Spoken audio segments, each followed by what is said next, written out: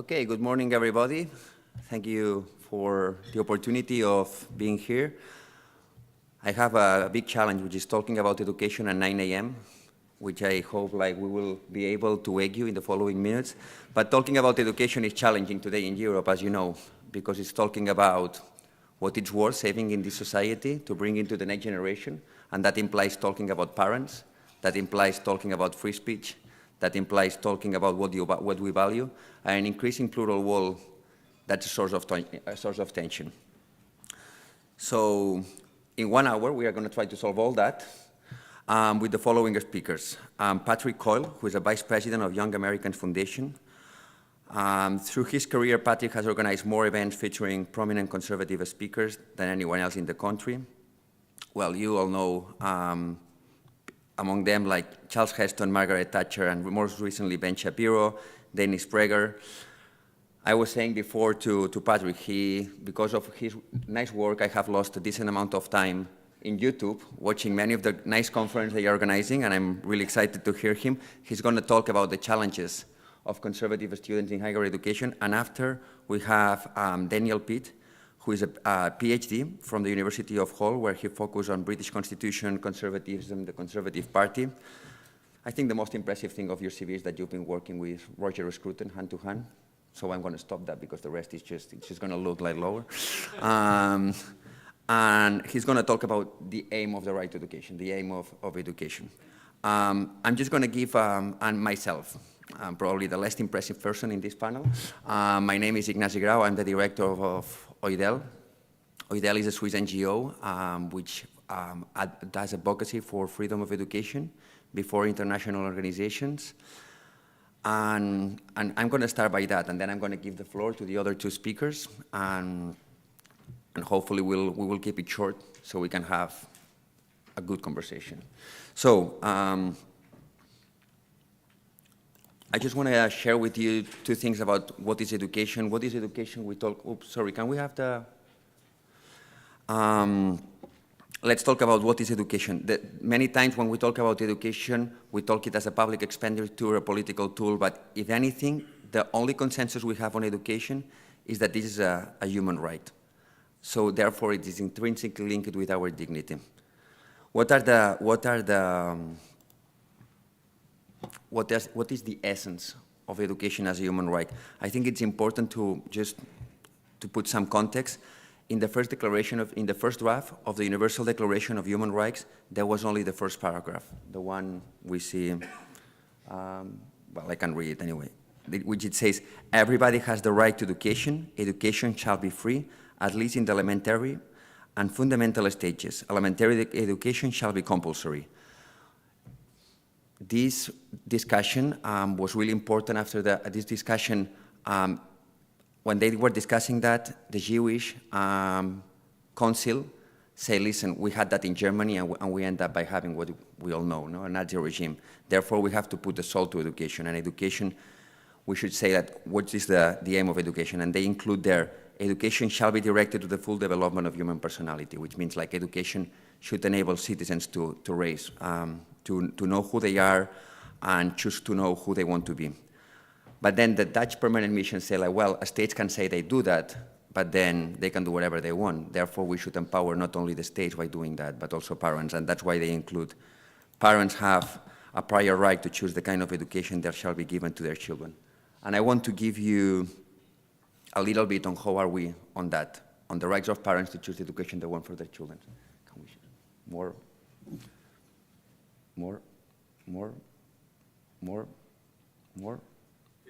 And that's it. Yeah, the next one. Okay, the next one. I've been doing all that in 3 minutes. How impressive, eh? Okay. Then, how are we in the freedom of? How are we on the freedom of education in the world today? OIDEL is publishing every year a Freedom of Education Index. Well, not every year. We have done it in 22, in 2016, and now we are doing in 2023. And the idea is to have an image of what are the challenges of freedom of education in the world and what is the state of situation. I'm going to go straight to the funding, so we have time for the conversation. Okay, fine. Okay, perfect. So do we have more or less educational freedom in the world? If we see we have more freedom of education in the world. Not much, but if we see the data of the the next one, yeah, perfect. If we have the data from previous research, we see that in most of the regions, with one exception, freedom of education is higher today than it was in 22 and it was in 2016. What we see in these regions, we see also that the places where there is more region is in the West, in Europe and Northern America, and where we see also that there is that freedom of education is in sub-Saharan African. What are the trends between the countries that we see that there are more freedom of education? It should not surprise us, but are countries that are more committed to human rights, and somehow they have higher income, though there are notable exceptions like Papua New Guinea or Thailand. Where are we in the EU? Where are the countries that we see that there are more freedom of education and less? Well, the ones that are more would be Ireland, but this is more a sociological thing, but I think the ones that are more, a better example are the Netherlands and Belgium. And the ones where we see less freedom of education are Greece and Cyprus. One case that it's more disturbing is Spain. Spain has passed a new law that will limit highly freedom of education, which still has not been highly implemented, but we are looking the case of Spain really close to see where it will go in the years to come. How is freedom of education recognized in the laws? I would say this is quite impressive, but the legal recognition of freedom, most of countries, they have some sort of legal recognition to freedom of education. Either through recognizing that parents have the right to choose the right to education, either acknowledging private education, either explicitly talking about freedom of education, but there are 6 notable exceptions, which are North Korea, North Macedonia, Eritrea, Cuba, and Saudi Arabia, which I think is interesting because sometimes we think people really concerned about the link between freedom of education and democracy, but actually what we see is like when people don't like democracy, the first thing they do is limit freedom of education and parental rights. Generally speaking, also, it's still a consensual freedom. We see that in 101 constitutions of the ones we assessed. Even France and the United States, they don't have explicit that in their constitution, but the constitutional courts have said that within the spirit of their own constitutions, freedom of education is important, which shows that still freedom of education matters. And it's a consensual thing, at least at the from a legal perspective. Where are we in terms of funding? Most of the discussions on freedom of education, or at least traditionally, they have been on funding. Do the choice of parents, should the freedom of education exercise should depend on the income of families? And we see in many states, like they say, we are the only ones funding private schools. But generally speaking, what we have to say is like 83% of the CES countries, at certain degree, they grant some sort of financial aid to non-governmental schools. It's true that most of these countries, this financial aid is weak. But in 31% of the CES countries, at least, states grant the salaries of teachers in private schools, which means like for most of families, making this choice is not depending on their income. Among these countries that they are doing better here and that they support highly non-governmental schools, we can count Belgium, Netherlands, Finland, or the United Kingdom. Though there are really good exceptions, there are also good examples in other regions, such as Chile, Peru, or the Dominican Republic. Of course, like we see like the countries that grant more help to parents to choose education they want for their kids are also the countries that have a better economy, whose GDP and national economies are stronger. Do families want more or less freedom of education? Well, we see that across the regions, there are more and more parents that are enrolling their children in non-governmental schools or in non-governmental settings, and that would include also homeschooling. Where we see a biggest increase is in India, 28%, Angola, 12%, Nigeria, 12%, or Hungary, almost 10%. In developing countries, this increase can be explained due to the development of low-fee private schools. But in developing countries, where we see the biggest increase is because the states are supporting financially these schools, and the choice of families is not depending on the income. Where we see the biggest decrease is Bangladesh, Dominican Republic, and Italy. And in these countries, most of the explanation there is a bigger decrease is because the states are not supporting the choices of parents. So only the ones with enough resources are able to choose the education they want for their children. We don't have the data, but among the worst examples here, probably we also have Eritrea. Eritrea has took control of many private schools in the countries, but still we don't have the numbers, but probably it should be among the worst examples here. And finally, homeschooling. Homeschooling, it has been a really big topic in the last years, especially in the United States, yet also has been a really polarized topic. We see homeschooling it's really hard to assess homeschooling because in most of countries there is not much legal development. Many parents are doing it even in European countries which is banned due to the lack of legal development. But what we can affirm is that it's growing. And today, 43% of the countries in the world enable families to choose to homeschool their kids. Countries, good examples of that would be Serbia, Bulgaria, El Salvador, or Panama. They have made homeschooling more permissive. Some bad examples of that would be France, Switzerland, Uruguay, or Guatemala. A good paradigmatic example of that, as I was saying, it's the US, in which some people are saying that even 8% of children now in the US are being homeschooled. And a paradigmatic example of polarization is Brazil, which in the last national campaign has been a source of big polarization. I want to finish with something that we haven't assessed before and which links with the next topic that Patrick is going to assume. Like traditionally, what we have seen with this research is traditionally homeschooling was really linked with, the debates on freedom of education were really linked with public funding. People were like, listen, as far as we parents, the decisions of parents are not depending on the income of families, we will be able to have freedom of education. But what we have seen is that curriculum is becoming an increasing issue on the choice of parents. And probably in the next years, we are going to assess also how are we doing in that. The other thing that we are concerned and we have seen is, despite the fact like freedom of education has increased, like it seems like if we should, by just checking the laws, that parents have more choices now than they had in 2016 or 2022, it's becoming a topic of growing polarization across the world, and specifically in the Western world. So this is also something that we see with concern. And with that being said, I'm going to give the floor to Patrick to tell us now about the concerns and the tensions in higher education. Thank you. Thank you, and it's good to see all of you. Hope you're having a great time at the conference, and it's an honor to speak at this panel. But in a way, if you think about it, it's kind of a shame I have to be here.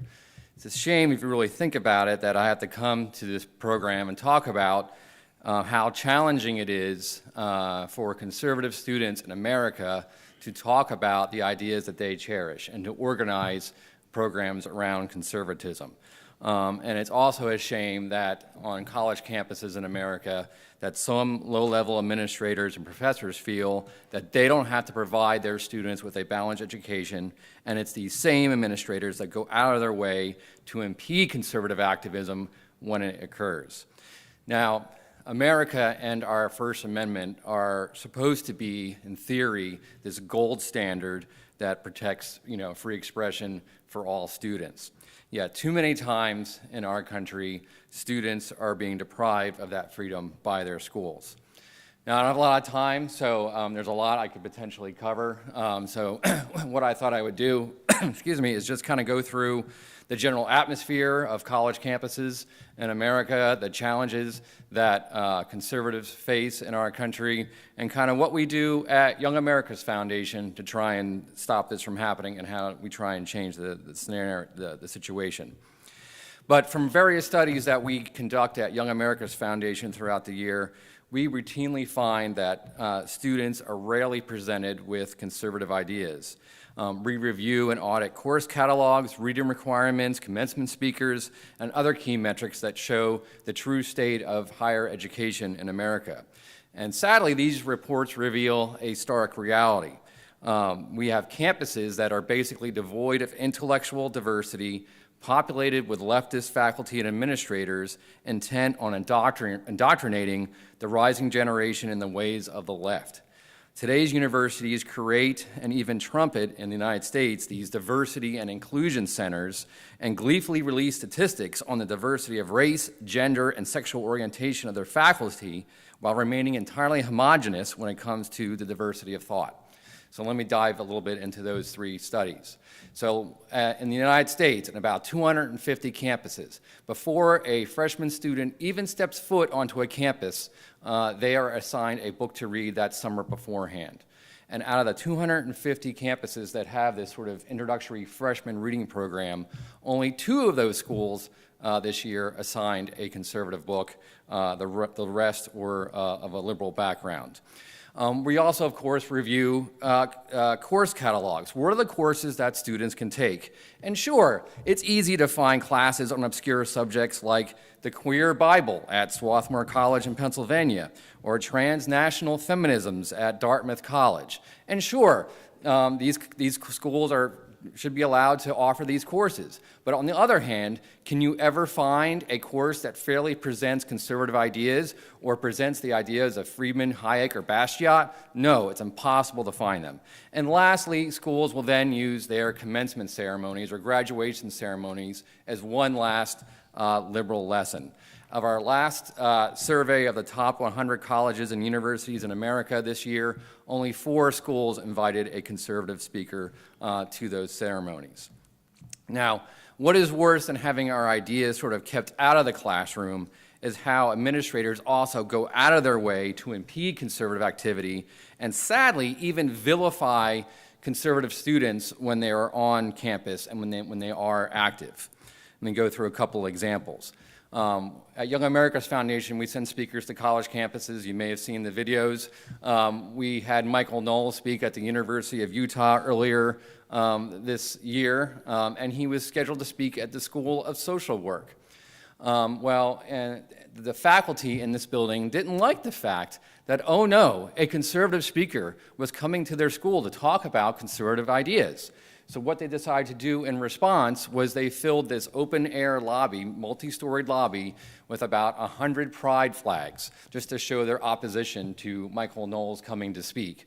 When the YAF chapter that was organizing the event asked, hey, can we hang up one American flag? And in response, they were told no. So the message from this department was clear. If you are a conservative, if you are interested in the speaker and their message, you are not welcome here.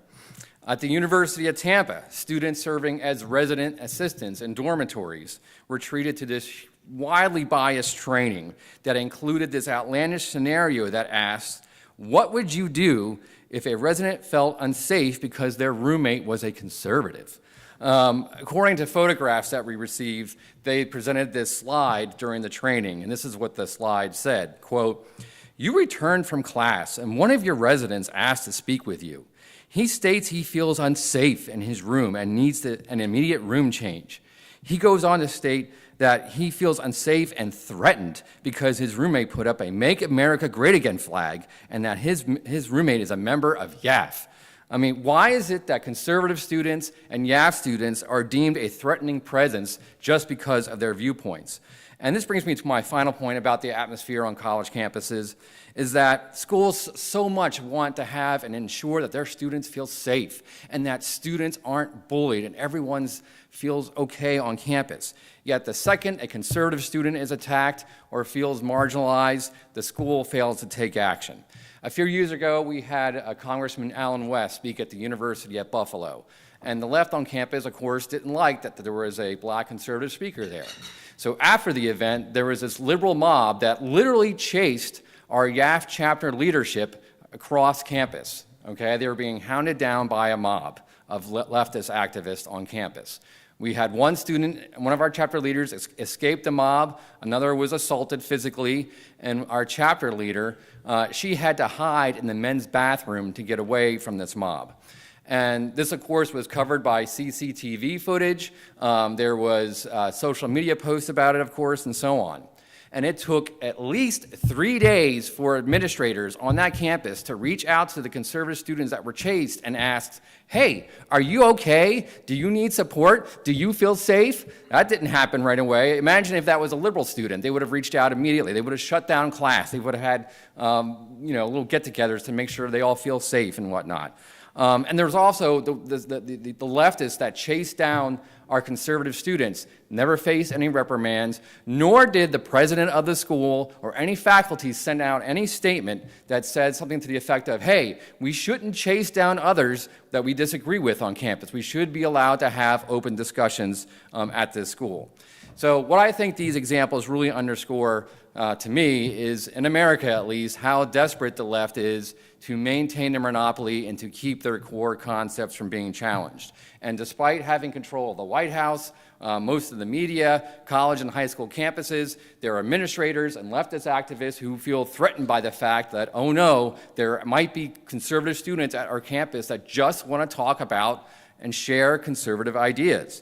And sadly, because of this stifling atmosphere that these administrators create, we have now found that conservative students are fearful of speaking out. We do a scientific poll each year with Echelon Insights, and this year we did that as well.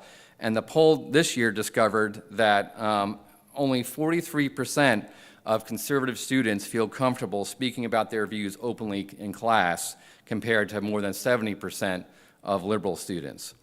And so it's not a good situation in America. And I know that this atmosphere is not just focused on America. I've talked to many young Irish conservatives who have faced similar problems and have had their events shut down by the university unions and so on. So how do we fight this in America, and what do we do at Young America's Foundation? Well, first, what we do is we train our students to be active and physically active on college campuses. First, we have conferences. Some of you have been to those. We welcome all of you to attend them. We have conferences in D.C. and at the Reagan Ranch out in Santa Barbara, California. We protect Reagan's Ranch. You can come out there, learn about Reagan, but you can also, what we do at these programs is give students the intellectual ammunition to promote and talk about conservative ideas at their school. But beyond that, we just don't want them learning about ideas, we want them doing something about it. So we encourage them to set up YAF chapters, organize activities, and more importantly, and what we have found to be the most effective ways to get conservative ideas out on college campuses is by bringing in a prominent conservative speaker. So whether it's Ben Shapiro, Dennis Prager, Mike Pompeo, whoever it may be, getting those speakers on campus to actually have other students who may not agree with us or maybe never have heard of conservative ideas actually have a chance to hear conservatism from an actual conservative and not through the filter of a biased professor. Of course, it was referenced, we also have our YouTube channel, YAF TV. This has been tremendously helpful in us in getting the conservative message out.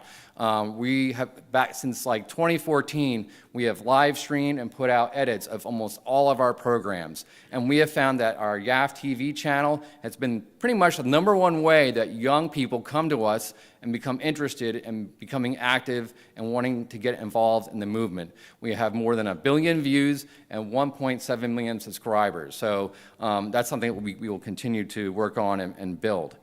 Now, beyond just the activism, we also focus on just exposing all these attacks on free speech. When schools block activity, we get it out in the press. Now, I mentioned that a lot of students are hesitant to being known as a conservative, but what we've established that's been very helpful is we have what we call a campus bias tip line. Seems pretty basic, but students can submit tips through our website to expose what's going on in their schools and in their classrooms. And we get that information, and working with our allies at Fox, Daily Wire, and Breitbart, we're able to spread the message as to how intolerant a lot of these universities are. We also have a congressional free speech caucus. So we have a number of congressmen and senators that we're working with to bring attention to the how students' rights are violated on college campuses, and they're working on legislation to help us. And then lastly, if just exposing these incidents doesn't help, we also sue these schools where we can. Just this last summer, we won a lawsuit against Clovis Community College. We sued them because they blocked our students from hanging up posters around campus talking about the atrocities committed by the communist regimes during the Cold War. They didn't like that. And today, we're hopeful we're going to be suing another school, so we'll be announcing that a little later. So I know I focus a lot on the negatives and the challenges that we faced. However, I think when we have been consistent and we've been bold in promoting conservatism in America, we have seen a lot of progress. When we have thousands of students filling up lecture halls waiting to hear from whoever it is, Ben Shapiro, Matt Walsh, Michael Knowles, it really shows that students actually do want to hear conservative ideas. They are open to hearing our message. And we also have instances where we will have leftists and leftist protesters come to our events and actually, oh my gosh, hear a conservative speaker for the first time and actually agree with what they have to say and come join us. So that's great. But also exposing the infringements on free speech rights against our students have led to changes at a number of schools. The University of Wisconsin at Madison now includes mandatory free speech training for all students on campus because of what has been going on that campus. And then lastly, I would just conclude by saying, at Young America's Foundation, we have hosted students from across Europe at our programs, and we love to continue working with you all in any way that we can find possible, and please don't hesitate to reach out to us. So, thank you.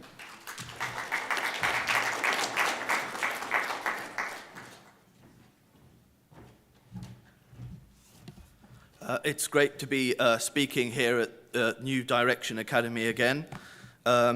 Bit more of a surprise this time around, but a delightful one.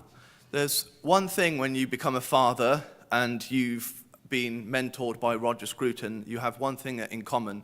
You get referred to as in proximity to them. So I get referred to now as Montgomery's or Primrose's or Peregrine's daddy, and I get to that chap who studied with Roger Scruton.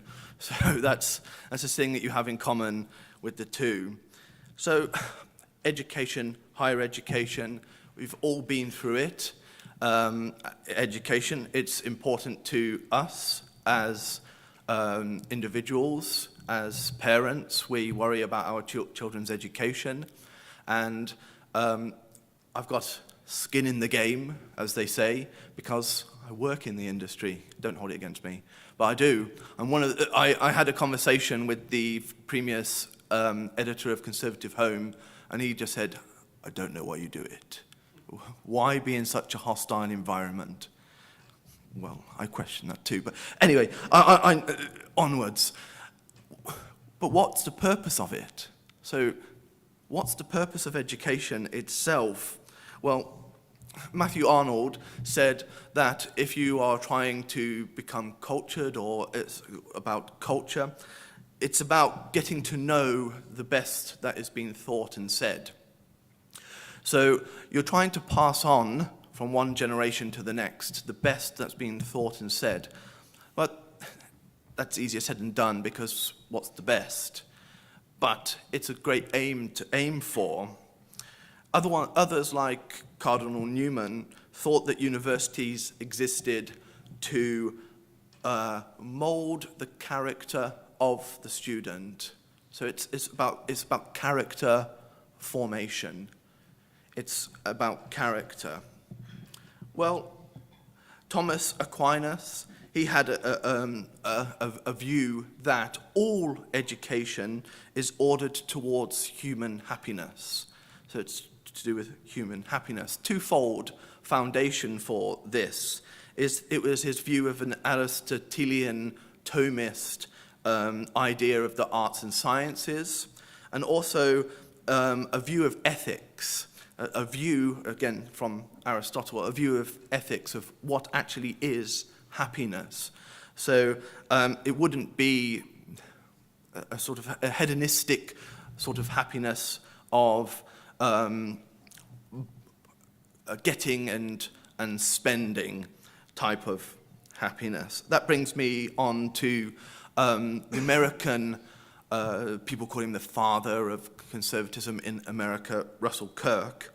And Russell Kirk believed that education was creation of virtue. That's what it was for, virtue.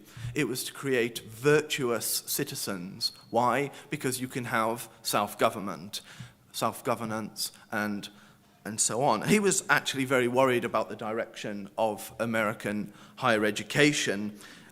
He thought that government funding in particular could lead to, but government funding in particular could lead to what he referred to as the empire of educationalism. In other words, not education for development of character or virtue or human happiness, but for the type of courses we see on campuses today.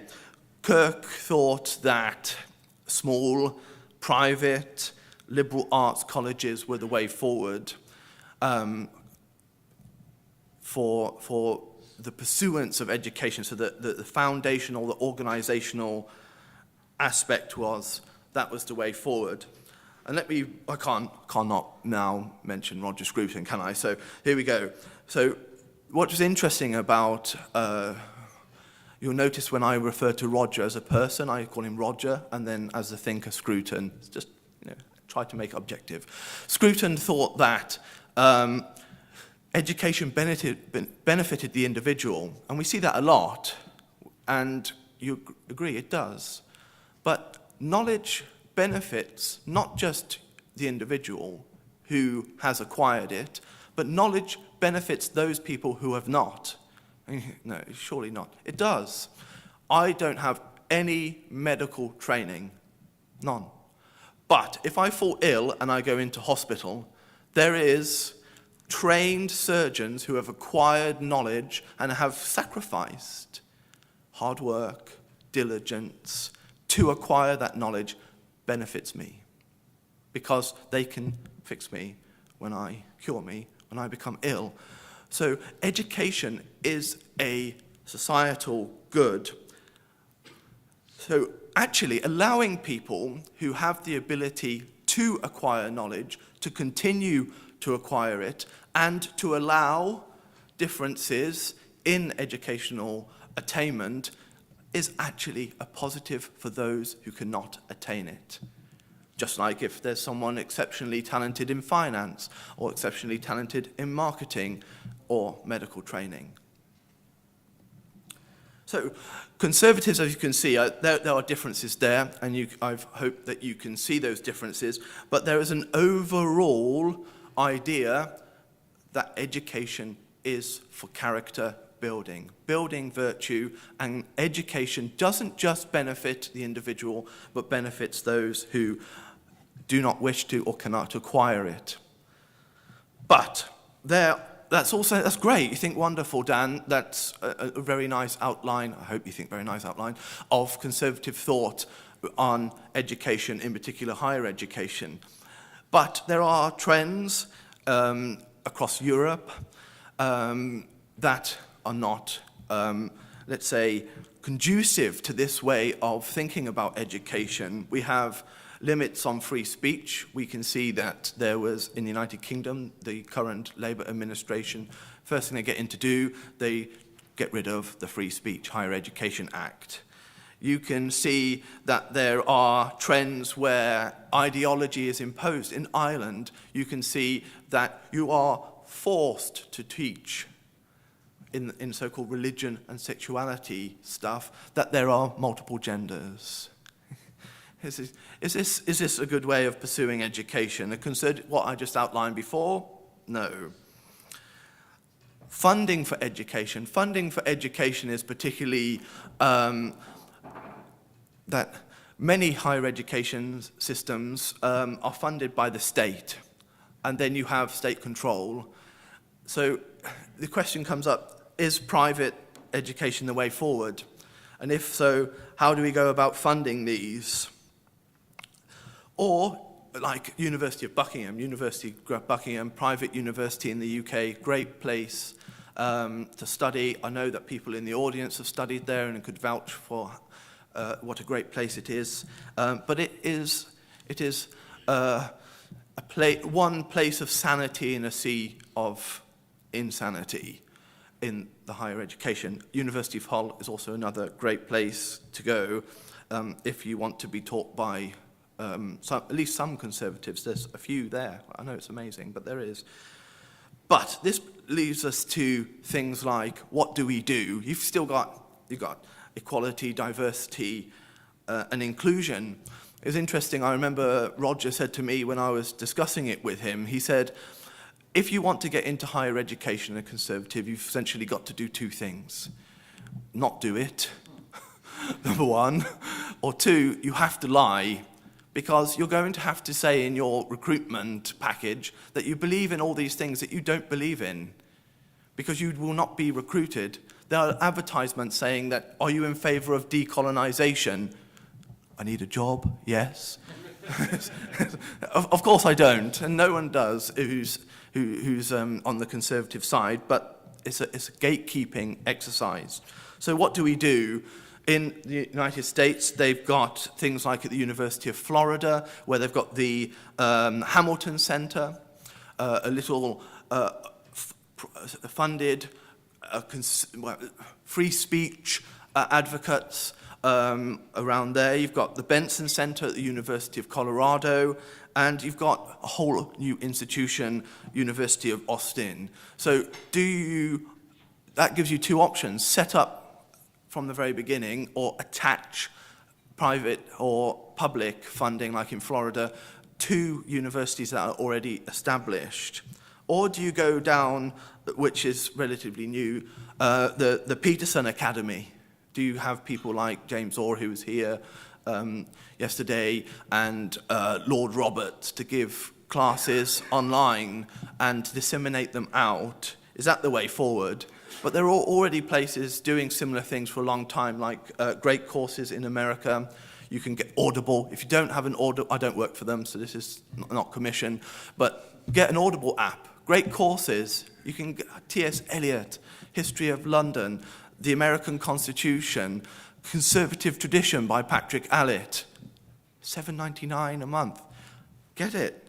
Get your conservative education if you're not getting it from university campuses. Modern Scholar. So conservatives have to think deeply. We've got the foundational ideas. I've just outlined them to you, but there's choices to be made about what do we do moving forward. And that moves out my area of expertise and over to the wonks, the policy wonks, to put together the policies for us to have the institutional framework and the funding that we need going forward. Thank you very much.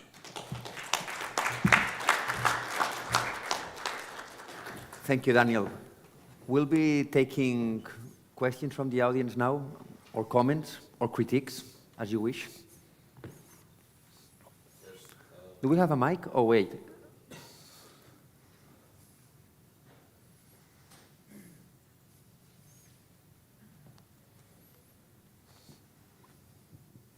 Yes, about your presentation, I could not catch up point 3 about the indicators for freedom of speech. Can you maybe repeat that? Yeah, we don't, well, I mean, our research, the Freedom of Education Index, is focused on primary and secondary education. And as you know, like, children in this age, I mean, the idea of higher primary and secondary education is like, as children are not able to exercise all their rights, a big part of freedom of education is to assess the ones responsible for the exercise of this right, which are parents. And so therefore what we are assessing more than freedom of speech on children, which it would be interesting of doing, is like to what degree the rights of parents as responsibles of the exercise of the rights of their children are being respected. But on freedom of speech, on this regard of teachers, we don't have that. Also, we are facing one new challenge on that, which I think is interesting with the Freedom of Education Index. We've been doing, the first time we did that was in 1995, only with 80 states, and now we did it with 157 states. Traditionally, and that's for us the big trend, this research has been done with many official data from UNESCO and the World Bank, but also we've been checking this data with civil society actors, especially like school administrators of non-governmental schools or parents associations. One thing that has surprised us a lot from this time is that traditionally the name of the game for them was funding. They say, like, listen, as far as we have enough funding, we will be able to have autonomy and develop our educational project. And parents felt the same way. But what we have seen with this new research, and that's something that we will lead in future research, is that there has been a broken consensus in education. And many of them, they felt, even private schools, non-governmental schools, they felt like we won't be able to develop our educational programs because of the limits imposed by the state. And even parents are feeling the same. Like, especially people with a faith-based background, they felt like either like the limits that the state is seen to want to impose in the years to come are completely incompatible with our faith or our. So this is something that we will have to assess soon. Okay. I do have another question. I think all around the world we see that universities become more woke, to say. My question to you is, to all of you actually, how can we actually fight that? Like, I see that it's a whole system that we have to fight against. And I have already heard ideas to expose the free speech violations and to invite more conservative guest speakers. Yeah. I think these are two concrete ideas that can help a lot, but how can we really fight this whole system and get more balance in, that we have also more room for conservative ideas, and also that the system is, how to say, like, it's that all the mechanisms inside this system are working for us in our favor? That's actually the question. You want to start, Daniel, Patrick, and then me?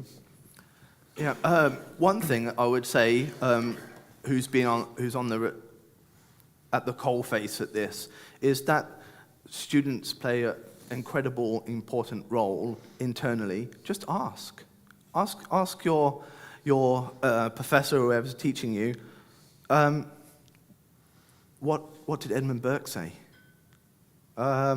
Could you suggest an article that Burke wrote?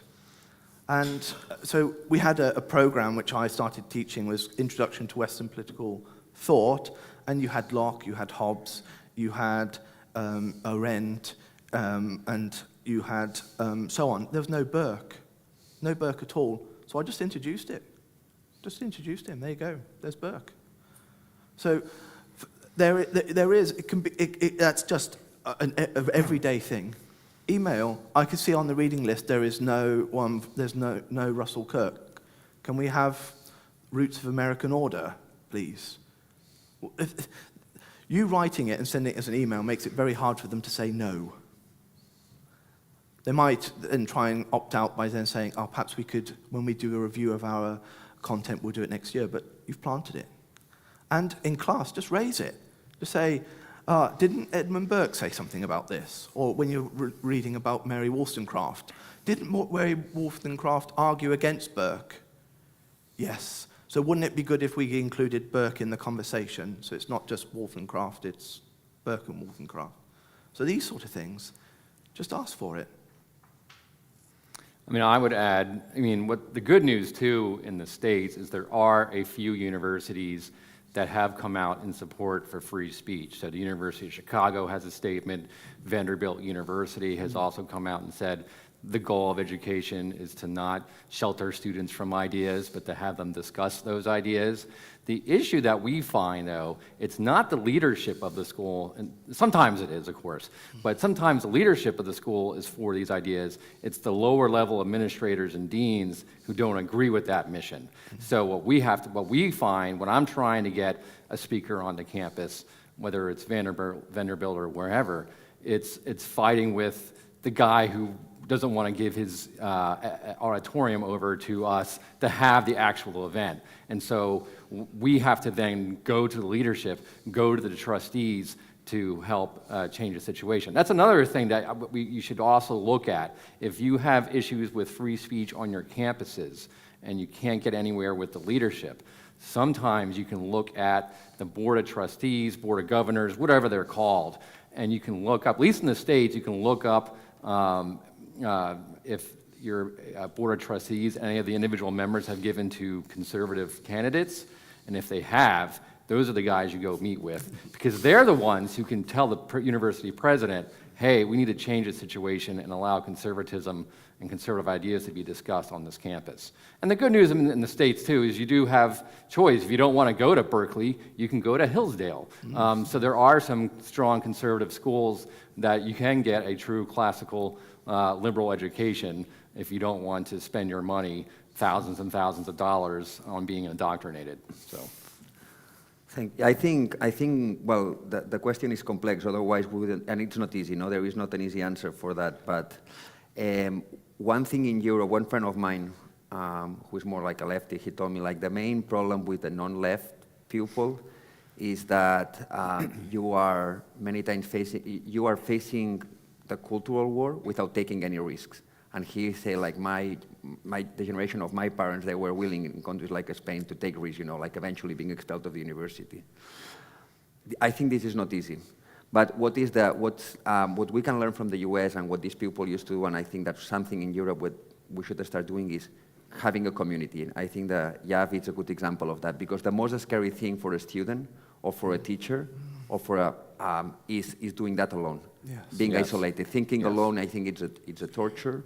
But if you do that with a community, if you do that with a group, the game changes, and you are willing to take risks with a camera, with a colleague. And I think that's the thing we have to start doing more in Europe.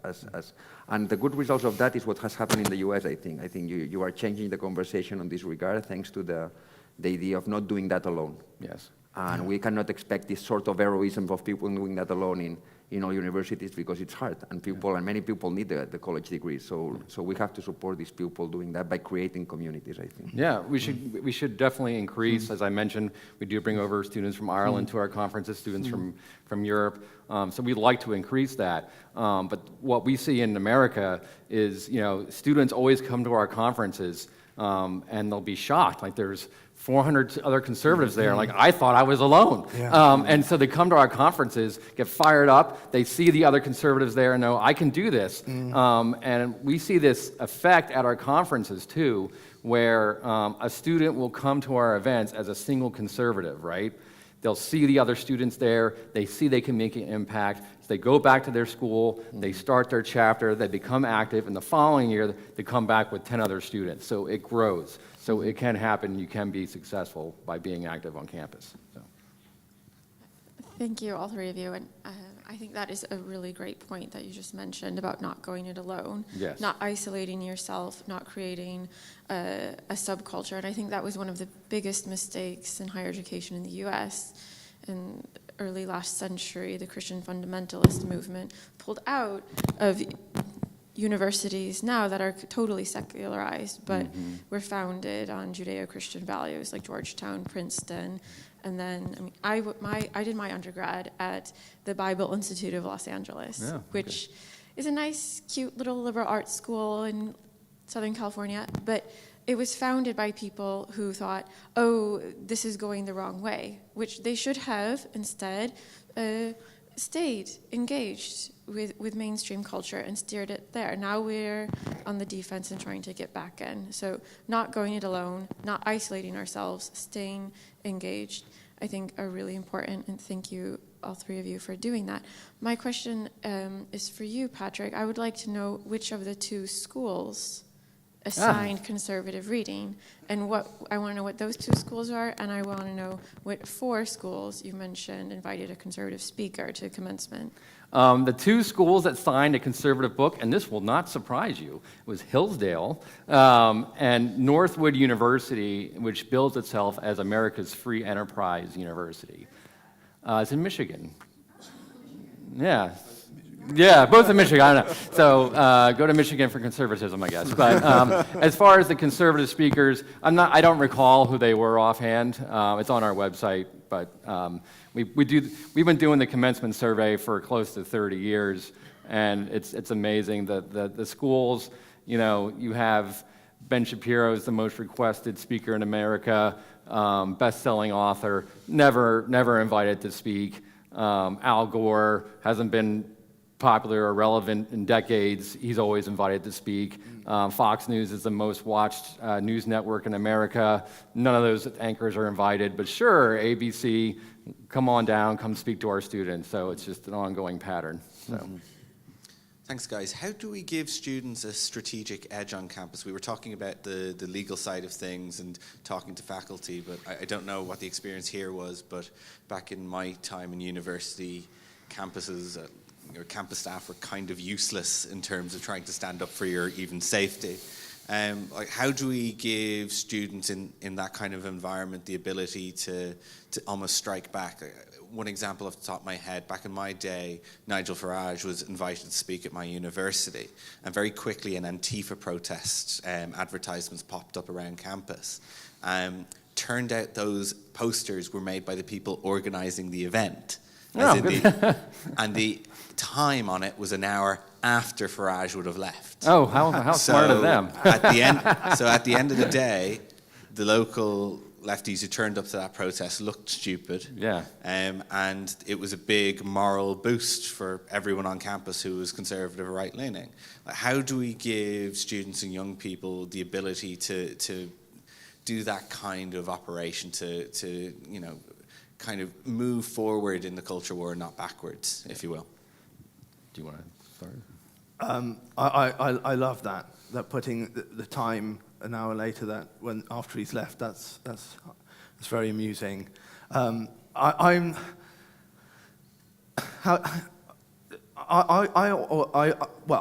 tell you what I did, and then that perhaps might be a good idea. Is that I started to find people who were fellow travellers, and we started meeting up, and then we started to do it online actually. So then the costs are lower. More people from different places. So we have people in our, we call it now a Conservative Philosophy Club. It's online, about 40 of us. And we got academics from Malta to Belgium to Canada coming online and discussing it. We literally just say, shall we just discuss this chapter? And so on. So I think ideas matter. Richard Weaver was absolutely right to point that out back in the 50s. Ideas do matter. He didn't want the title, but he should. It's a great title. So I come at this from the intellectual side. So strengthen your intellectual arguments, first of all. Get to know the conservative ideas, and then move on to activism and join other groups and join other people. I think it's really important to show that liberals or socialists that there is such thing as conservative ideas, and they are incredibly powerful ideas.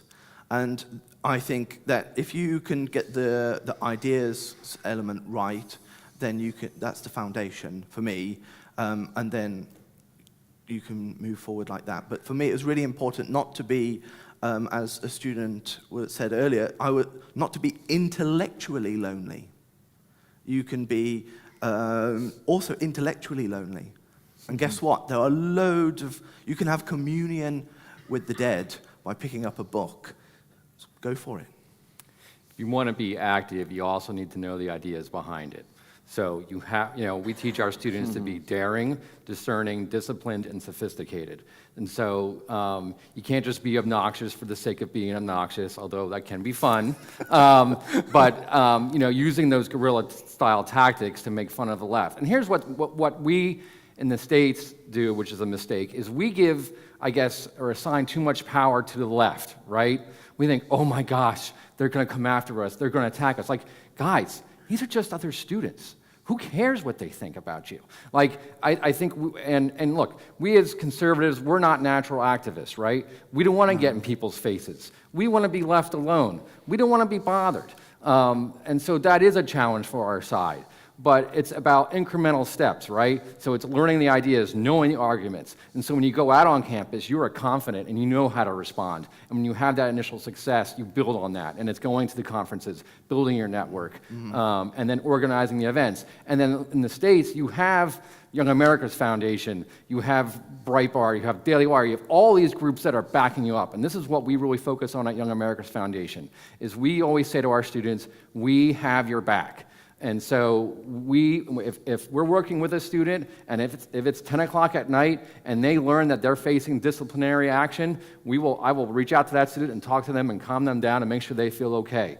And so we have a legal team, we have our field team that goes out and helps students. So I think in other countries we need to build this network of on-the-ground support, but also just the quote, customer service, if you want to call it that, of always being around to help students. And I think what's great in Ireland now is you have Gript that is available to people to expose what's going on Irish campuses. So I think there should be sort of a campus-biased tip line for Gript, there might be, but where all these incidents that are going on Irish campuses that are outrageous and squelching a free speech, Gript should be getting it out there, and students should be reporting that, and we should create this network of infiltrators, secret spies, so to speak, of exposing what's going on. So, if I can say something, I've been supporting a lot of parents and non-governmental schools in struggles with bureaucrats or officials, and one thing I have learned in these years, and it can also be applied to higher education, is like,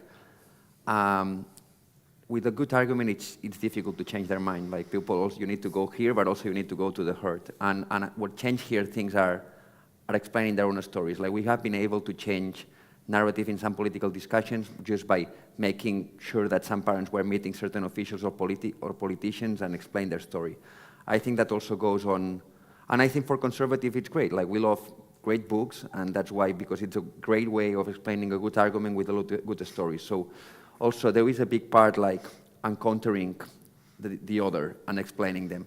Many of them, they will hate you anyway, but it's easier to hate someone who doesn't have a face. And I think this is a big part of what we, other than having a group, like also taking the risk of talking to these people face to face, and so they get to learn why do we care about that at the personal level, because then they will see, maybe some of them they will hate, but also some people will change their mind, but they will say like, okay, I don't share it, but I respect it, and some might change their mind. But I think without the storytelling, and I think the left has worked a lot on that, without explaining ourselves why we are here, it's hard to change the whole mentality of the people. And I think this is maybe the next step in higher education. It's risky because no one wants to expose themselves into these things. But again, it's difficult when you are alone. But if we are able to make that as a group, or we have like platforms in which people can do that, they do that and they have like some sort of place that I've been heard. Okay, don't worry, we are your friends. We are here. It will be easier to go this way. Yes, thank you very much for your speeches. I'm curious about the overarching strategic approach to change the situation. And you have mentioned several things. Patrick, you mentioned the work that you do with existing public universities, if I understood you right. And that was a lot of stuff. And Dan, you mentioned new innovative education initiatives like the Pearson Academy. That may be one other approach. I'm just wondering, can there also be, what's the most important strategy here to deal with the situation? Is it work with the existing universities, build up new ones, or is there a need for more non-profit organizations like YAF? And why, if you had to choose here, because I'm a strategy guy, so I like to, if you diagnose the problem, you need a strategy. You cannot just say, we just need a combination of things. You need to settle your priorities. What's needed, number 1, 2, 3, and why. We all understand this is a complex situation and we need a diverse approach. But I'm just wondering if you could comment on what do you think are the most important ways to deal with the situation and why? What resources are needed to enable that? Well, I would go, my strategy would be called build and renew. So build new, so you can look at things that in America, in the American context, you had build new, you had national review, because there were so many liberal magazines. You had Yes. National Review, you had Modern Age Journal, you had University Bookman. So you had new publications coming out. Modern day thing to do with this would be create podcasts. Create them, talk to your friends on them. Just create a podcast, discuss your beliefs and values. So you could see in Britain, Roger Scruton, he created the Salisbury Review. So again, a new publication. You've got now in Britain, you've got the Critic magazine, which I've written for, which is a new institution. You've got GB News, which is a new institution. So there is build, but there's also renew. You can't just let these organizations just go and just leave them and be hotbeds for indoctrination. So you need to get in there and do the active, like Patrick is outlining excellent examples. He's the man for that. So both. You have to build new. Look at the past. Past gives us a really good examples. How did conservatives do it in the past? Well, new magazines, new television channels, and we do the same. And we utilize modern media too. YouTube. Actually, the entry barriers are so much lower now. They're so much lower. Podcasts, you can just set one up, done. YouTube channel, set one up, done. So build and renew.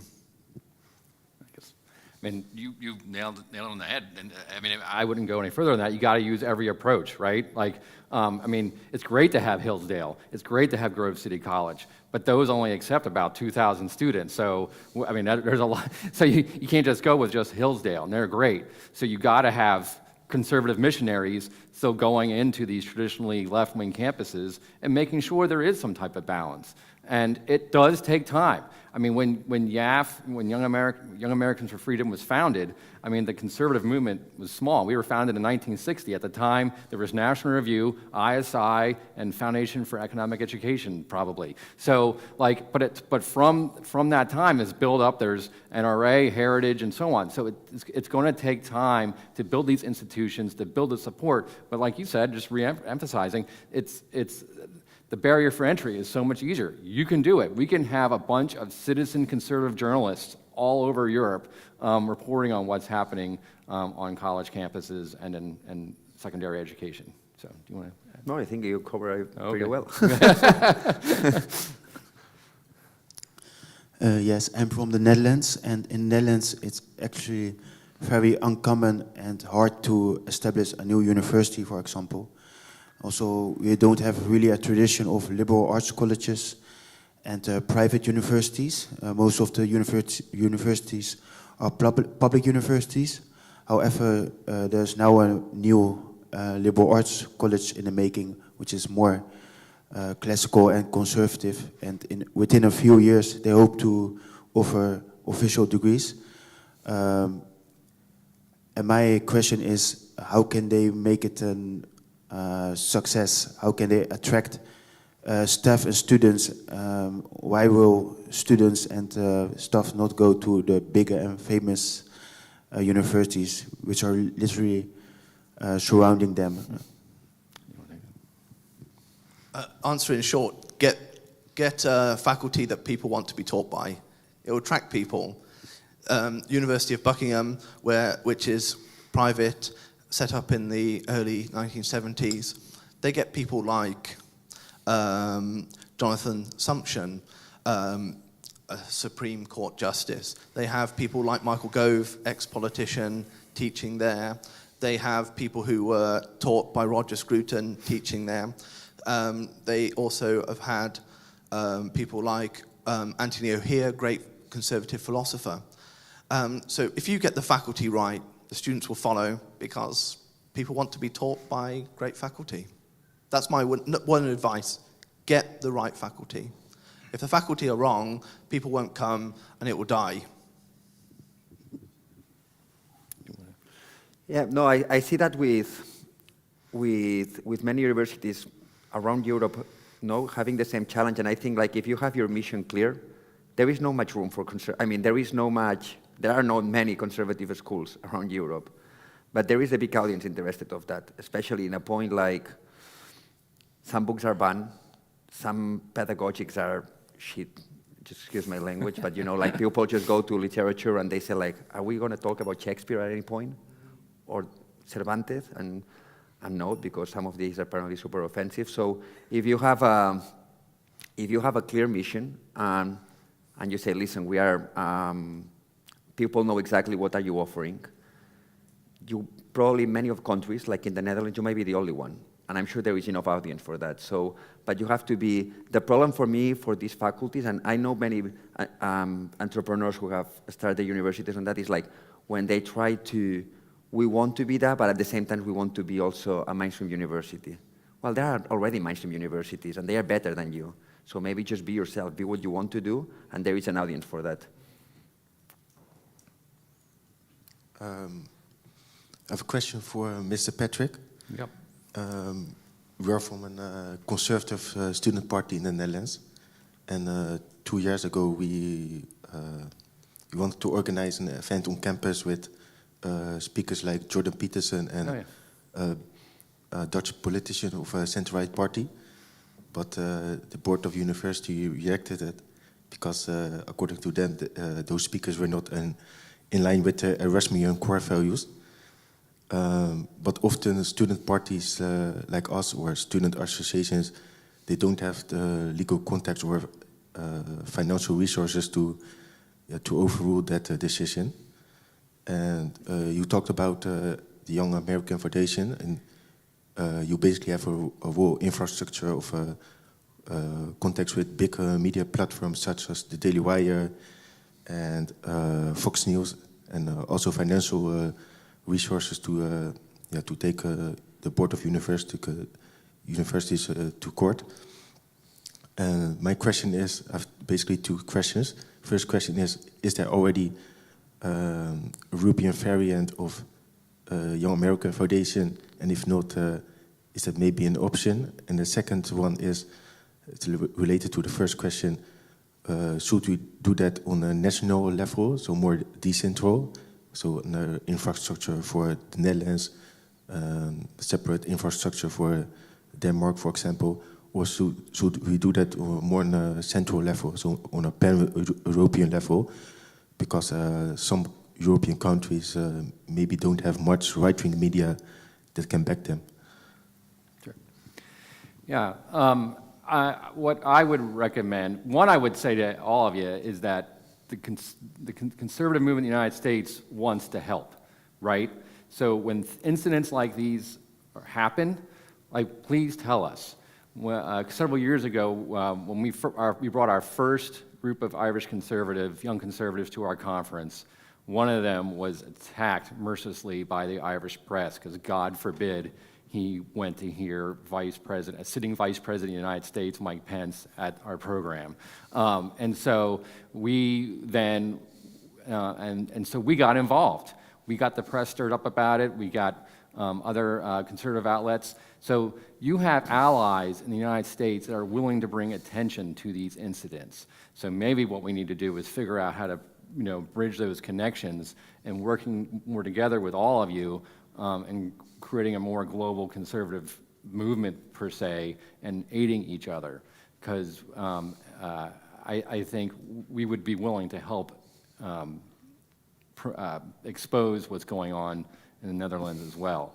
I would focus on, would we aid you all in some ways? Yes. So we've had similar organizations in England that sort of modeled Young America's Foundation. There wasn't a direct connection, but yes, there have been groups similar to ours that they've established, and we worked with them on setting up programs and training seminars and so on.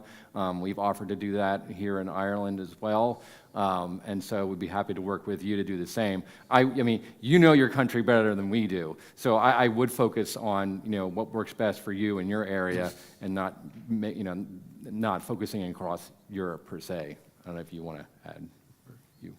Okay. Last question, maybe, no, I think. Last question. Okay, yes, thank you.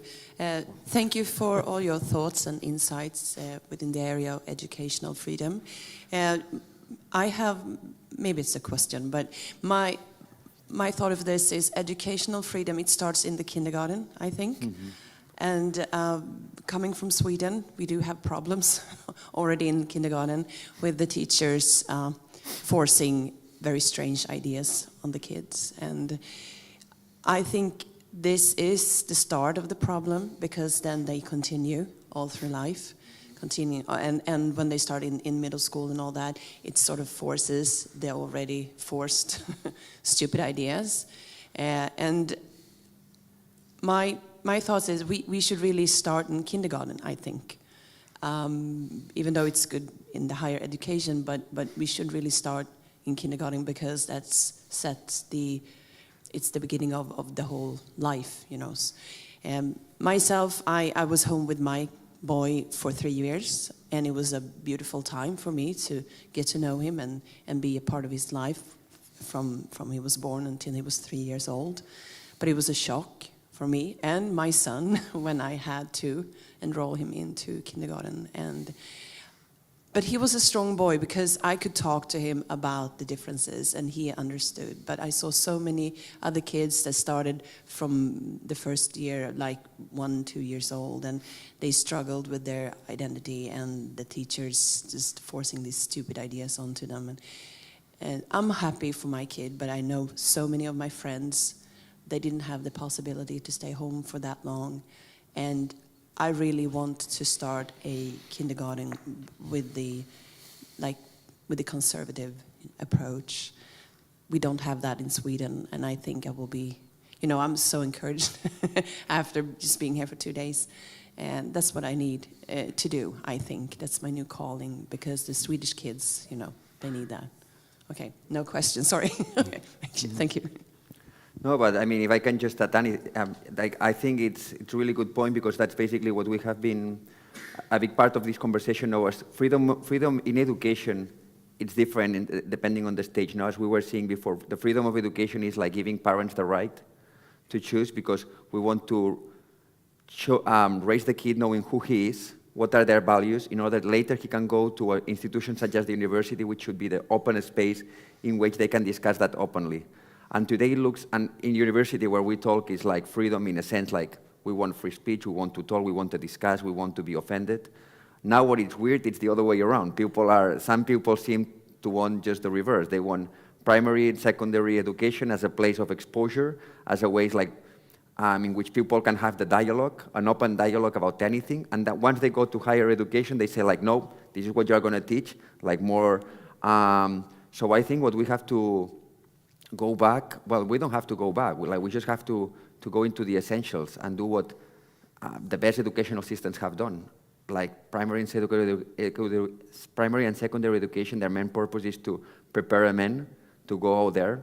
And higher education is like you're already men and you are ready already to have these open conversations. And that's we as conservative,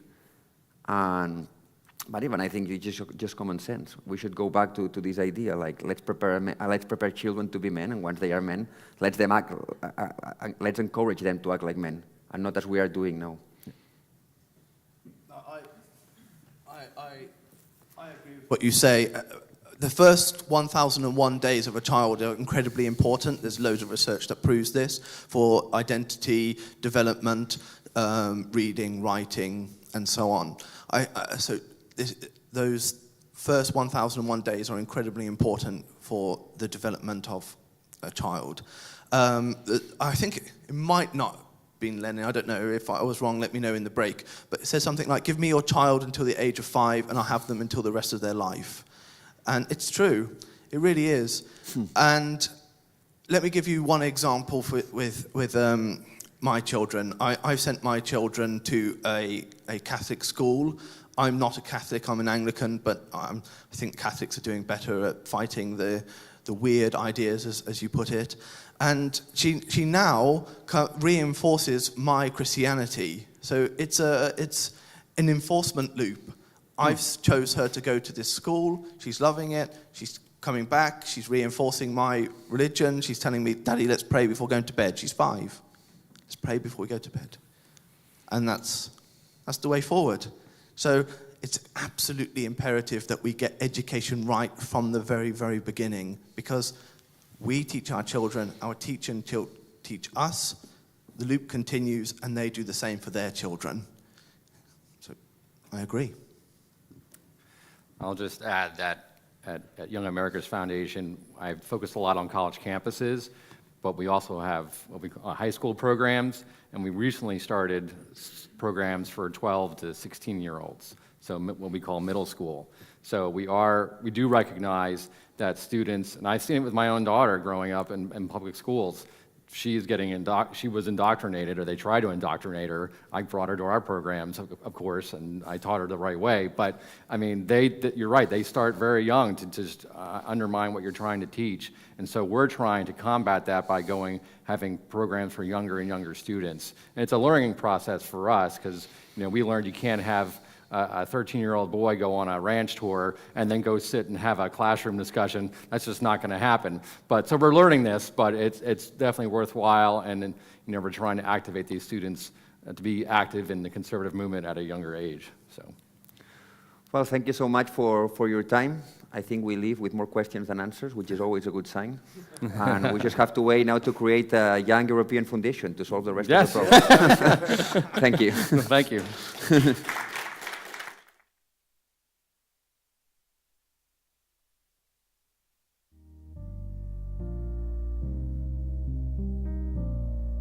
When you try your best but you don't succeed,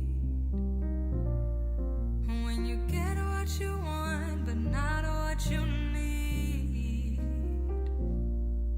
when you feel so tired but you can't sleep, stuck in reverse.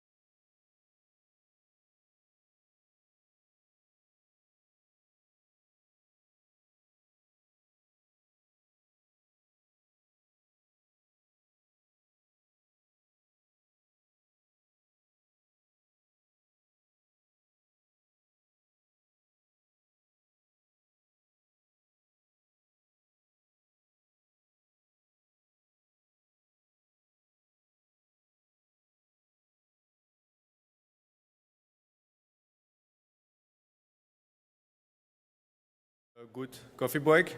I'm very happy today to chair this panel on migration, but also demography.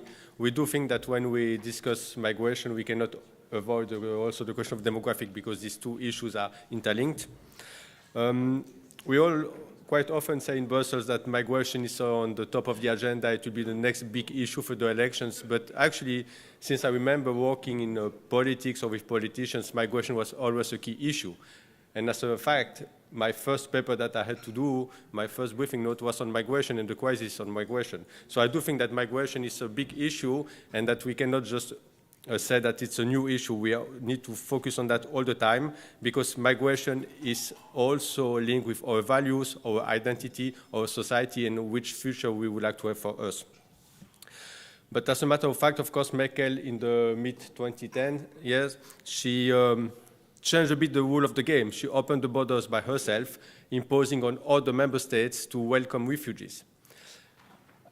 We had to welcome more than 1 million refugees in a very short time of lapse of time. But after that, we saw a backlash from the society against the political elite. We can say that. And slowly but surely, we can see a small change in the political elite. I would say we can take the example of Denmark, where the leftist party tried to put a bit more radical solutions to tackle the issue. We can see that the Prime Minister of Italy, Madame Meloni, was invited at the table of the Commission to push her own ideas to see also how we can tackle the issue at the source of the problem and not once we have the problem in our countries. So we can see that the mood is a bit changing and that we are trying to push a bit more our conservative ideas and values at different levels.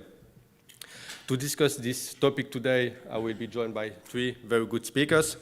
The first one will be Nicolas Monti. He's the co-founder of the Observatoire pour l'immigration et la démographie, based in Paris. And I think that Nicolas also understood the need to also discuss this topic at the EU level, and you have also more plans and ideas for Brussels. Nicolas will give you a big and a good overview on the current situation, and then we'll focus a bit on the situation in France. Then we'll have Omar Saifo, the head of research at the Migration Research Institute. He will focus a bit more on the question of Hungary and how the Conservative Party government tried to tackle this issue of migration. And I hope he will also discuss a bit the question of demographic situation in Hungary. And last but not least, my dear friend Mario Fantini, the editor of the European Conservative, will discuss a bit more the issue from an ideological point of view, but will also try to explore the tension that we might have in our family, in our conservative family, to see how we can tackle this issue all together. Mario, the floor is yours. Nicolas. Will it be possible to have the presentation on?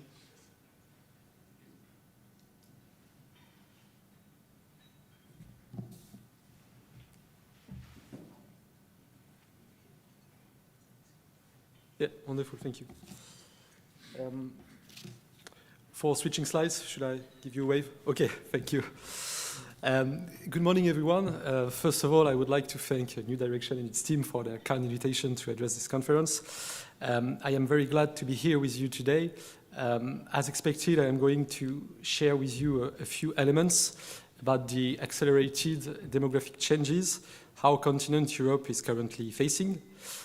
In accordance with the topic of today's meeting, of course, a special focus will be given on interactions between Europe's own demographic crisis endogenous demographic crisis, those related to birth rates and aging population on one end, and on the other end, on the impacts of immigration as regards the demographic reshaping taking place in many of our nations.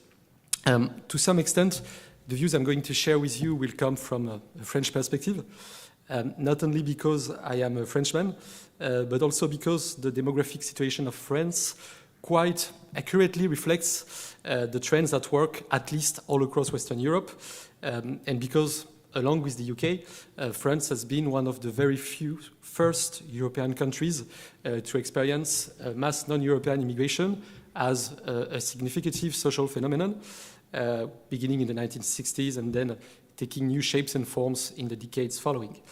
To understand the full impact of demographic change, many of us can testify, I think it is useful to look at it from a broader perspective.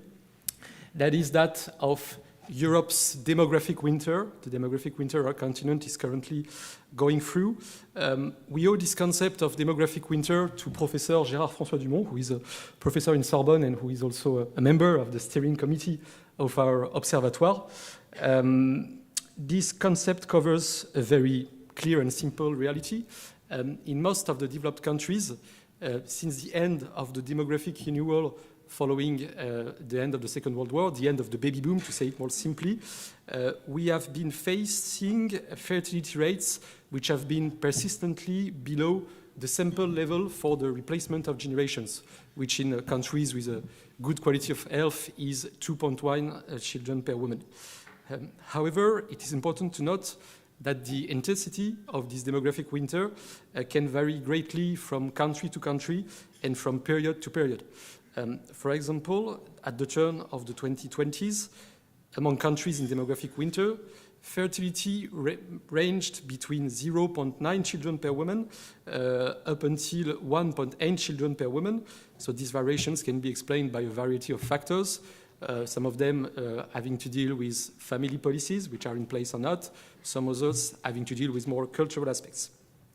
Although the demographic winter is widespread in Europe, it is not unique to Europe. It can be seen in other parts of the world, such as East Asia, for example, with South Korea and Japan, Oceania, with Australia and New Zealand, and also in Russia or in Transcaucasia.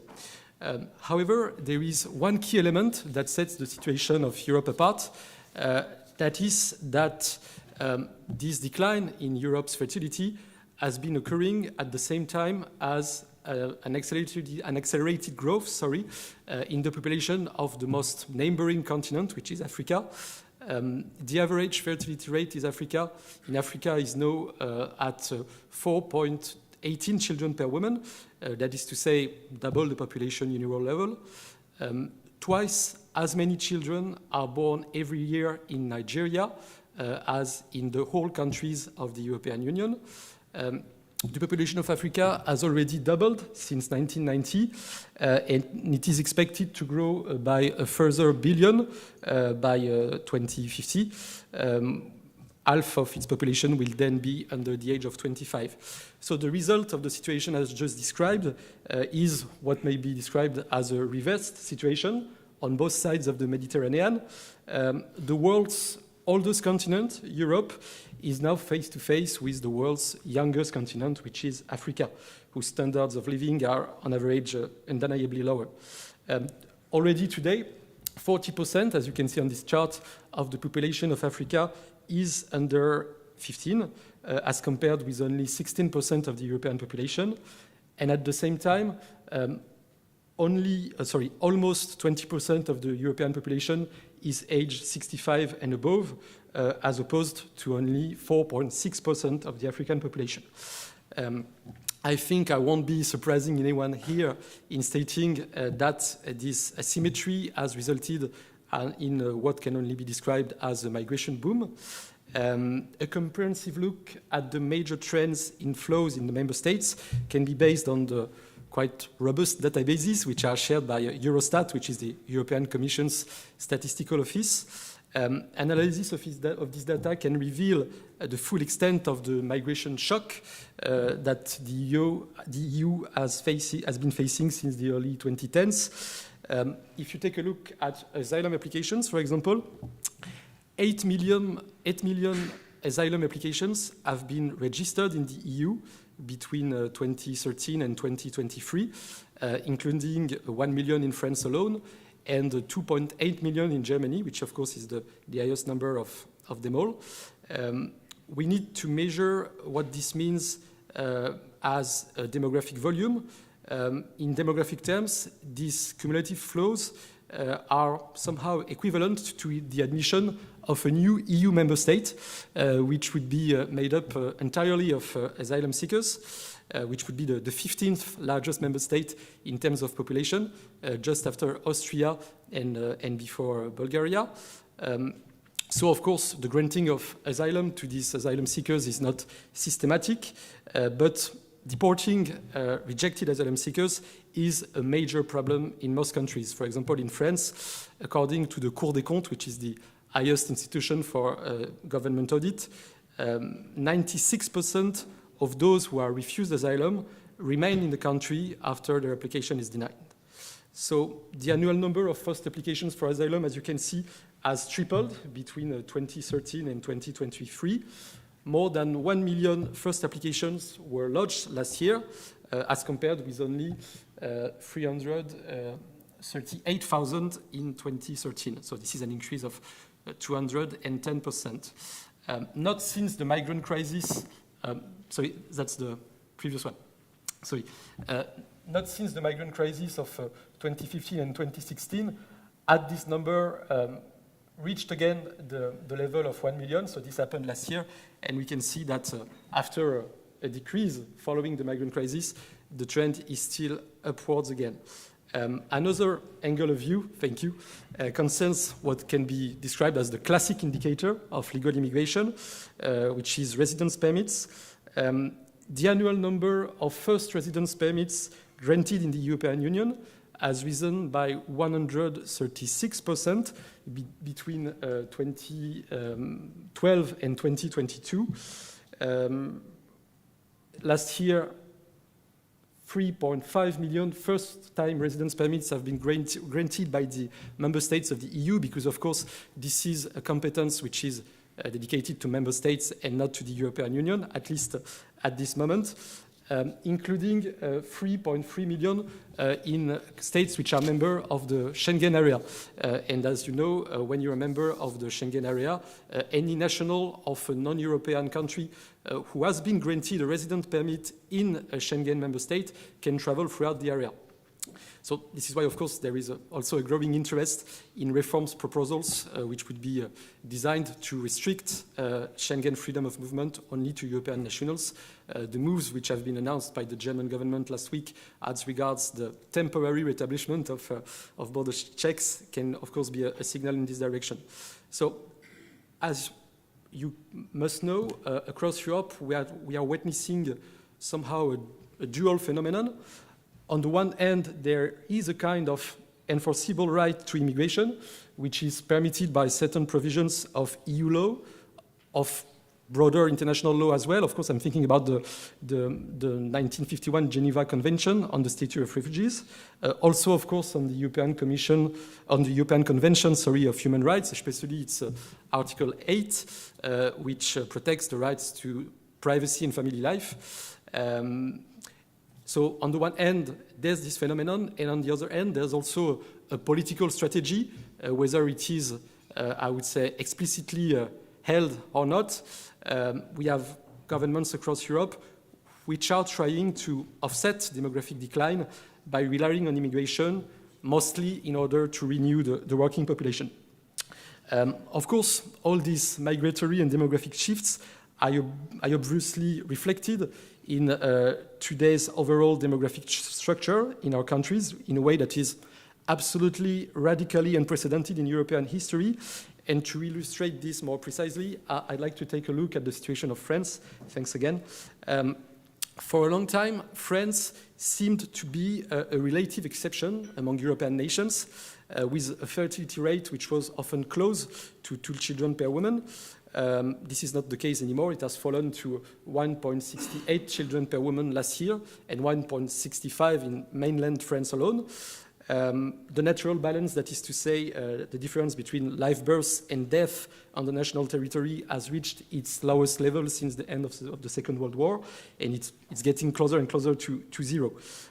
However, it is important to emphasize that this demographic winter in France conceals very different realities and even contrasting trends depending on the population segment. This is particularly true, when you look at the split up of births according to parents' own place of birth. If we take the year 2000 as our starting reference point, since the year 2000, the annual number of births with 2 parents born in France has fallen by almost a quarter, by 22%, while over the same period, births with at least 1 parent born outside of the European Union have risen by 40%, and even by 72% if you take a look at births whose two parents are born outside of the EU. So this means that we are observing contradictory fertility dynamics. The native birth rate is contracting sharply, while the birth rate from non-European immigrants is increasing very significantly. This is reflected in the distribution of births in France in 2022, which you can see on the left-hand chart. Almost a third, 29% of all children born in France that year had at least one parent which was born outside of the European Union. To explain these facts, it is important to understand the combined actions of two factors, which is the increasing of migration flows on one end. I'm not coming back to it. I shared a few data at the European level. And on the other end, there is also the impact of what can be described as differentiated birth rates across certain immigrant populations. If you take a look at the specific issue of the different birth rates of immigrant populations, the chart you see here is based on the work of demographer François Héran, who is a professor at Collège de France, and in particular on a study published in 2019, which was based on birth rate data from 2014. You could see that this year, Algerian immigrant women in France had an average of 3.69 children per woman. That was not only double that of non-immigrant women, but it was also significantly more than Algerian women in Algeria. And you could see also the same differential applied to other migratory origins, such as Tunisia, Morocco, Turkey, etc. More recent data has been shared by the OECD, which told us that in France, immigrant women from outside of the EU as a whole had an average of 3.27 children per woman in 2019, which was the highest fertility rate in the whole of Western Europe and twice as much as a native woman in France. So, of course, demographic studies indicate that the fertility rates of immigrants tend to fall in the next generation and that they gradually converge towards the average for native-born people. However, this convergence is slow and its effects are greatly mitigated by the acceleration of migration flows on the other end. So, among the tremendous range of social and cultural changes which are triggered by these demographic shifts, I'd like finally to focus shortly on the impact on the religious landscape of France. Of course, it's one among many impacts of demographic change. I'll still be relying on the French example, which of course is interesting in many ways because, as you may know, France now has the largest Muslim population in Europe, which is basically entirely due to immigration over the last decades. If you take a look at this chart, what you have here is the analysis of the proportion of newborn children which are given a Muslim first name. It was almost equal to zero up until the 1950s. It started rising from the 1960s up until the mid-1980s, after which it stagnated for about a decade. And then it started rising again, way more sharply from the late 1990s. It was multiplied by 3 between 1997 and 2023, according to this analysis, which is conducted by researchers Jérôme Fourquet and Sylvain Lanternac. Last year, you had about 23% of all newborn boys in France who were given a Muslim first name. So, of course, in France, almost all Muslims are either immigrants or children of immigrants.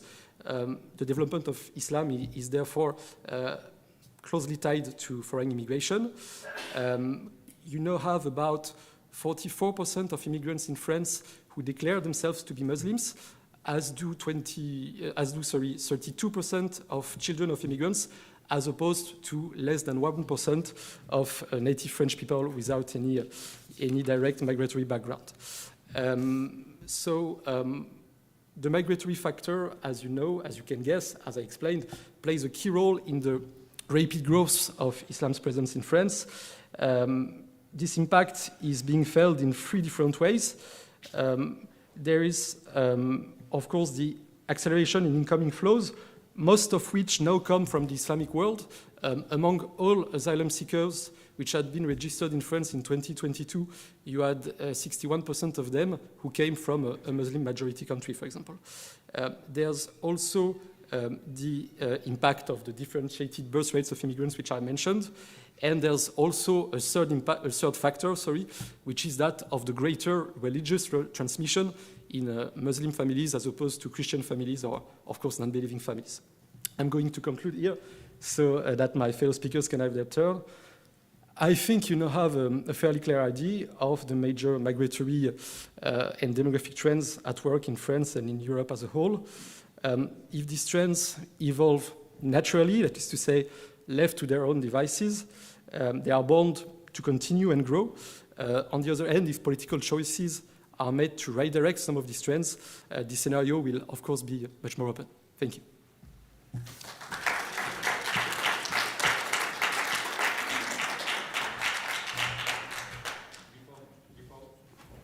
Before we move on, I would like to see if there's already one or two questions for Nicolas, because it's a very technical issue.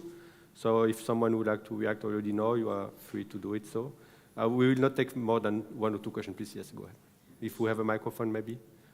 And if not, you can just speak loudly. So this is a quick one. Can you share that slide, the deck? Is that okay? Yes, I can also speak. Yes, thank you. So yes, you have actually showed in your slides the major developments that were happening in Europe and also in France. And can you maybe give a little bit more explanation about the mechanisms behind these developments? Like, what are the reasons for these changes? Can you maybe give a short explanation? Well, I think there are basically two ranges of explanations. One is the structural one, which I mentioned in the beginning of my talk, which is the demographic asymmetry between Europe on one end and what can be described as the global south on the other end. This asymmetry in demographics and birth rates comes along with an asymmetry in standards of living, which of course works as a strong incentive to migration to Europe, as it does towards most of the developed world, especially the Western world. And on the other end, there are, I would say, less structural and more political explanations. Overall, over the last decades, I have the feeling, it's not a feeling, I have the understanding that governments have somehow given up on their ability to control migration flows. If I come back to the example of France, among all residence permits which were granted last year, you basically only had 1/2 of them which were tied to an actual policy making. That was work immigration, that was student immigration, but all the rest was made of family-based immigration, was made of humanitarian and asylum immigration.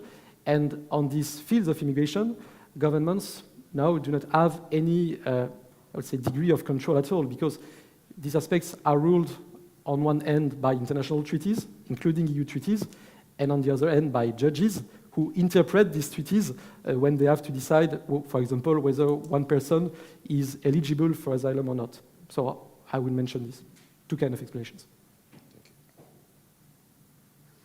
Okay, Masafo, I think you can start your presentation.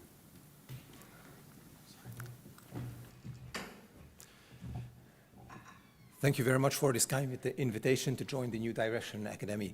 And this time I would like to talk about the Hungarian migration policies, which is very much debated by the European Union since 2015.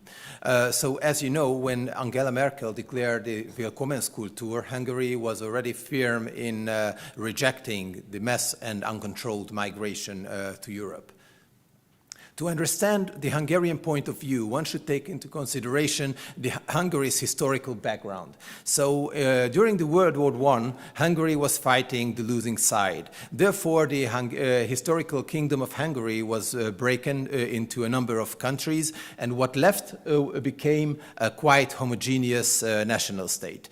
And also, there is one very important unifying factor of the Hungarian nation, which is language. So if you open up the history you open up the phone books in Hungary, you see a lot of names, family names which are not Hungarian. You find German names, Slavic names, Greek names, Armenian names, even Turkish names, because Hungary used to be a part of the Ottoman Empire, and a number of people left, stayed there after the Ottoman Empire collapsed. Therefore, the Hungarian nation is very much a cultural nation, united by a unique language, which is very, very hard to learn, and our Finnish colleagues can probably relate to this issue. The demographic image of Hungary remained quite stable throughout the 20th century because Hungary was part of the Soviet bloc. Therefore, Hungary never had colonies. Therefore, Hungary was not a top destination of immigrants from outside Europe. Only members of the diplomatic community and students. So most of the students who came from Africa and the Middle East were of middle-class background, upper-middle-class background, and those who decided to remain in Hungary, as my father did, for example, who came from Syria, became integrated. There were no Arabic communities, no Muslim communities formed in Hungary, because once you learned the language, you became part of the society. And to be honest, the Hungarian society is quite welcoming. However, as you see, the ethnic background, the ethnic scape of Hungary is quite homogeneous. And also, in a historical perspective, there is this national ethos of Hungary being the defender of Europe. It comes from the Ottoman times when, according to Hungarian historiographers, Hungary played a great and key role in stopping the Ottomans to invade Western Europe. So when history kicked the doors in Hungary in 2015, it came as a surprise for the Hungarians. So the regimes in North Africa and the Middle East were toppled, who acted as gatekeepers of Europe, and in a very short period of time, more than 400,000 people arrived to Hungary, and more than 170,000 asylum applications were filed to the Hungarian system.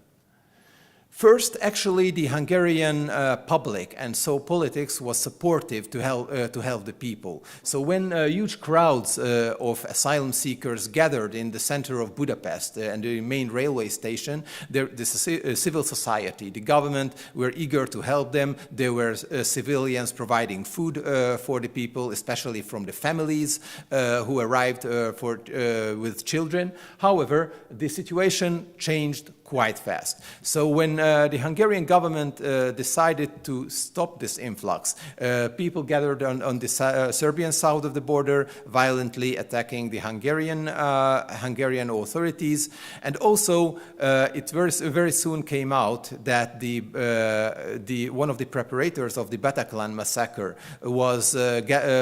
came to Budapest to have the transported the terrorist to Western Europe. Generally speaking, also the composition of the arrival changed the Hungarian public's approach. So first, in 2015, many of the arrivals were basically people fleeing from war, like from Syria, from Afghanistan. But later that year, the arrivals became more and more made up by young males. And many of those who arrived were actually pretending to be from Afghanistan, from Syria. As my colleagues and myself visited the Serbian borders and also certain spots in Budapest, we found out when I asked in English, some Arabic-speaking people, where you come from, they said from Syria. Once I turned to Syrian dialect, I found that they came from Tunisia, from Morocco, from Lebanon. So from countries of no conflict, but countries of deep economic turmoil. And actually, they were young people trying to escape the desperate economic situation of their country, but not fleeing war. To implement measures against illegal mass migration, the Hungarian government first had to convince its own people that this is the right things to do. Therefore, an information campaign started about the possible risks of mass migration, and actually the political happenings in Europe, sad to say, were in favor of the Hungarian government as terror attacks started and tensions arose around Western Europe. And then came a referendum when the government asked the people, are they in favor of mass uncontrolled migration? And most of the people said no. And they declared that it's only the right of the national government to decide who can settle down in the country, and it's not the duty of the European Union. So a fence was erected at the Hungarian border, which became actually one of the toughest fences to cross all around the world. When talking to people who wanted to cross the border illegally when I was doing field work and the Serbian side of the border, many of them said, or actually perceived, this as the toughest border to cross. It's controlled by the Hungarian authorities. There are surveilling cameras all around. But still, the pressure remained on the Hungarian borders. Protecting the border, it's not only an issue of fences, but also of legislation. Therefore, and most importantly, Hungary makes a distinction between migrants and refugees. And to make so, Hungary introduced the concept of the first safe country. So to put it very simple, so a Syrian, once he arrived to Turkey, he is a refugee. But once he arrives to Greece, he's not a refugee anymore because he was safe in Turkey. So this is a base concept of the Hungarian government. And this is a main difference from the Hungarian point of view between a refugee and a migrant.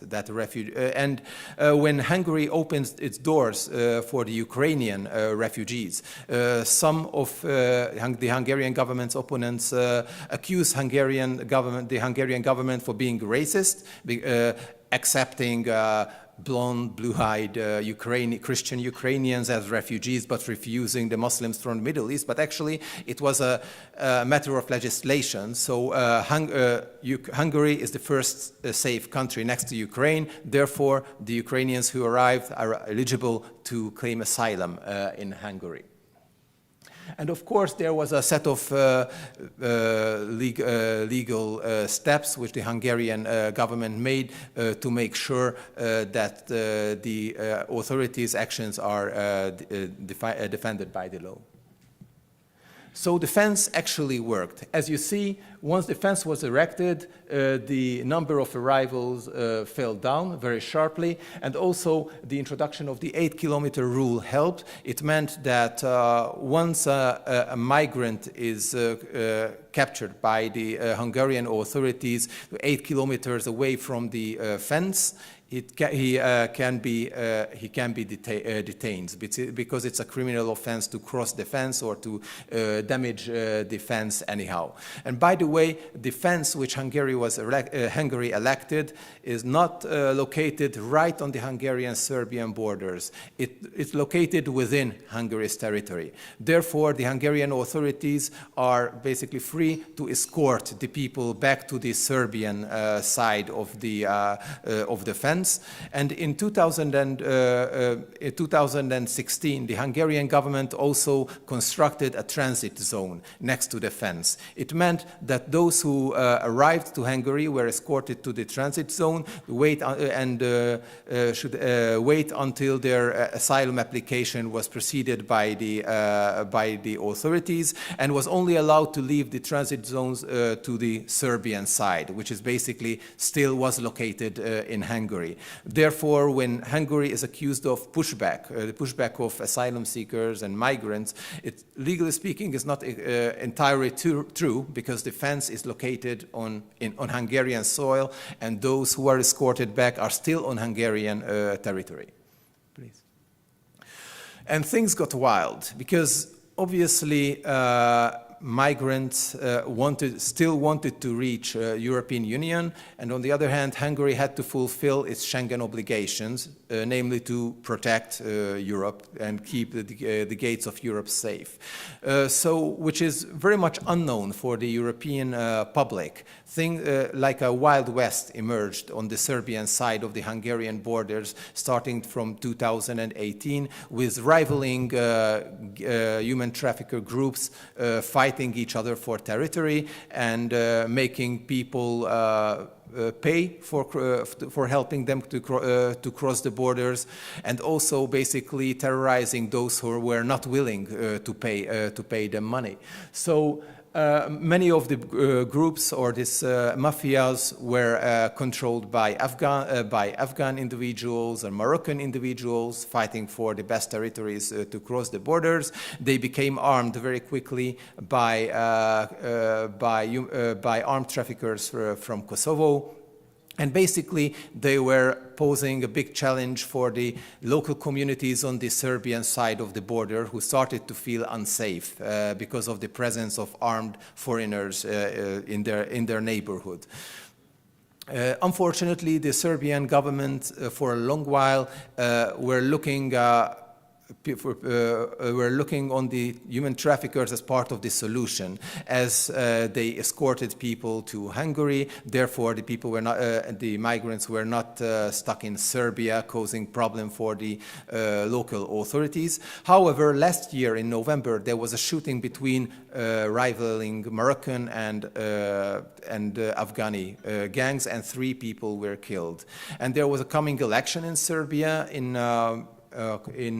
December. Therefore, the Serbian authorities started actually to detain human traffickers and escort the migrants back to the southern parts of Serbia. And still, the tension on the Hungarian borders are eased, but still we don't know how long it will last. Certainly, Hungary is not closed to foreigners, be they from even the European Union or from the outside. And if you visited Budapest, you saw that there is a vibrant expat communities residing there, a vibrant multiracial, multicultural expat communities residing in Budapest, who choose the capital of Hungary as a home, as their temporary home because of living. And also Hungary is in a dire need for workers and laborers, especially as there are a number of German and other car companies are setting up their base in Hungary. Therefore, the Hungarian labor market needs about 100,000 and even more qualified workers. Therefore, last year, the Hungarian government introduced a new legal framework for guest workers to Hungary. Learning from the experience of Western Europe, which started in the 60s in the case of Germany or the Netherlands, when people from outside Europe were invited to the country as guest workers, then became nationalized and family unification was allowed, the Hungarian government chose a different path. Therefore, those who arrive, first of all, only specific agencies can recruit all these people, and they hold responsibilities for the act of the people in Hungary. Foreign worker in Hungary who arrived in this framework cannot stay more than 2 years in the country, and his stay can be extended with another year, but not more, not in any cases. Family unifications are not possible. And basically, this is it looks like a good deal for a number for people of the 17 countries which Hungary signed a contract with. So now we see people from the Philippines, from the post-Soviet region, from India arriving to Hungary and finding jobs in specific companies. Still, Hungary has some ongoing issues with the European Union, and most of these issues are dated back to 2000, so for 2020. One of the and now Hungary has to pay 200 million euros as a penalty for the European Union for not applying certain legislations. One concern of the European Union was were the transit zones, which I mentioned before. Actually, they said that Hungary had no right to keep these people in the transit zones. However, it's strange enough that according to the Migrant Pact of the European Union, Hungary is obliged to host more than 7,000 people in Hungary and host them in similar transit zones. And also, Hungary was fined because it said that no asylum application can be filed at the borders later on when the transit zones were closed. Only it can be done at the consulates, Hungarian consulates in specific Balkan countries, and of course in countries of origin. This was regarded problematic by the European Court of Justice, and also that people smugglers were released from the Hungarian prison. To understand this issue, one should take into consideration that the Hungarian laws were extra harsh on human traffickers. At one point, about 20% of the Hungarian prison population were charged with crimes related to human trafficking. And simply the Hungarian prison system, without the European Union's help, was not capable to keep all these people. Therefore, those who were not charged with serious crimes were left to go to their homeland and have to sign a petition, sign a promise that they will not enter the European Union. But at this point, the Hungarian government was not able to do otherwise. And as we see, the Hungarian example became quite popular all around Europe with the intensification of migration. But still, the Hungarian government is paying for the costs of building and maintaining the fence on the Hungarian borders. Meanwhile, the Baltic countries are somehow supported by the European Union to erect their fences and protect Europe. Hungary is still facing and have to pay fines for doing something similar on the southern borders. And thank you very much. I think I'm still in time.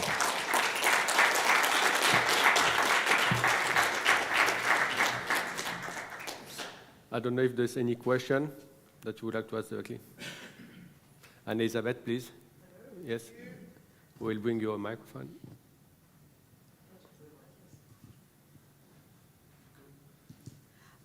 Thank you very much for the presentation on Hungary. I have a small technical question to ask.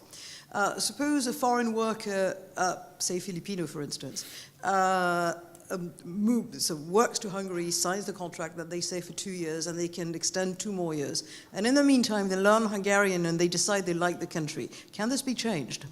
Pardon? I didn't understand the last part.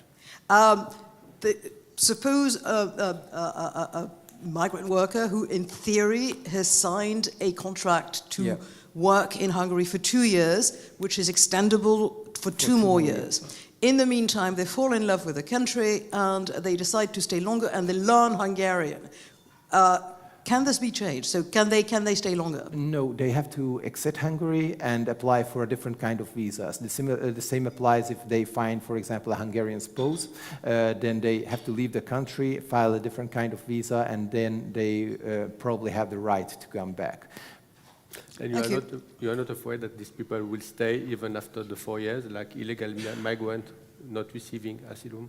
Yeah, actually, as I mentioned, here comes the role of the companies who are responsible for recruiting these people. So if this happens, they hold the whole responsibility and they obliged to pay fines. And basically, there are profit companies are interested in maintaining a good business relationship and continue recruiting people. Therefore, they are scanning those who they are working with. Okay, thank you. I have a question for both Mr. Monti and Omar. You mentioned that birth rate in France is 1.88. That is 1.68 last year. 1.68. But I believe France has one of the highest birth rates, I believe, in Europe. I believe in many European countries it's much worse. For example, the birth rate in the Netherlands was between 1.6 and 1.7 the last years, but since this year it decreased to 1.43. And the reason behind that further decrease is that we have a housing crisis at the moment, and as a result, couples are delaying having children because they cannot afford a house or their house is not big enough.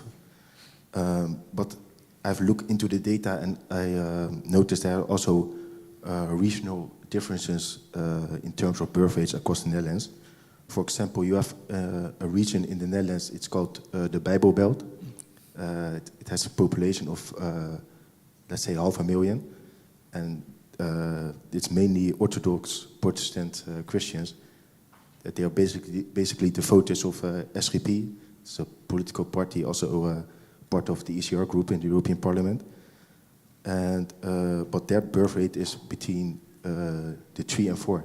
So that is that's more than twice of the national birth rate of the Netherlands. My first question is, do you also see significant differences in birth rates between the atheist population in France and Hungary? So do you see difference between the atheist women and, let's say, the religious Christian women? And my second question is, I think the reason behind the decreasing birth rate is mainly social-cultural. So I think factors like atheism, feminism, and of course economic factors contributes to a declining birth rate. My second question was, what are, according to you, the factors behind the decreasing birth rate amongst the native French and Hungarian women? And how can we increase this birth rate to the threshold of 2.1, besides financial stimulances such as tax benefits in Hungary and free childcare? You want to start now? Yep, you can start. Okay. Well, to answer the first part of your question, of course, religiosity plays a key role in the differences between the birth rates of certain segments of population in France. The situation of France is specific in the sense that we are one of the most secular nations in Europe. Of course, you still have, I would say, visible minorities of practicing Christians and especially practicing Catholics who tend to have more children than the average native French on the whole, but their share in the whole population is now statistically not significant enough to reverse the bigger trend I mentioned. What has to be said anyway is that there's a desire for children among the French, which is actually higher than the actual birth rate that can be seen.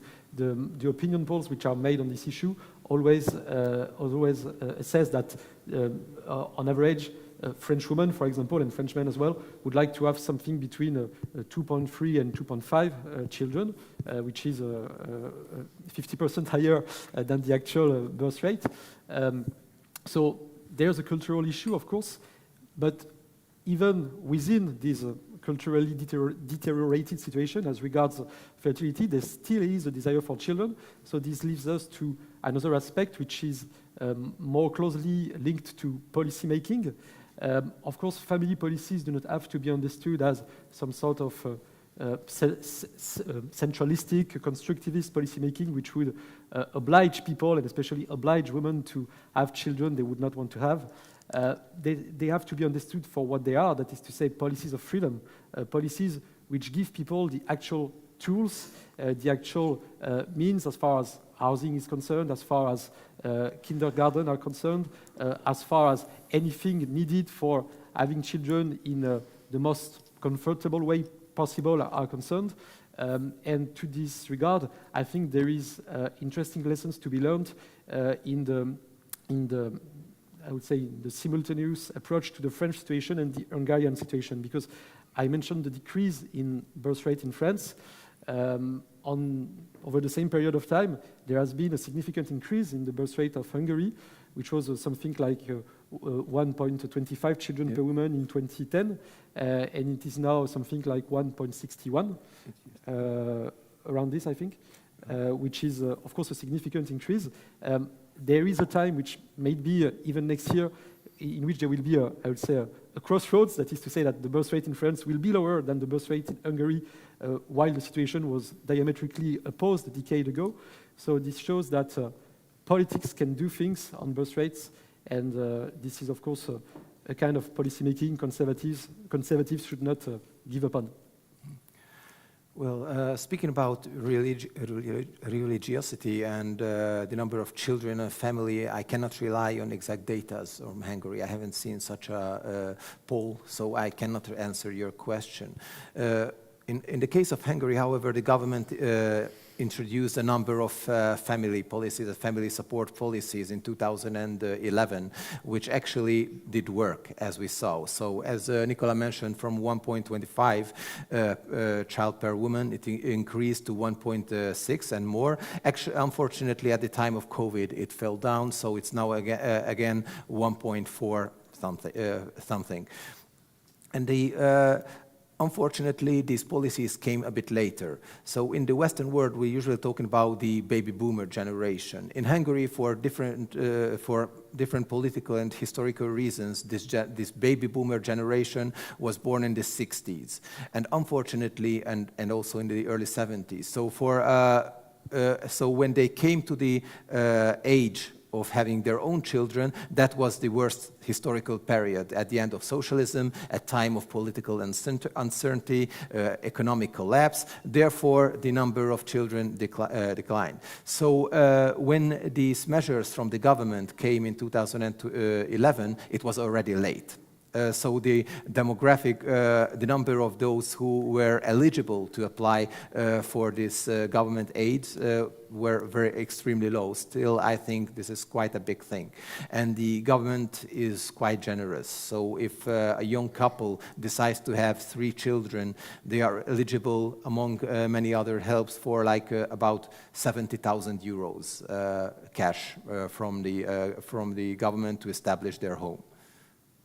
But unfortunately, money alone cannot change culture. So what data shows that most of the people who are eager to have their own children are living in neighborhoods where are already a lot of children, and live in an environment where that's very much in the culture to have children. And this is not the case, unfortunately, in Hungary and in Western Europe recently. And I think, if I may add, we should also pay attention to the case of Czech Republic. I think Czech Republic has a quite good natality rate, 1.68. They have a good social system, but it's not as generous in Hungary, but we can see that the birth rate is quite high, and it's without counting a big migration wave to Czech Republic. So I'm always wondering why in Czech Republic we have this culture. We know that religion in Czech Republic is not so important, and still we have this birth rate very high. So if someone will have an answer one day, please come to me. We have still 2 questions. If you can keep your question short, please, then we have the time to answer to them. Yes, I have a question for Omar, about the new legal framework that you mentioned. Are there any noticeable economic consequences of this framework? In the guest workers, yes, you mean? The new contracts that they sign. Well, basically, recently there are more than 100,000 people from outside Hungary are working in Hungary, and most of them are, of course, from the European Union. But those who came from third world countries, their number is increasing, and we see the the most important economic consequences is that the factories are working. So otherwise, there's no labor. Which you can find. Historically speaking, most of the guest workers in Hungary came from the Ukraine and Serbia. However, after Serbia started its negotiations with the European Union, Western Europe became a #1 destination for the Serbians, not Hungary anymore, which is geographically closer, but the wages are not as high.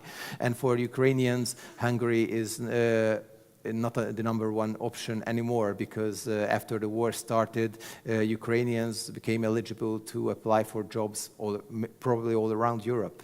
Therefore, the geographical proximity became less important for many, especially that the prospect to return to the Ukraine is very low for lots of people.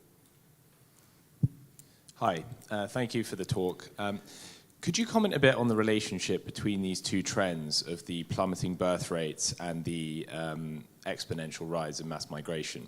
So we know that in some countries, the justification for mass migration is that we have aging populations, and this is a way to gird ourselves against the economic decline that can come from that, or the labor shortages, rather. Is there a causal relationship either way in which declining birth rates are correlated with mass migration, and does mass migration have an effect on depressing birth rates? To answer the first part of your question, you're perfectly right. There's this idea, in my opinion, which is flawed, but which is widely shared in many European governments, that immigration is an answer, if not the only answer, to demographic decline, and especially to the decline of the working age population. This leads us to a specific topic, which is that of at least in France, the pretty low level of integration of immigration into the labor market. I'm coming back to the OECD data I mentioned in my talk. In 2020, you had only half of all extra EU foreign nationals in France in working age, which were in a job. So it was 14 points lower than French nationals, for example. You have a poverty rate among non-European nationals in France, which is the highest in Europe, equally with Spain. We have almost half. I think it's 47% of non-European foreign nationals in France who are below the poverty level in France. So it is 4 times as much as for French nationals. So this leads us to an important topic, which is the economic and fiscal assessment of immigration. In the French context, it is bad. As far as other European contexts are concerned, it's rarely very good, actually. I mentioned the case of the Netherlands. In 2023, the economist Jan van de Beek published a study called Borderless Welfare State, which was designed to assess the fiscal impact of immigration in the Netherlands. It was bad overall. It was especially bad for some areas of origin, especially Middle East and Africa. There are several reasons for this, one of them being the gap in the level of skills and qualifications. So I think migration as an answer to demographic decline is both quite a flawed answer on the one hand, and if not flawed, it is at least very short-termist, let's say. Mm-hmm.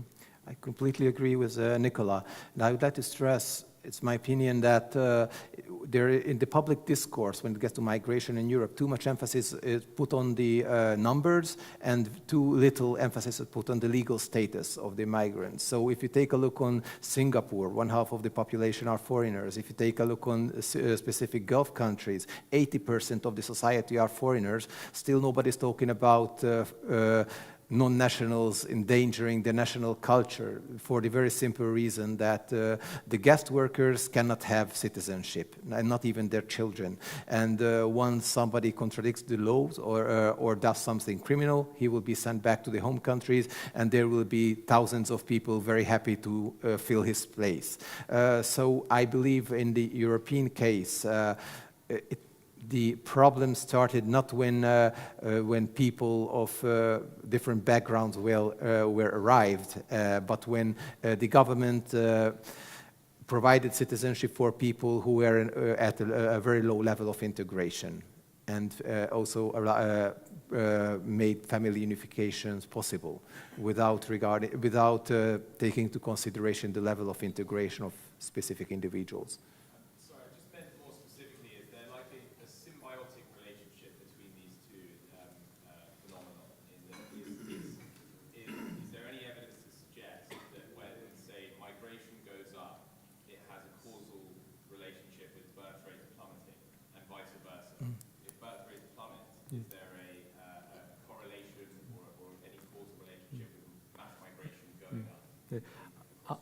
I'm not aware of any scientific evidence in this direction at the moment, but that will have to be investigated more deeply.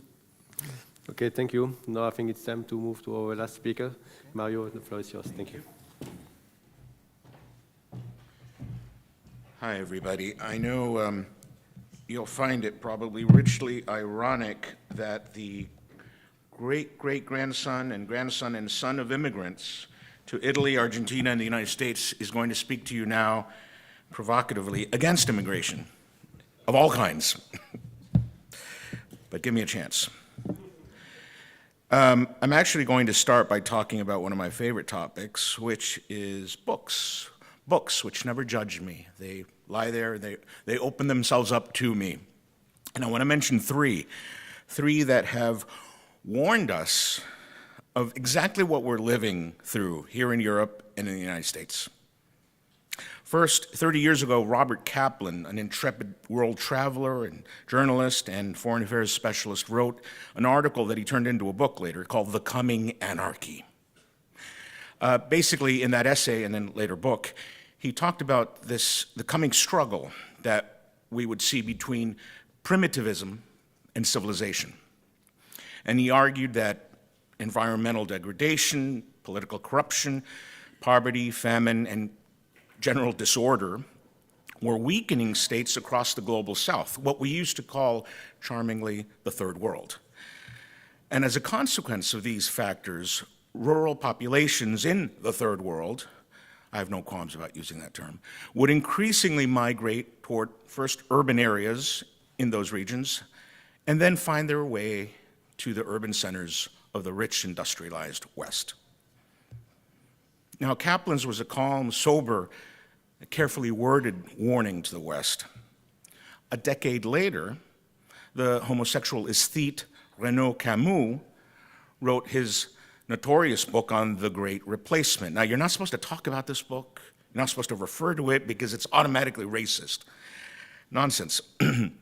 It's also a very thoughtful essay arguing much the same that Kaplan was arguing, but focusing more on the decline of the native-born populations of Europe. Now, of course, both Kaplan and Camus were preceded in 1973 by the even more notorious dystopian novel, The Camp of the Saints, by the French man of letters Jean Raspail. Kaplan's essay caused a minor kerfuffle, but was quickly forgotten. Camus, the books by Camus and Raspail, in turn, were suppressed, shadow banned, treated as toxic, racist, and most people thought relegated to the dustbin of history, and kept in circulation only by a few daring souls on the traditionalist Catholic right, mostly in France. And all their warnings, and you can even look at Enoch Powell's famous speech, right, going further back. But all these warnings, and there are many others over the decades, have been ignored, and as I said, suppressed, and have gone unheeded. Now, I'm convinced that part of this is because, as the young man over there asked, we're talking about the need to import migrant workers. I'm convinced that a lot of this has been ignored willfully by the rich countries of the West because we need workers. And they want to allow for the greater movement between countries to import those foreign workers to feed the capitalist machine, to feed the industries, because Europeans are not having children.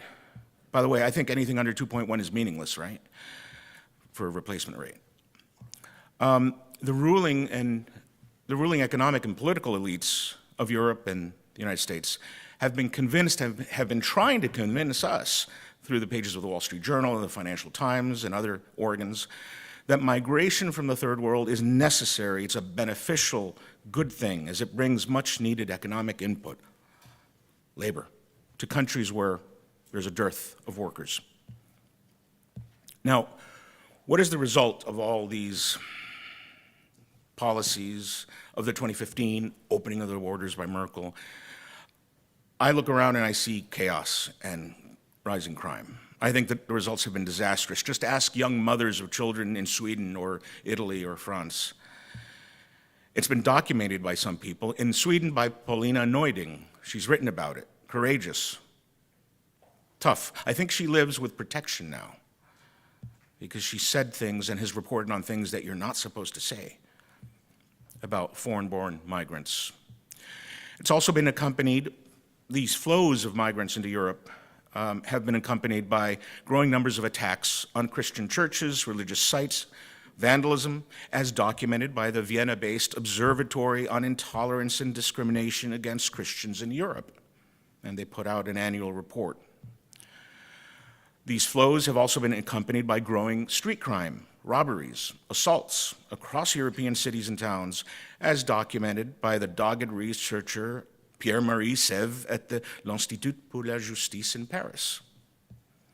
Now, of course, this perceived correlation between one phenomenon, inflow of migrants, and these other disastrous consequences, we are told, are just a coincidence. They're not related. Prove it to me, Mario, that it's related. Do a statistical analysis. I can't.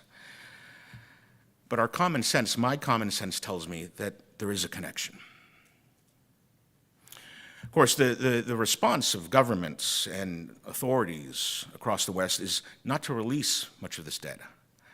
A lot of police departments won't identify the perpetrators of crime. In the media, they often don't tell you. So-and-so was gang raped by disgruntled youths or something, but there's never an identification of where they're from, their ethnic background. But precisely because we don't know, because we don't have access to the data, because we're being prevented from knowing the details, the granularity of the data behind all this, precisely because of that, this is the most important issue facing Europe now. It's an existential threat. And it is changing our societies. It has changed our societies. All right, but what do I know? I'm not a number cruncher. In fact, I'm even an interloper. I was born in the US. I don't belong in Europe, do I? In fact, someone asked me yesterday, how can you, an American, lead the European conservative? Well, I would argue I am European.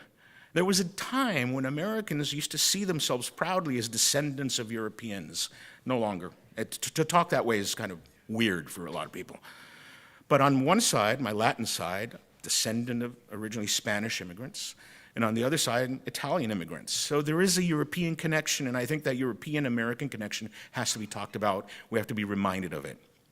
Anyway, that aside, what do I know? Well, I've been here in Europe for 25 years, and I love to talk to people, cab drivers, shop owners, anybody who will give me their time of day. And I'm curious. You know, I'm always asking questions about their families, their background, why they're here, if they're immigrants, etc. And I know it's just anecdotal evidence, but in the last 5 years, what I've been hearing from all these interesting people who are working and living and sacrificing themselves for their families out there, what they've been saying in the last 5, 10 years is very different from what they used to say to me 25 years ago. It is anecdotal evidence, hearsay evidence, but it doesn't mean it's not valid or true. It just says that, it tells me that we're not being told everything by the media and by the authorities, our ruling elites. Now, a lot of people, more and more, it seems, are doing some kind of what I'm calling citizen journalism. You can find their little video reports or video documentation on various platforms. You can go to TikTok. I don't recommend it. It is a Chinese espionage tool, so get a separate device if you're going to use TikTok. But it's fascinating. Forget the bikinis, forget all the junk that's on there. There's a lot of interesting stuff that people are posting there. Attacks in McDonald's in Paris, attacks on the streets, gang attacks on young little boys in Germany. People are posting this stuff. None of it gets reported. Where is it? Where is it in the mainstream media? Where are the headlines? Now, even if you discounted half of that stuff as deep fakes or some kind of Russian disinformation, there's still so much out there that it should worry us, it should concern us. Something is definitely wrong. Just a few weeks ago, I arrived in Torino, in Italy, around 9 p.m., and as I left the train station, there were army units outside. I said, oh, it must have been a bomb threat or something. I got in the cab and I asked, and he said, no, that's usually what, after a certain time of the day, they have to bring in military units or police because there's so much crime.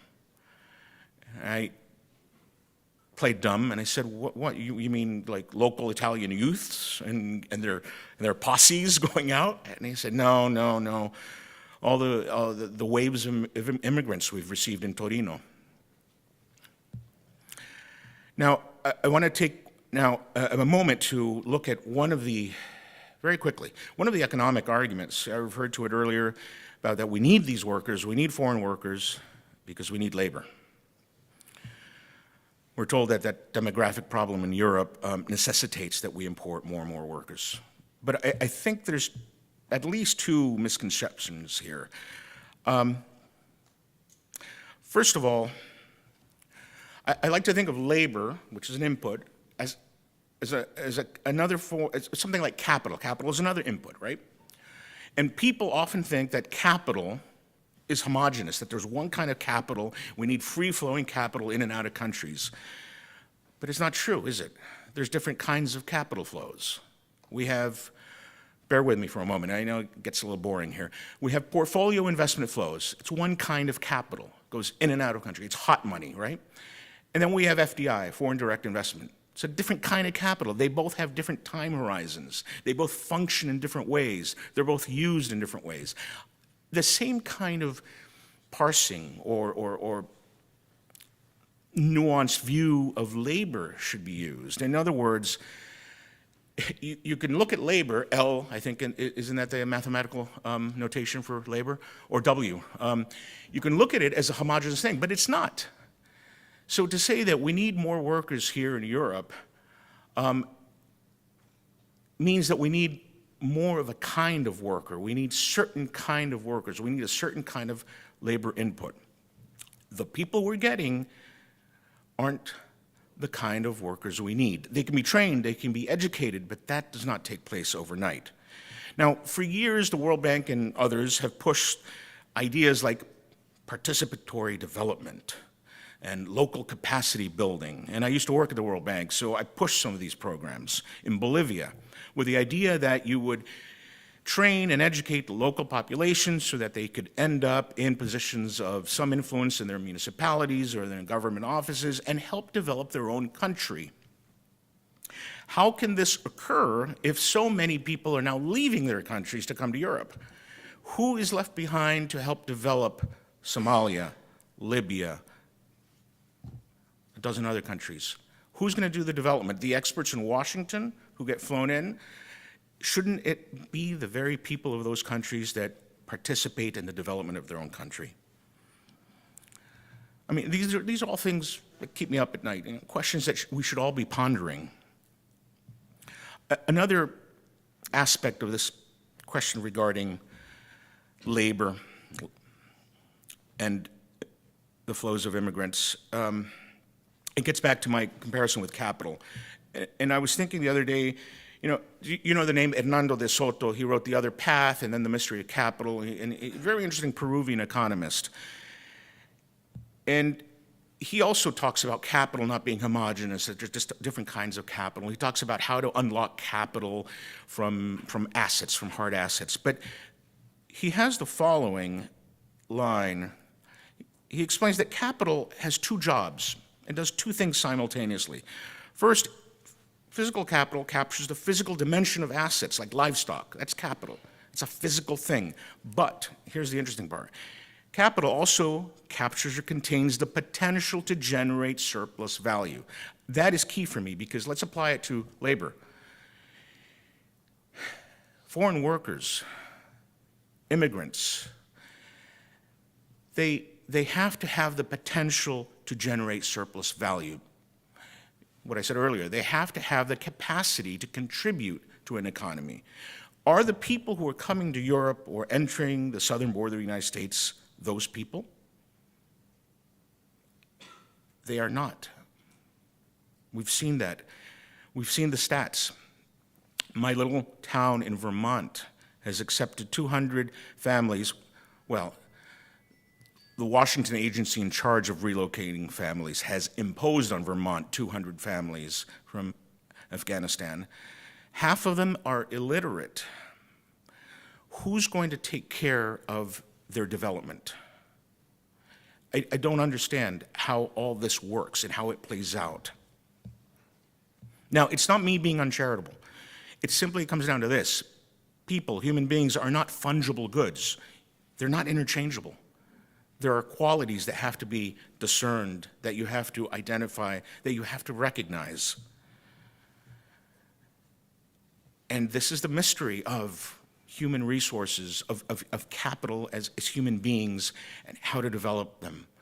But the answer is not simply bring them here and give them a stipend and put them on the outskirts of Paris or Copenhagen, because there you will leave them to their frustrations. You won't be assimilating them, which is another part of the equation, and they'll be festering in their anger and resentment and frustration, as we've seen in the banlieues outside of Paris and in parts of outside of some Scandinavian cities. The screen went off, so I don't know how much time I have, because I have one or two final points to make. How are we? We don't, about 5 minutes? Well, the other aspect, not economic anymore, has to do with identity. We're told, or we've been told, that speaking about national identity, cultural identity, is also verboten, not allowed, smells of racism. But every country and every civilization has once been proud of its society and its traditions and its literature. Europe had that. Europe and all the many nations that make up Europe. And there is something that is called Europe, and it goes back to Herodotus and Aristotle. It's not a recent invention. There is a European civilization made up by that great diversity of those countries that make up Europe. But the habits, the manners, the mores, the customs that make up that Europe, or European civilization, are under threat, being eroded, being pushed aside, being replaced by a new set of values, customs, manners. I want to bring up the really controversial topic of the hijab or the burqa and the use of it in Europe. There are people who say it's an affront to the European way of life. And you can understand that if you reflect on, for example, what Roger Scruton said once when he was writing about the face, the importance of the face, the visage. In European civilization, it's necessary. You encounter someone, you self-disclose yourself to the other with your face. That's the first thing you connect to, the eyes, then the rest of the face. How can that process of trust building, of understanding the other, happen when it's covered? That's a simple example, and perhaps simplistic. Another way I like to look at it, at human beings, is by using the analogy of the terroir for wine, for you wine lovers out there, right? The terroir is an interesting concept, right? Because it talks about climate, topography, soil, water, the minerality, the history of the region, all gives that wine its essence, its personality. It extends to human beings too, right? Every human being is the product of that terroir. The same factors behind the terroir that we think of when drinking wine contributes to the development of people's identity. And all this is under threat, has to be defended.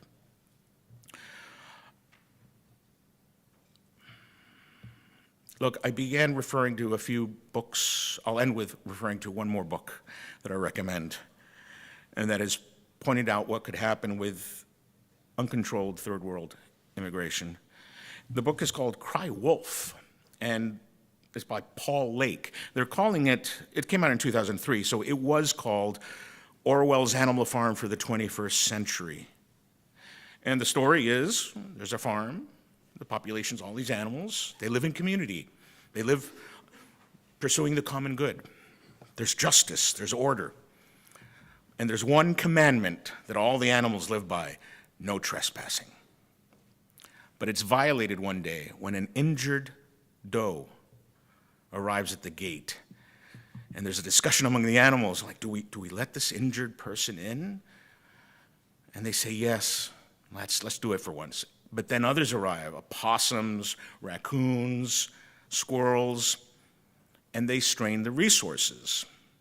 And those newcomers, those new animals have different ways of living, and they don't understand that commandment of no trespassing. And it adds tensions and disrupts the civil order in this little farm, and it all descends into a bloody war of all against all. Sound familiar? I think that's the direction we're headed in. And I'll just end with the not too optimistic comment that we can talk about this all we want. We can think of policy reforms and shutting the gates and erecting walls and et cetera, but I think it's too late. I think the conversation should be shifting is how do we manage our decline? How do we manage the situation in which we're in now? Because there's no reversal. Anyway, thank you. I hope you'll still talk to me after this.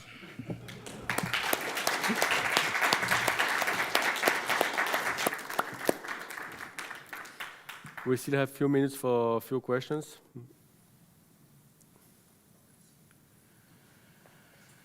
If you can please keep your questions short. Thank you. Yes, thank you for your speech.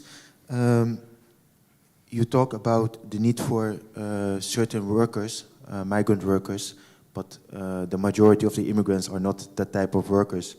And you talk about the capitalist machine. And my question is then,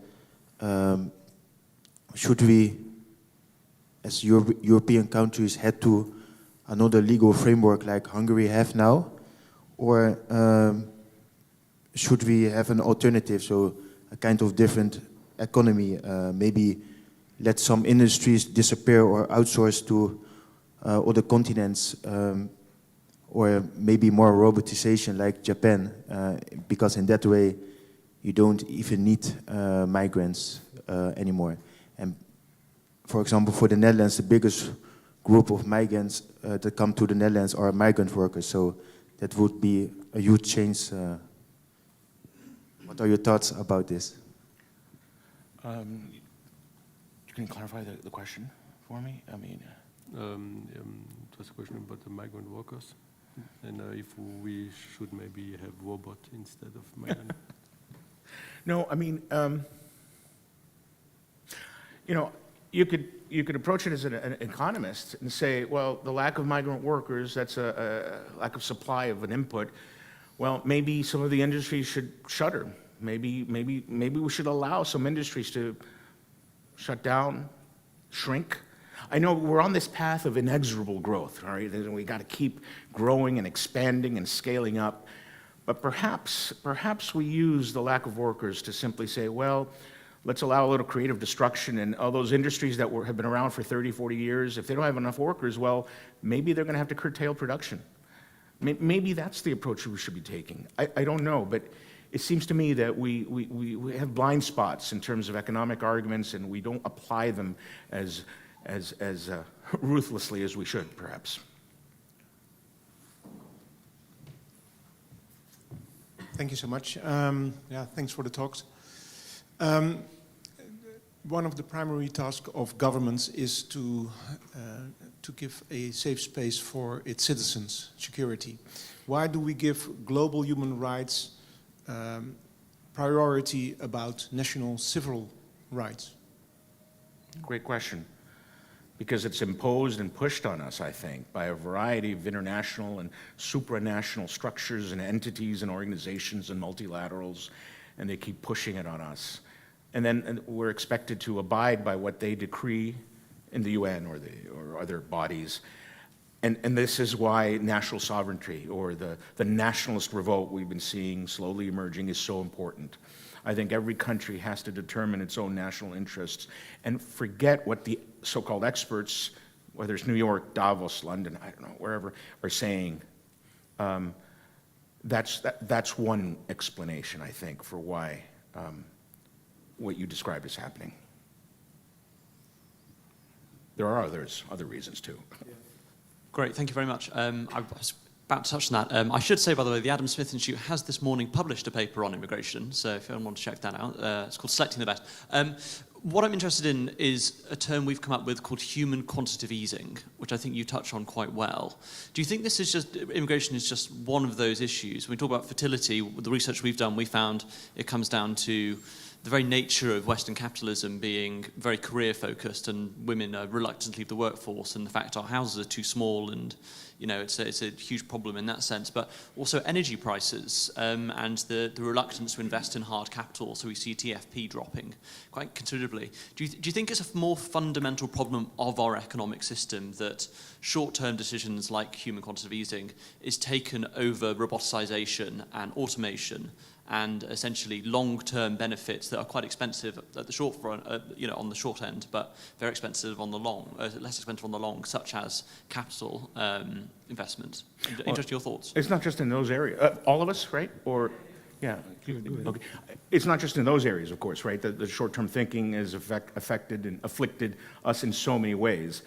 That's another problem, right? How do we reorient a whole society or political regime to think in long-term ways? Some countries in this world do think in those terms. I'm thinking the Chinese and others. We in the West, for some reason, we're just so focused on the short term, on the quarterly profits, on the shareholder reports. That is a big limitation in many ways, beyond what you just said. Anybody here? Maybe just to comment on one thing you said about the correlation between the priority given to career among women and the issue of fertility rate. There is a counterintuitive truth, which is that overall on the European level, you tend to get quite a positive correlation between the level of engagement of women within the workforce and birth rate. Like the counterexample to this is clearly Germany. For decades, it has been very hard for German women to have children and a career at the same time, because there was no I'd say shared structures for children keeping, for example, because there was also a cultural bias which was heavily critical towards women who chose not to stay at home. So I would say that a counterintuitive conservative policy regarding birth rate would be to encourage women to get into the workforce and to make it easier for them to have both children and a career at the same time. Hello, Leisha de Bruin. I just wanted to comment on that whole topic firstly, around the birth rate. I totally agree with what you just said. I run an organisation called The Countess, and we are a feminist organisation, but we centre motherhood in our feminists, and there is a nascent movement within feminism which does so. And when women are asked in Ireland what they actually want, I'm not talking about state-sponsored feminism telling them what they want. I'm talking about women being asked. They all want to be at home with their small children. And if the state was able to help them to do so, they would have more children. Firstly. Secondly, tax was individuated in Ireland in the 90s. So it wasn't just that people became less religious and less Catholic and had smaller families. It was also that it didn't pay to have a mother at home. I grew up in an Ireland where most mothers were at home. There was a stay-at-home mother, and therefore families were bigger. If it's too expensive to have children and feels too impossible to mothers who do not want to leave a 6-month-old in a creche all day long in order to go to work, then the families will continue to shrink. I also just had a kind of a question to the panel vis-a-vis,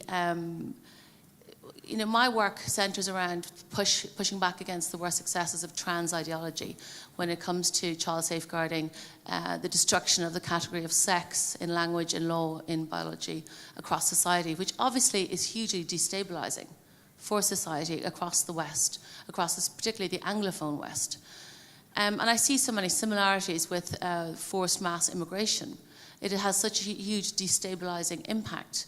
And I see the same playbook at play insofar as the actual concerns of ordinary citizens are silenced. There's a media blackout. They're told they are racist, they're far right. Similarly, the concerns of ordinary people vis-a-vis men who say they're women suddenly accessing female spaces. Clearly there's a problem there, but they're told they're transphobes, they're bigots, there's a media blackout.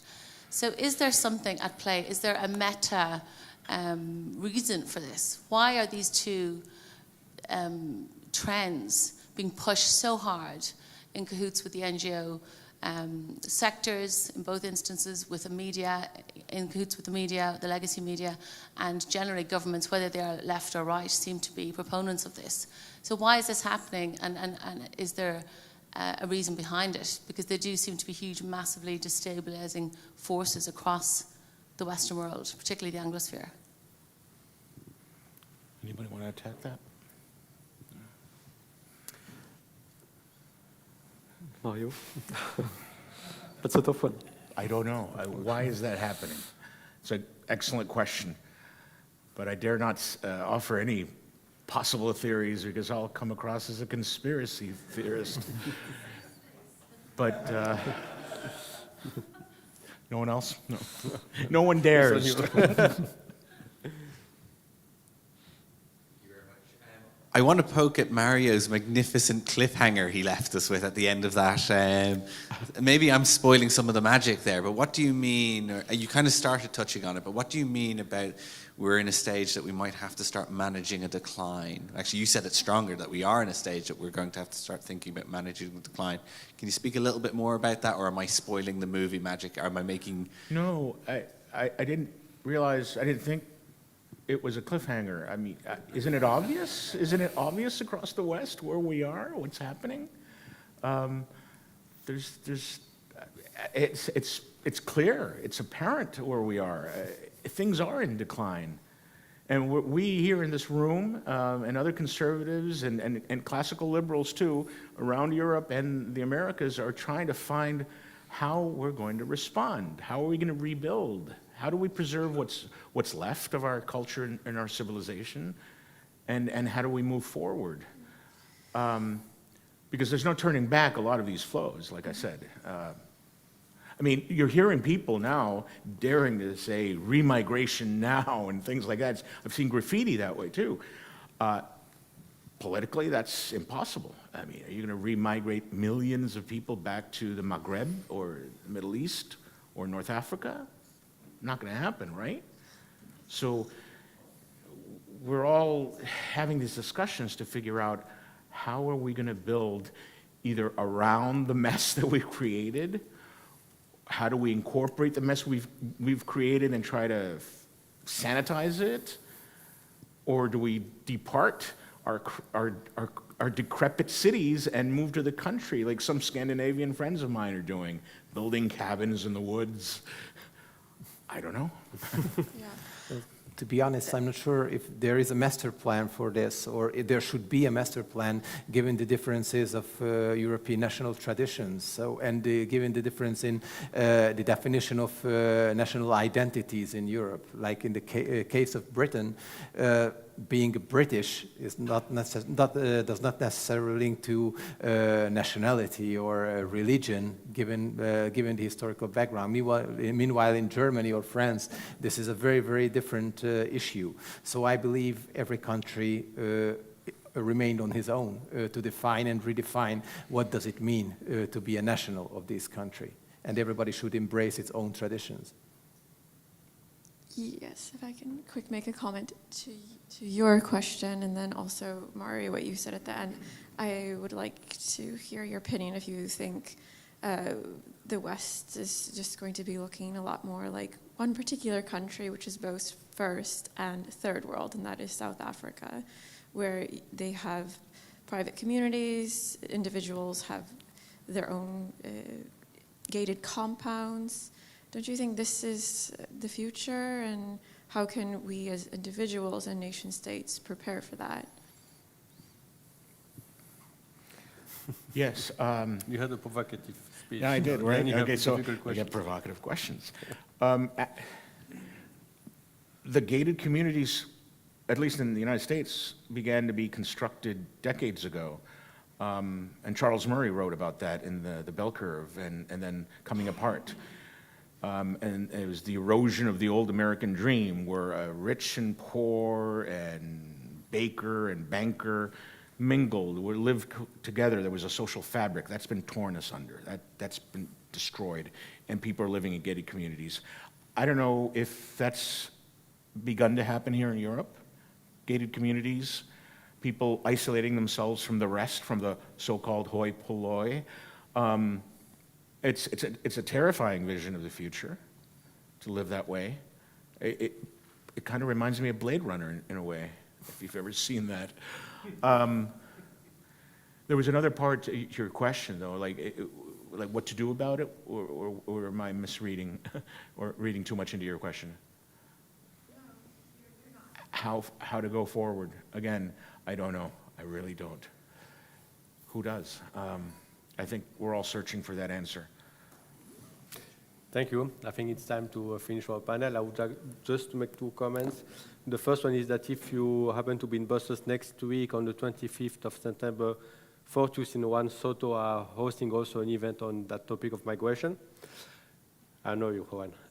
And also, end of October, ISAPAT is hosting a big congress on the question of family, and I think that the question of family is totally interlinked with the question of migration and demography. So I hope that you will be able to join us to these both events. And once again, I would like to say thank you to our speakers and for your added value to that debate. Thank you.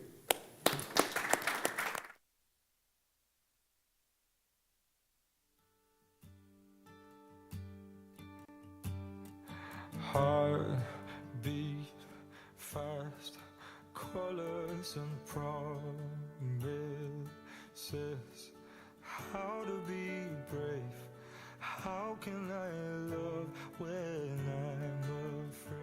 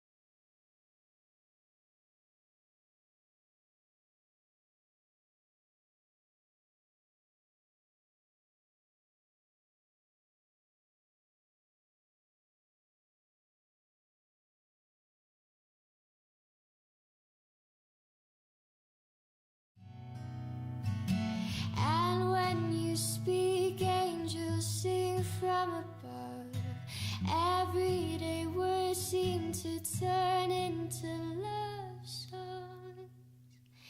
Give your heart and soul to me, and life will always be la vie.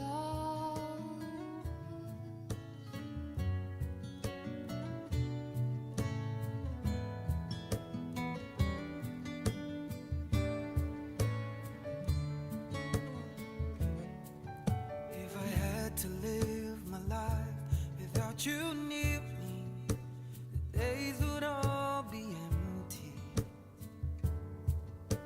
The nights would seem so long. With you I see forever all so clearly. Might have been in love before, but I never felt this strong. Our dreams are young and we both know they'll take us where we wanna go. Hold me now, touch me now. I don't wanna live without you. Nothing's gonna change my love for you. You ought to know by now how much I love you. One thing you can be sure of, I'll never ask for more than your love. Nothing's gonna change my love for you. You ought to know by now how much I love you. The world may change my whole life through, but nothing's gonna change my love for you. If the road ahead is not so easy, love will lead the way for us, like a guiding star. I'll be there for you if you should need me. You don't have to change a thing. I love you just the way you are. So come with me and share the view. I'll help you see forever too. Hold me now, touch me now. I don't want to live without you. Nothing's gonna change my love for you. You ought to know by now how much I love you. One thing you can be sure of, I'll never ask for more than your love. Nothing's gonna change my love for you. You ought to know by now how much I love you. The road may change my whole life through, but nothing's gonna change my love for. Nothing's gonna change my love for you. You ought to know by now how much I love you. One thing you can be sure of, I'll never ask for more than your love. Nothing's gonna change my love for you. You ought to know by now how much I love you. The road may change my whole life through, but nothing's gonna change my love for you.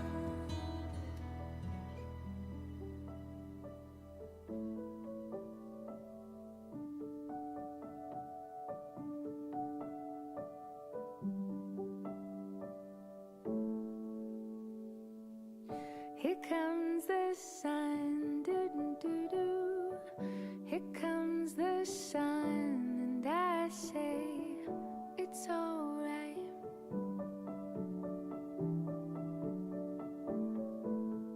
Little darling, it's been a long, cold, lonely winter. Little darling, it seems like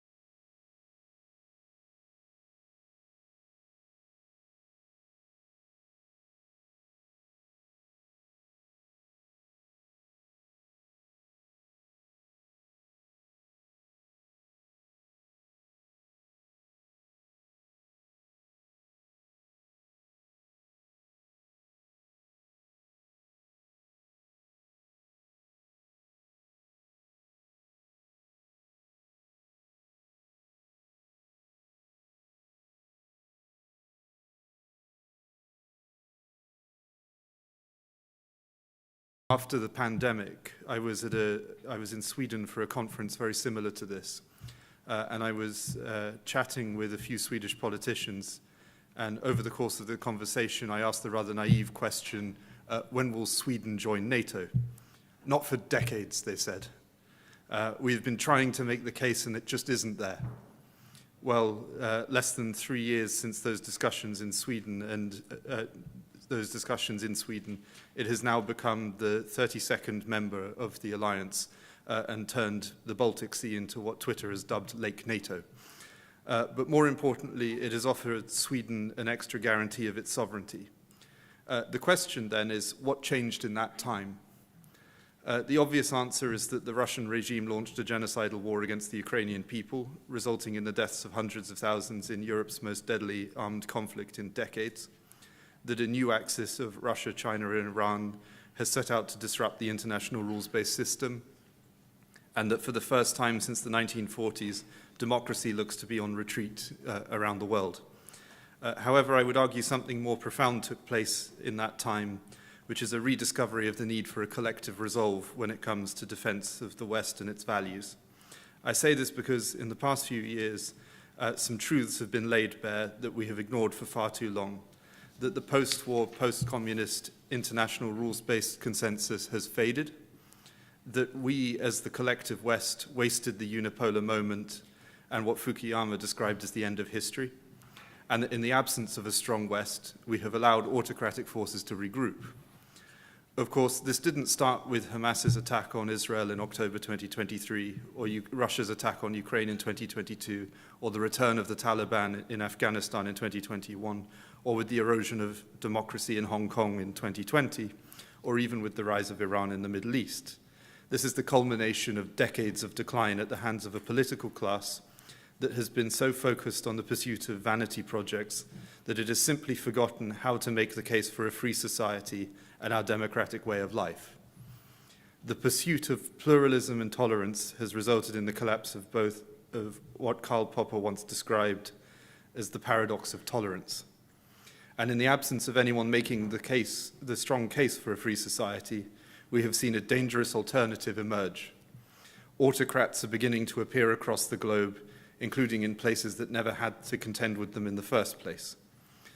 Only earlier this year, I was in Georgia in the South Caucasus, a country that in 2010 was the poster child for post-Soviet republic on the way to becoming a full member of the EU and NATO.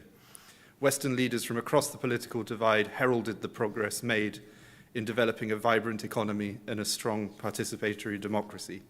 And yet, whilst I was there, the signs of Western decline were obvious.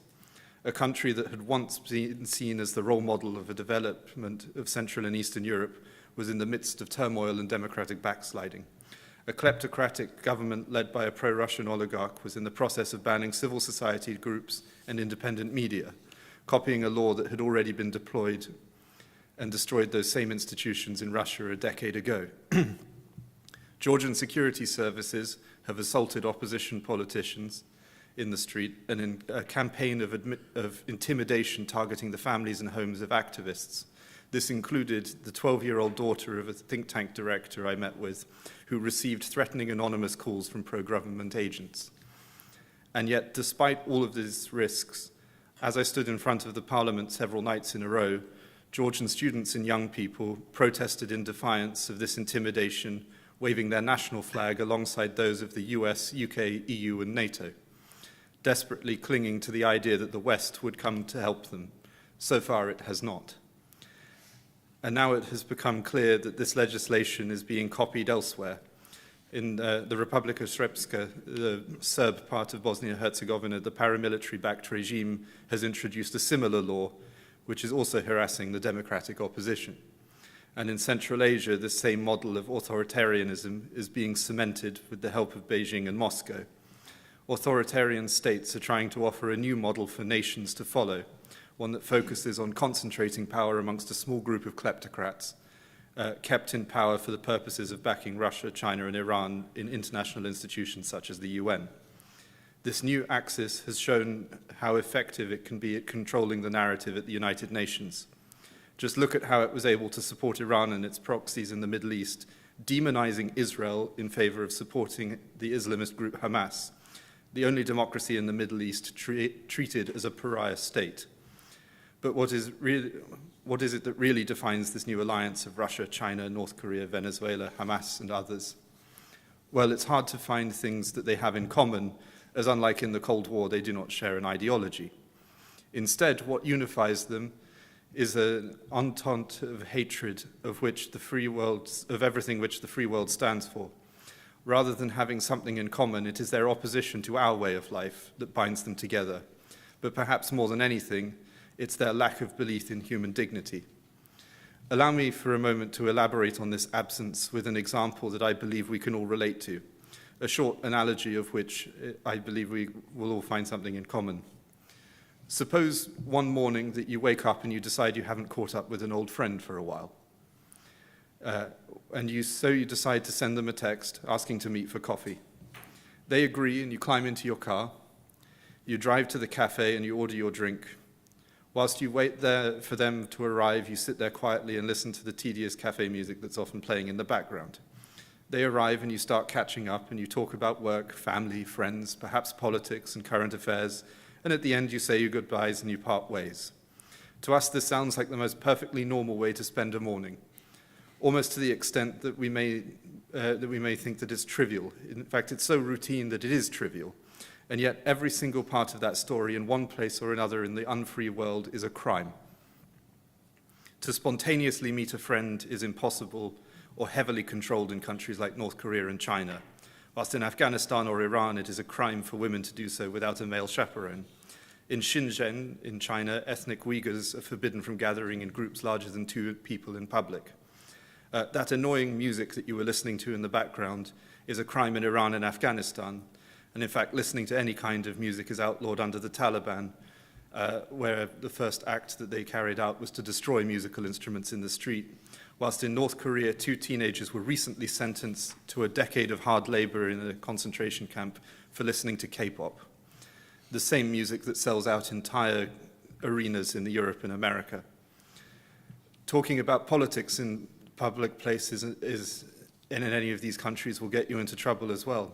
I think of a recent story in which a couple at a restaurant were violently arrested in Russia for criticizing the war, only because they were overheard by someone sitting at a neighboring table.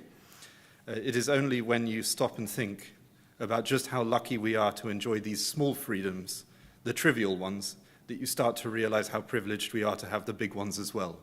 Democracy, the rule of law, the right to free association. And this is what brings me on to the moral case for NATO and the West. Those freedoms that we enjoyed and those in the unfree world do not, come at a price, and that price is our constant vigilance, something that we have until recently forgotten how to do.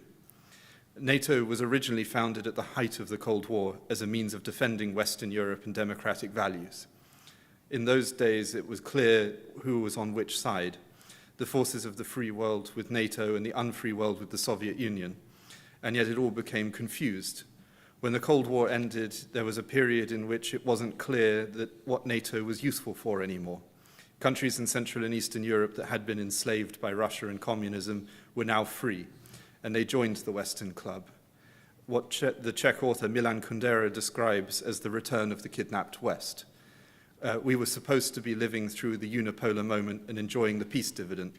And indeed, it is unpopular to say, but Francis Fukuyama was to an extent right. History had indeed ended. However, people ignore the core warning of the book, and that we must stay on guard and ensure that liberal democracy had truly won. And instead of taking advantage of that time that we had to reshape the world in our image, as many people wanted to, least of all living in the unfree world, we wasted that time and gave space to new autocrats to emerge. We criminally underestimated China. We thought we could ignore Iran, and we made the mistake of thinking that just because Russia was no longer Tsarist or communist, that it would give up its imperial ambitions. We were wrong on all accounts, partly because it was inconvenient to admit so. Between Germany and France capitalizing on the new relationship with Russia and China, and the United States slowly retreating from the world in the aftermath of the 2008 financial crisis, we set ourselves up for failure. We ignored the moral responsibility to promote democracy and free society, and instead opened up discussions about leaving room for coexistence and understanding, All that did was give an excuse for autocrats, authoritarians, and theocrats to move in to impose their own values against the will of thousands and millions of people. This leads me to one of the key differences between us and them, which is that whilst NATO enlarges as a voluntary association of free states, the axis of Russia, China, and Iran expand through robbing the people of their dignity and their sovereignty. We believe in choice of our politicians, of our alliances, and of how we structure our societies, whilst they believe in the imposition of their own values. If we truly believe, as I sincerely do, that the Western way of living is better than the alternative, then we have no choice but to once again rally as the West and do so. NATO is now once again the front line of our civilizational struggle to preserve free society. The realization has finally set in, and those who hate our way of life and are not content just to talk about it, but are compelled to do something. The image of protesters in Georgia waving the NATO and EU flags next to their own is burnt into my memory.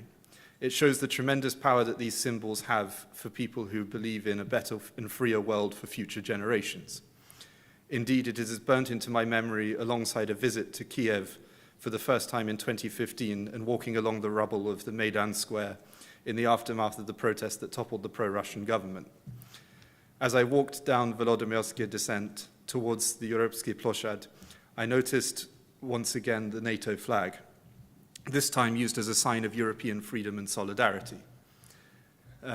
We owe it to those people who still believe in and aspire to be part of the Euro-Atlantic world, and who now in Ukraine are spilling their blood to uphold the highest standards of the Western world.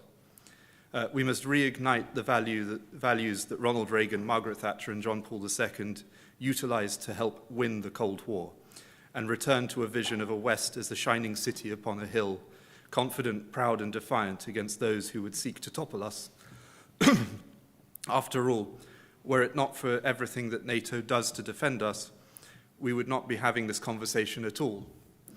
Were we right now in Belarus or some other nation in the grip of an autocrat, the police would have already kicked down the door and sentenced the lot of us for a decade of hard labor for no other reason than gathering for the free exchange of ideas.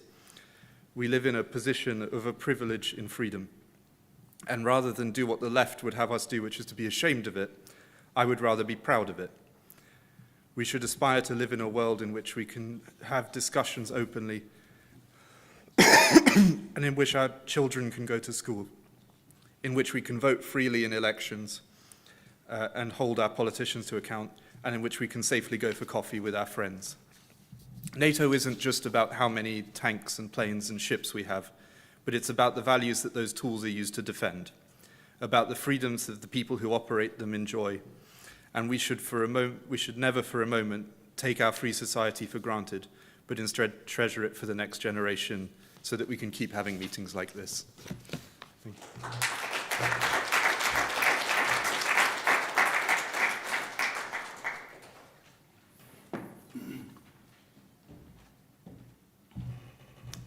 Well, thank you.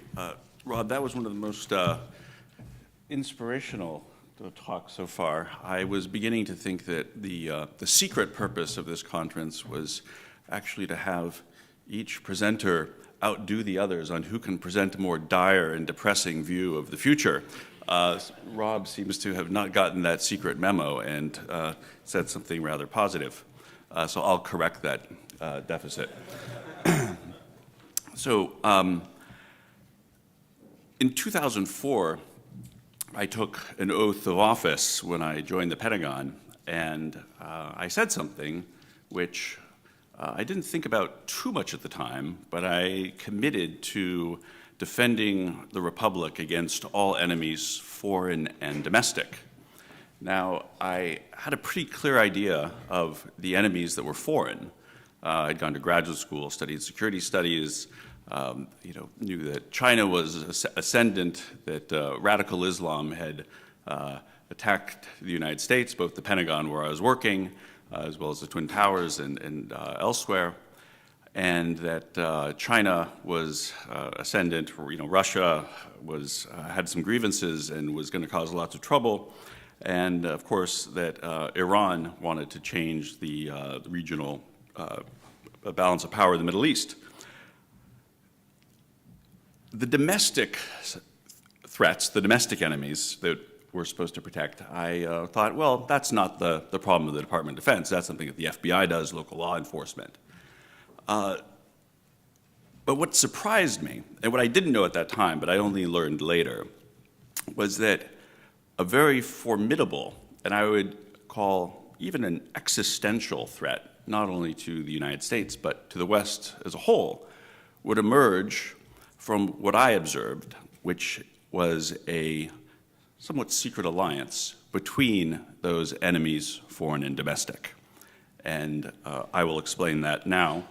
It's partly, actually rather extensively covered in this book that's going to come out in several months. I first realized that there was something wrong, gravely wrong, in the year 2009. And Barack Obama had just been elected president. And I know that for many of you very young people, Barack Obama seems like ancient history. But the legacy of Barack Obama is living very large in the United States to this day. And I do believe that legacy is a transnational legacy and affects your countries in Europe as well. In 2009, Obama decided to present America to the world in a different way, in a way that had actually never been done before. It was really quite extraordinary. He went around the world and he apologized for America's conduct of foreign policy historically. He had adopted and promoted this view that America had been discourteous. Before the Turkish parliament, he said that America had been dismissive of foreign cultures. From a podium at Cairo University in Egypt, he also blamed America's democratic allies for somewhat, white imperialist behavior, which, he thought was quite horrible. He laid the blame at the feet of Israel for the pain and dislocation of the Palestinian people exclusively. There was no one but to blame for Israel. He painted Israel as not a country inhabited by its indigenous Jewish population, but by some Europeans who had been given this country as a Holocaust sympathy sop. And he then went on, moved on to Strasbourg, France, where he said from that soil, which the US military had liberated twice in the last century from tyranny, he said that America wasn't really a very exceptional nation after all. And no president had ever done this before in history, and there was actually some significant fallout. The American people, really from all sides of the political spectrum, really took offense at this characterization of America as not exceptional, as imperialist, as not a force of good in the world. And the polling at that time, projected it. So what did Obama do? I mean, after all, he's a politician. He needs to win re-election. He needs his popularity up. Instead of responding to the American people from both sides of the aisle, who found this vision rather abhorrent, he canceled the American people in the terminology that we use these days. How did he do that? He set out to accomplish clandestinely, internally, what he could not do openly. Now, in the year 2015, Hillary Clinton, who had been his Secretary of State and was really actually a student of Obama's in many respects, she characterized what they were doing this way. She said, "I don't believe you change hearts. You don't change hearts. You change laws. You change allocation of resources. You change the way systems operate." And what she was referring to was governance. How do you govern the state? You don't change hearts. So in other words, the founders, the framers of the US Constitution, they were students of the Enlightenment. They envisioned Americans coming into the public square, debating, hashing things out, and through a refiner's fire, of discourse, we would get truth, we would get wisdom, we would get good solutions to practical problems. A lot of America's most ancient universities, specifically the Ivy League, that are now occupied by terrorist sympathizing students, have mottos such as Veritas or Lux e Veritas, searching for truth, searching for light, that really is about as American as it can get. But she was saying, no, no, no, you don't change hearts and minds. That's for fools. You generate complexity through laws and rules and regulations and policies. You have ways of shifting money around to favor those that you ideologically believe in and disfavor the ones you don't. And you change the way systems operate. You weaponize government. That's really, in many respects, what it's become. So this is what happened. Now, for those of you who've studied the Cold War, when the Soviet Union collapsed, we got the U.S. intelligence and specifically British intelligence got their hands on a remarkable treasure trove of documents from inside the KGB and other of Russia's security services. And what those documents showed, if you were to sort of take it all and condense it, it revealed regarding America that Soviet agents had penetrated all aspects of our government.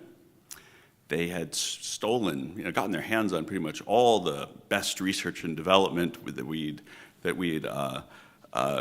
completed and generated, and they, really, there's pretty much nothing, no aspect of American society of consequence that they hadn't sort of, penetrated, in many respects, been able to control in some ways. Despite all of that, they still lost. They lost. And the reason why they lost is that their system was so rotten that even if they had all of this information, all this knowledge, and they brought it back, they still could not put it to use and to win. And so what is the lesson that they gathered from that?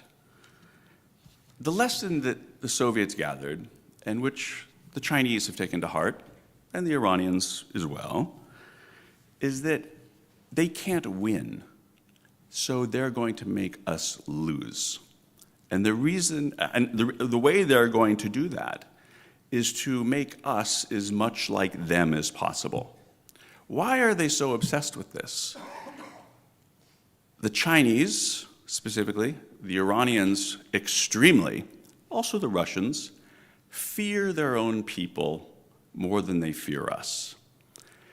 They know that as long as there's a shining city on a hill, as long as there's a light unto nations, as long as the West is attractive to their people, that their people are an existential threat to their regimes.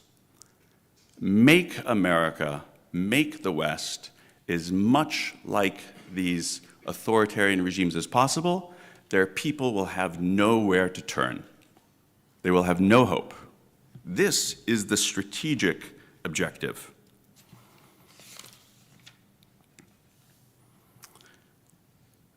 This conference, I'm a practitioner. I'm not a political philosopher. In retrospect, I wish I had studied political philosophy, but this conference has been very eye-opening for me. There are some, themes that have been discussed, and I've been thinking about this, plan of our enemies to make us like them, and I think that they're actually doing a very successful job. Our countries are becoming more authoritarian, like them. Our countries are repressing free speech, like it happens in their country. Our country, my country, the United States, and I believe yours as well, I've actually discussed this with several of you, the rule of law is no longer blind. There are several tiers of justice. There is justice for the privileged, and there's justice for the ordinary people, and even another form of justice for the disfavored. Law is no longer blind. And in many respects, as I've lay out in my book rather depressingly, exhaustively, is that a lot of these, the administrative state, some might want to call it the deep state, they're free to completely ignore the law and the facts. They don't matter. They can make it up and get away with it and bear no consequences. And if you think that's bad, it gets much worse. So,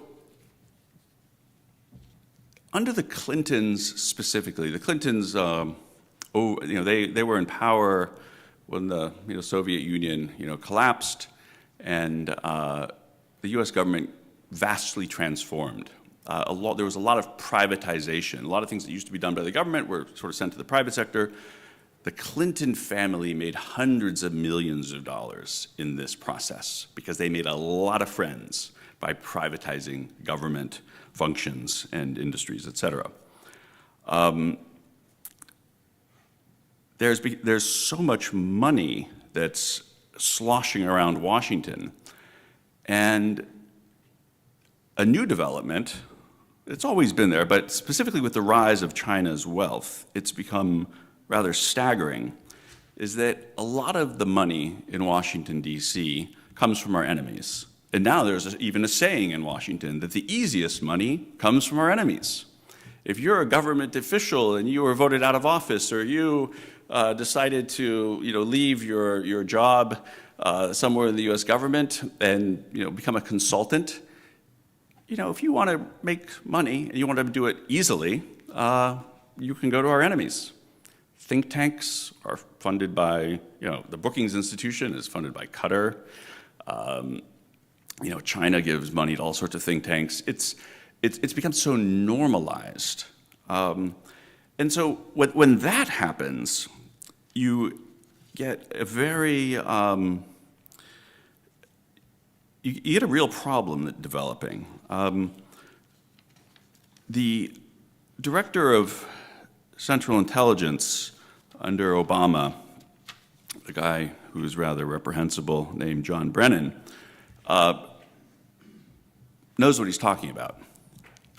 In May of 2017, he said, frequently, this is before the U.S. House Permanent Select Committee on Intelligence, he said, frequently, individuals, these are just Washington types, who go along a treasonous path do not even realize they're along the path until it gets a bit too late. What he's talking about is America's enemies have so sort of shaped the professional industries of Washington, D.C. to favor them, to make the incentives so deliciously irresistible to support their interests, that American officials go down a treasonous path and they don't even know it. They're being led. Russian intelligence besmirch and tarnish individuals. They use blackmail. This happens a lot. Blackmail. The blackmail of U.S. officials and even distinguished sort of peoples of the foreign policy community, et cetera. This is something that our enemies spend a huge amount of time generating, and they're actually quite good now of even sort of making it up and having that pass to smear people who are threatening to them, just because, and part of the structure that makes that so effective is that within especially national security, if you have a security clearance, that's not a right, that's sort of privilege, and you can suspend it, you can get rid of it, very easily just based upon suspicions. And of course, the Russians and the Chinese or the Iranians know that, so they can besmirch people they don't like by playing into that sensitivity. So our enemies, they leverage this for their own purposes. Russian agencies coerce treason from U.S. officials who do not even realize they are on that treasonous path until it gets too late. So that's what they do, and they're very good at it. So,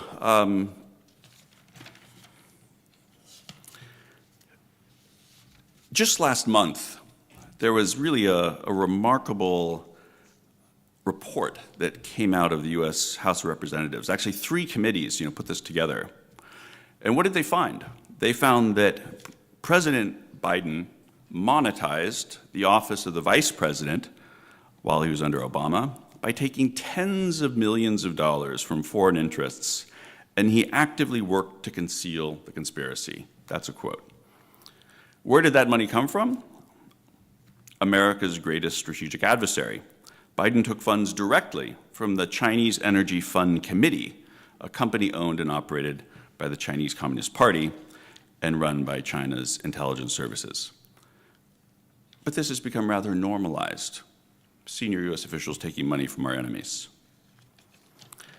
So this, really, unholy alliance between enemies, foreign and domestic, right now it's at a level that I don't think has ever existed in human history.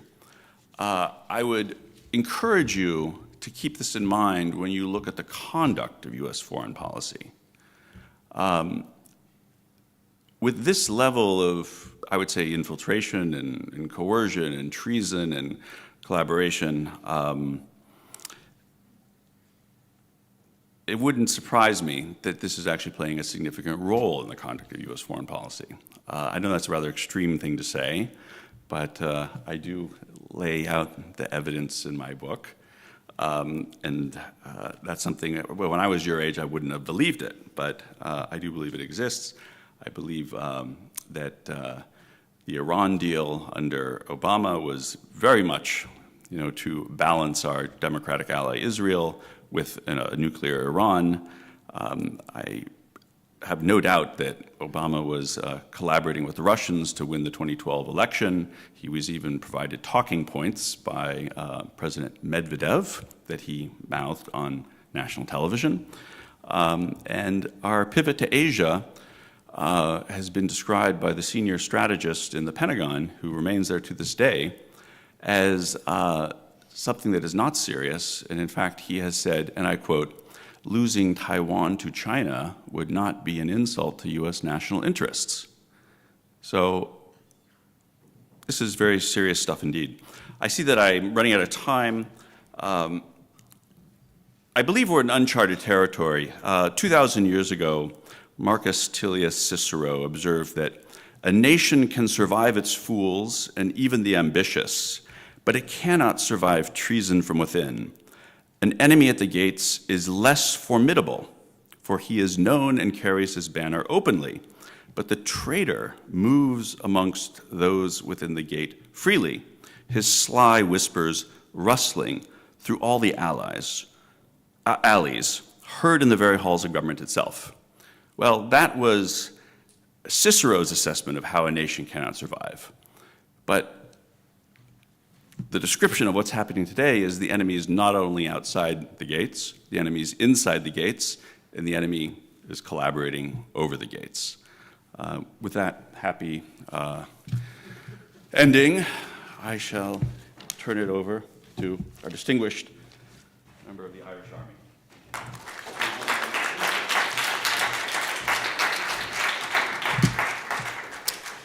Good afternoon. Just to clarify, I'm not a serving member now, more of a private citizen. So, thank you, Robert, for giving us a very succinct overview, and indeed thanks to Adam for his incisive, insightful, and indeed intriguing peer into what appears to be an abyss opening up over in the public sphere in the United States, and maybe has relevance for us on this side of the Atlantic.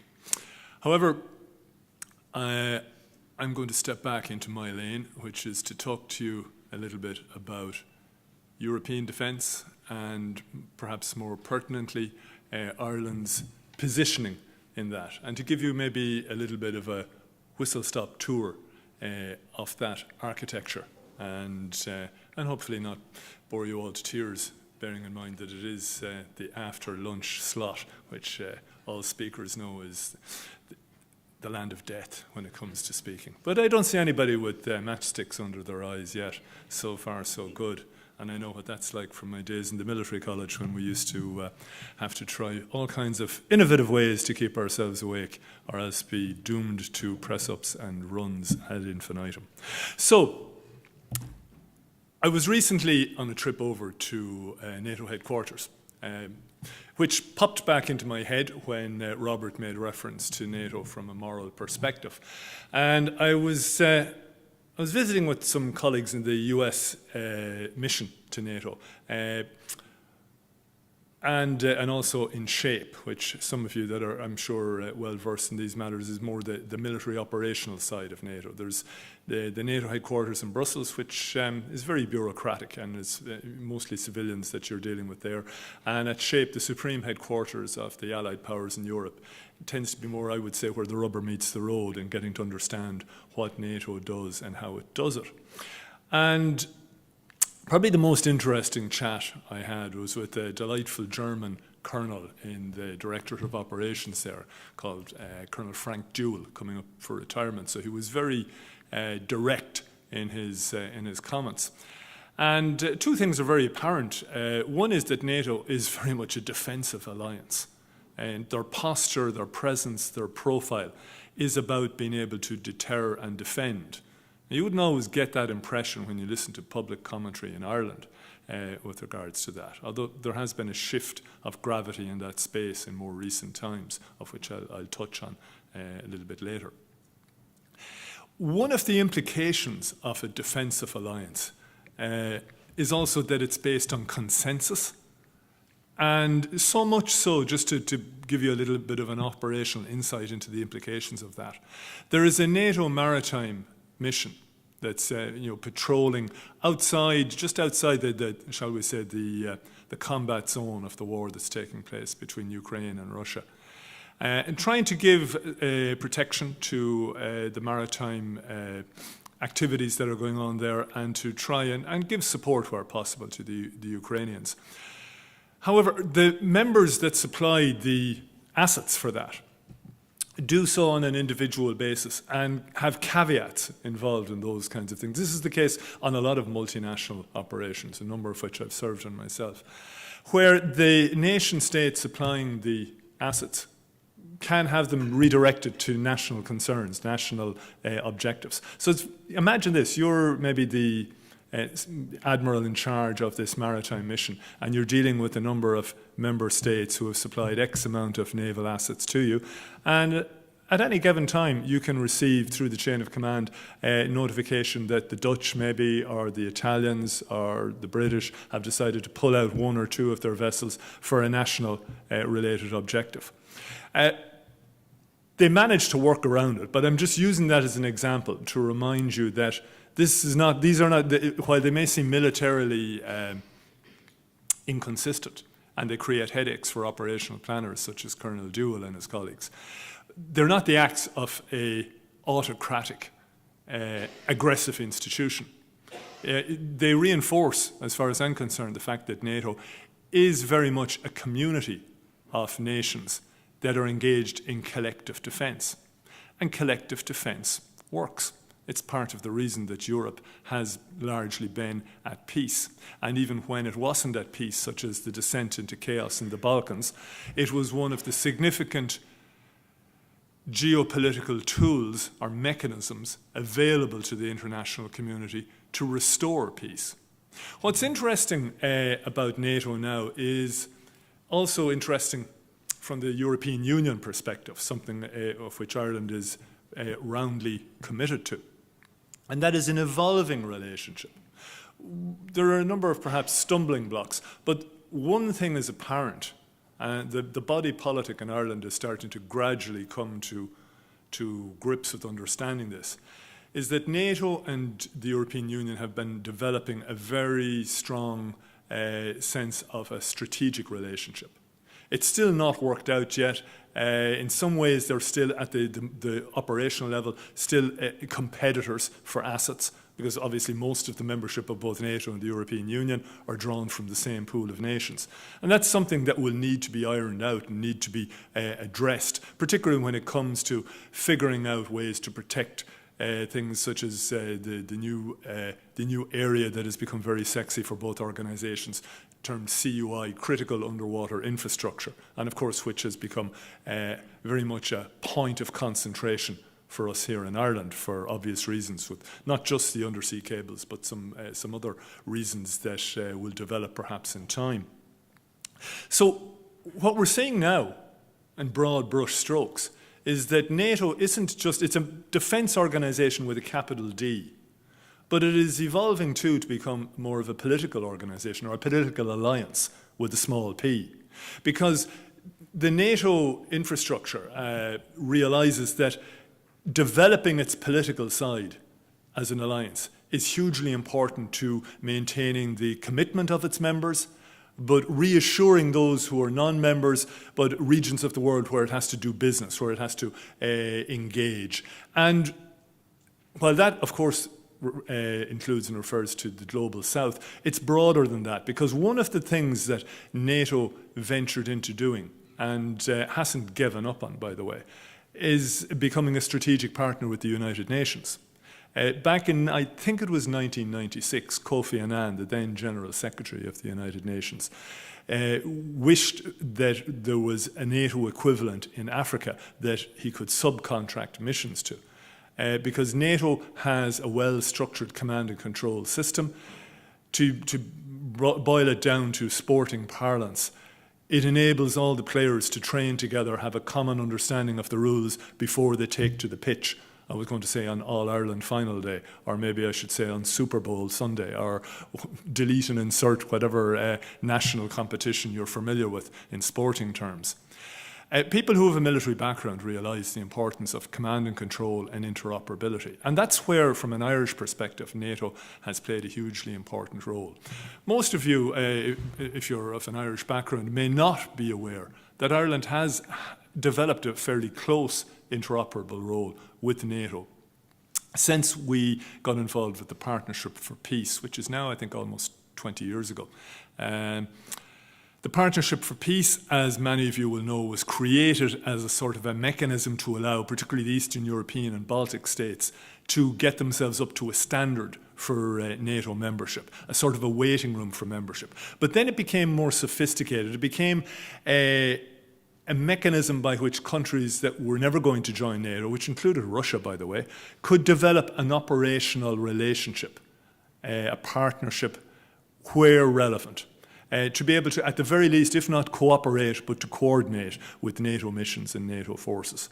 So for Ireland, it became very, very beneficial because it allowed us upscale our capabilities in terms of training, in terms of preparing our understanding about operating at levels beyond which our military would normally get to do so. So if you were to look at Irish troops on parade today, of the slightly more younger generation, when they're wearing their formal uniform and wearing, as is the case with troops on parade, wearing their medals, and you look closely at them, you'll see quite an array of medals. And they're not for, commemorations or other makey-up things that can be the case in some other organisations in Ireland. They're to do with service. And they're a mix of UN service medals, EU service medals, and NATO service medals. In fact, I would say Irish soldiers that enlisted and served in the period of the mid-90s into the early noughties, probably the majority of their medals were NATO-related. So the bottom line was that Irish troops could serve on missions that fulfilled the mandate and ideas of Irish foreign policy. And the one problem with that, as some of you are probably aware of, was what was known as the triple lock mechanism.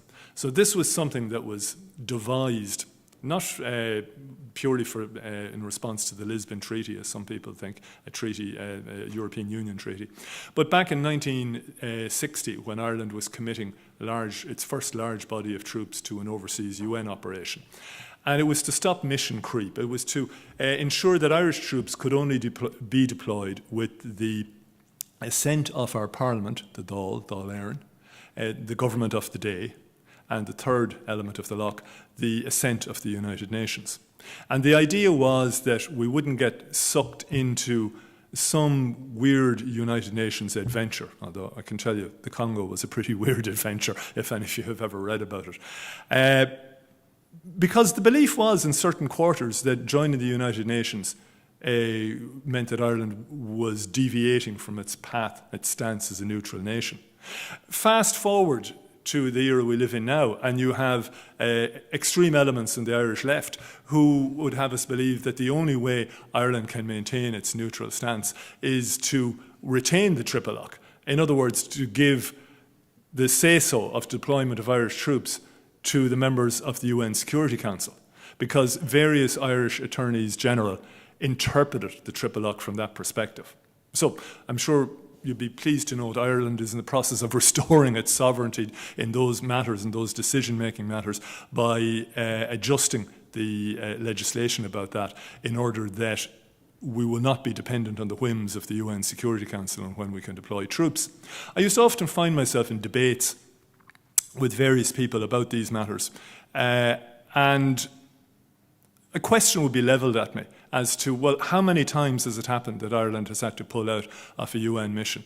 Well, there was one significant one, the European Union mission to Macedonia, which had a UN mandate. And so basically, once it had a UN mandate, whether it was EU or NATO-led, Ireland could participate.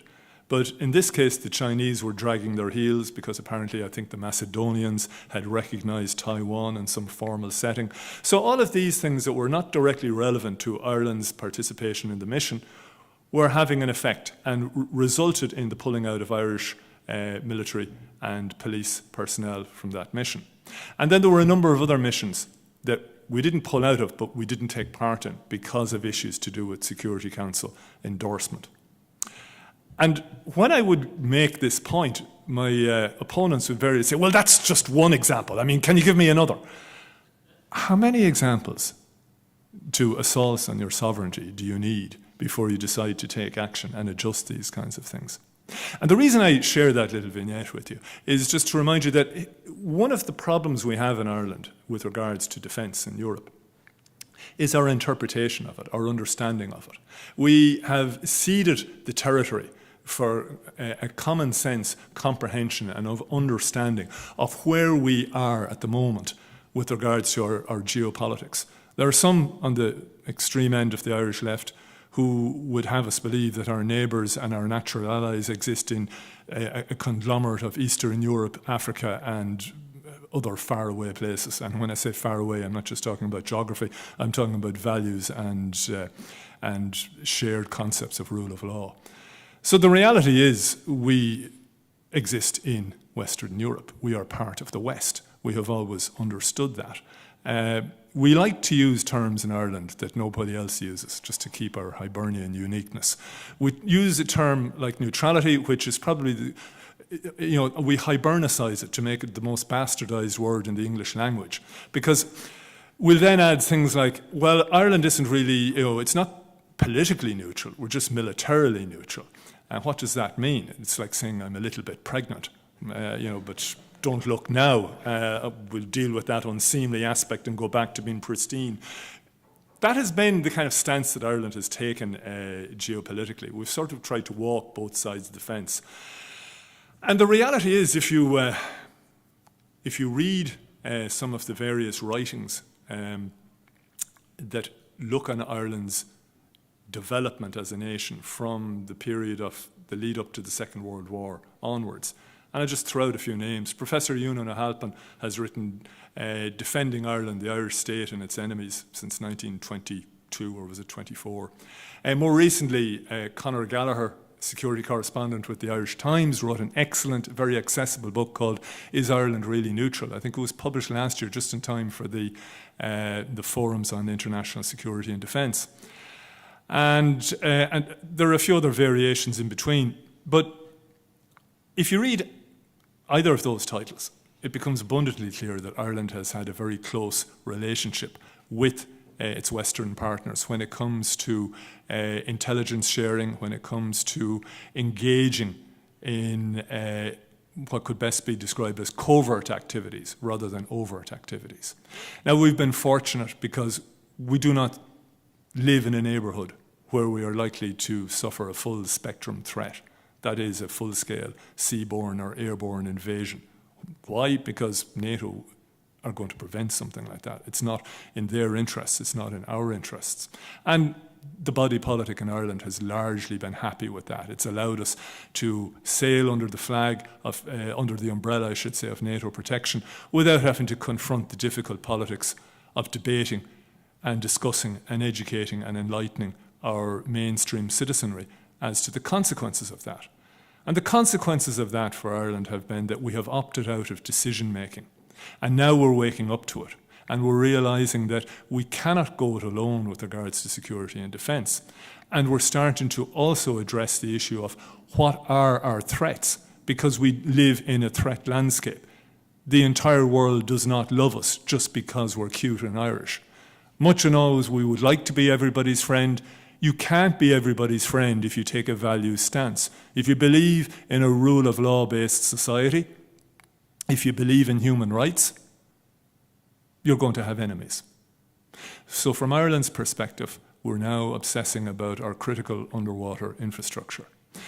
And as a result of that, what we're doing strategically is developing a series of partnerships. We're becoming defence compliant on the quiet, as it were, in a way that won't frighten the horses, in a way that our population can gradually acclimatise to, and in a way that doesn't bind us completely. So Robert mentioned Sweden and Finland and their ascent into NATO. I don't think you'll be seeing Ireland join NATO anytime soon. It's still too difficult a hot potato for any Irish politician to try and carry over the line. But, you know, it's probably not going to make too much difference because, as I said, the level of strategic cooperation existing between and developing between NATO and the EU is meaning that Ireland has had to develop and is developing defence cooperation mechanisms that politically and legally allow us to be where we need to be, both for our own benefits and for our partners' benefits. So the first pertinent example of that is, and you may be aware of this, we've recently signed up to what's called an individual tailored partnership plan with NATO. So this allows Ireland to get involved with various subgroups and cooperate, share intelligence, share technical expertise, and to some extent eventually hammer out sharing responsibilities with regards to securing critical infrastructure, undersea infrastructure, not just off Irish shores, but in the general area of northwestern Europe. There are other areas too. Within PESCO, you may be familiar with it, the Permanent Structured Cooperation Mechanism that has been developed within the European Union. We haven't leveraged it fully yet, but we have signed up to it and a number of subgroups within it. But the interesting thing about PESCO, and not a lot of people have picked up on it in Irish public life, is it allows for cooperation not just between like-minded European Union states. So, I mean, it's conceivable that Ireland and the Benelux countries could come together to seek or to share funds to develop an expeditionary asset such as a hospital ship, or to share expenses for medium lift aircraft, of which Ireland currently has none. Those are all good, sound, sensible, pragmatic things that are not too difficult to sell as a concept and a reason for doing so to the Irish public. But it also allows for cooperation with third-party countries. So it allows us within Ireland put on a more overt footing our security relationship with the United Kingdom, which is ultimately, I'd say, what NATO would like us to see do more, develop a bilateral defence relationship. And that's probably what you're going to see more of happening. There's already a 2015 Memorandum of Understanding signed between Ireland and the UK, which largely is talked about in terms of sharing knowledge about peacekeeping and other nice fluffy terms like that. But the reality is it allows for a relationship. The worthy and wordy phrase memorandum of understanding is what will be used rather than anything like pact or alliance. Anything that has an Article 5 aspect to it, you know what I'm talking about, Article 5 from NATO, mutual defence. If Ireland signs up to something like that, it requires us to have a referendum to change the Constitution. So neutrality isn't in the Constitution. Most of my fellow citizens aren't aware of that. Thank God it isn't. I mean, the last thing you need are legal shackles. The last thing you need is a High Court judge making a decision about defence in time of crisis. Although, God knows, in Ireland, everybody gets to make serious decisions about defence except the people who are actually trained and tasked to carry out the duties. However, the reality of our progress, I think, will be found along the lines of development of a number of consensual, mutually beneficial cooperative relationships with the UK, within the European Union context, and under the ITPP within NATO, which will allow, most importantly, for our European and other partners, us to develop plug-in points. People often say to me, having been a professional soldier, albeit with a very small, oftentimes ill-equipped army, but sometimes that's a good thing. You learn how to do more with less. Why do we maintain a military? Why does Ireland need a military? And I would say sometimes I ask myself the same questions, because oftentimes my career and the thinking from a defence perspective has often been to do with the security of other nations, deploying Irish troops in support of, as I said, UN and EU-related missions and NATO-led missions, involved in the security and restabilisation of other parts of the world. It seems to be nearly a sin in Ireland to consider what we do in terms of defence for our own shores, the integrity of our own borders, the safety of our own people. However, by developing the relationship concept, it allows us to provide our partners, should a catastrophic situation arise that Ireland needed assistance, with a plug-in point to a command and control system within Ireland that works, a professional military that can task, that can coordinate partner nations as they arrive to the field, so to speak. So it allows you retain your sovereignty in time of need and to engage in support with partner nations. A lot of people don't think about that, and that's not peculiar to Ireland. I would say that's peculiar to any part of the world. You may remember the earthquake in Haiti some years ago. Because Haiti wasn't functioning as a proper state, didn't have an armed forces, and notwithstanding a UN mandate to reconstruct Haiti, it required the US to go in and effectively annex the country for a period of, I think, nearly a year, just to get the platforms needed in order to bring the necessary aid in to rebuild the country and to rebuild civil society. And this was done, lest anyone think I'm accusing the US of a land grab, this was done in cooperation with the UN mission to reconstruct that country. So if you're really interested in maintaining your country's integrity and ability to protect itself, you maintain a competent professional armed forces that are properly mandated under the democratic governance. And that is, in a sense, what we're doing in Ireland, but we could be doing it better, and the cooperative system, I think, will allow us to do it better. So, a couple of other points, I suppose, in terms of looking at how we see things develop on the defence front. And I hope maybe what I've done is maybe prompted you to think about things from a few perspectives, that you might have questions you want to answer or points you want to make, rather than me banging on at you for the next while.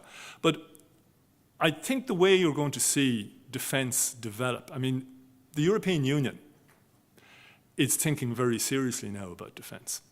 You're seeing, I think actually there was a defence commissioner appointed recently. You're going to see more of a challenge about this. Ireland recently elected its new European Union members of Parliament. And curiously enough, I'd say we were practically the only country, or one of very few, where neither prospective candidates nor the general public were talking about defence in Europe. And yet defence in Europe is going to be of immense importance to Ireland in the coming years, I think, anyway. Why is that? Remember earlier I said there was a point I was going to come back to? We're obsessed about the cables in Ireland as being our biggest weakness.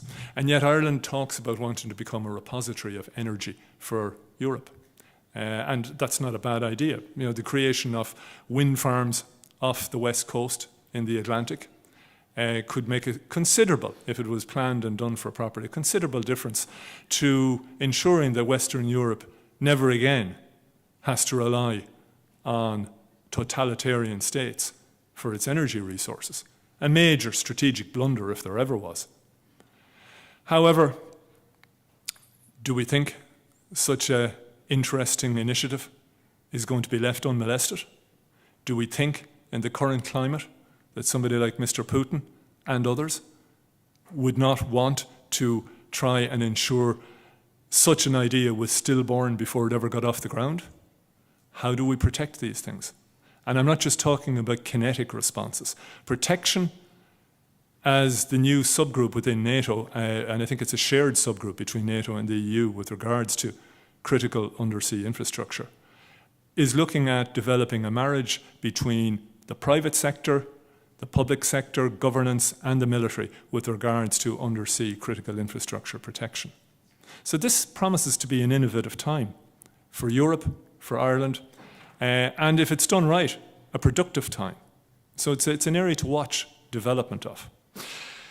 From an Irish perspective, it's an area of crucial significance to us because our primary threats in the coming period, and actually as we speak, are going to be within the realm of the hybrid, or what's also known as grey zone warfare, which is weaponization of economics, politics. A good example would be in recent times, you're no doubt aware of the upheaval there has been in this island and more pertinently across the water with our near neighbour, the United Kingdom, and of course up the road in Northern Ireland, the issue of migration, the weaponization of migrants. This isn't happening purely by accident. If you do a cursory glance of chat rooms across Western Europe that lean in certain directions, you can see old tropes being stirred up. You know, the Russian troll farms are very busy and very hard at work. And what they're trying to do, and what they've succeeded in doing, is not inventing points of dissent, but just focusing on each nation and finding the existing points of dissent. You've got to be culturally literate to do that. The Russians aren't brilliant at being culturally literate, but they don't have to be, because there's plenty of wise fools out there who only need to be wound up like a little Duracell bunny and sent marching off, uttering various emotion-laden slogans that will stir up and press tribal buttons. And the pressing of tribal buttons can have very unusual and unexpected consequences. And just to take Ireland as a little microcosm, a little example. So the extreme ideology that was brought out there by exercising particularly parts of Dublin, working class estates in Dublin, who were being bombarded with memes and online chatter about their resources being eaten up and migrants getting various things that they weren't going to get. It very quickly gets followed up by the whole concept of Ireland for the Irish, which then leads to the bizarre imagery of working class Dubliners who would lean towards extreme militant republicanism going up to wave the tricolour and march alongside militant working class loyalists in Northern Ireland. Now, you could say it's not great to see hands across the border, but the point being, we'd prefer not to see it with such an emotionally laden extremist ideology. There are better ways to deal with this. And of course, migration is an issue. It's a thorny issue that hasn't been well handled in Ireland because we don't tend to do over the horizon scanning or horizon scanning in a way that can lead to proper strategic objective setting. Most of the establishment, the civil service establishment in Ireland, did not expect the Ukrainian war to last longer than a couple of weeks, maybe months at best. But I suppose, to be fair to them, neither did most of Western Europe. And as a result, we didn't plan too well with regards to the the huge volume of Ukrainian migrants that we have, or Ukrainian refugees, I should say, that we've had. And as a result, we created a fault line. Now, the point I'm making is those fault lines have been zeroed in on by those who have nefarious intent. And how do we combat that? How do we respond to things that turn our own people into potential assailants or into potential enemies of our own state? These are challenging things. It's easier to train yourself, as our Baltic partners and neighbours are doing, to prepare for hard-edged threats directly from Russia. But it requires more agility and mobility of thought to protect yourself from the non-kinetic threats, from the insidious threats of a mixture of disinformation, cyber attacks, weaponization of economics.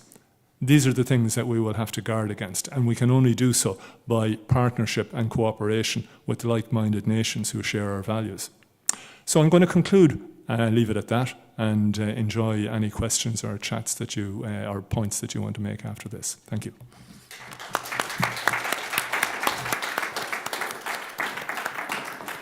I think if we have a microphone that we can bring to people, yeah. To the front first. Thank you very much. I have two questions, maybe primarily for Adam. Can you comment on the statements from NATO General Secretary a few days ago, recognizing that the war in Ukraine will not be won in a battlefield, and to end the war, sooner or later there needs to be dialogue with Russia, but based upon Ukrainian strength, defense and deterrence? I don't know if that is just stating the obvious or if that represents something new in this situation. Also, I wonder about, I mean, in the past, European security has heavily relied on NATO, and in particular the US. Can you give a brief comment about the isolationist groups in the US that want to leave Europe just left to itself, even to the extent of pulling out of NATO? Is that just media hysteria here in the West, or just tactics to make NATO member countries actually spend what they should spend? Or is there some truth to that in a scenario in the US?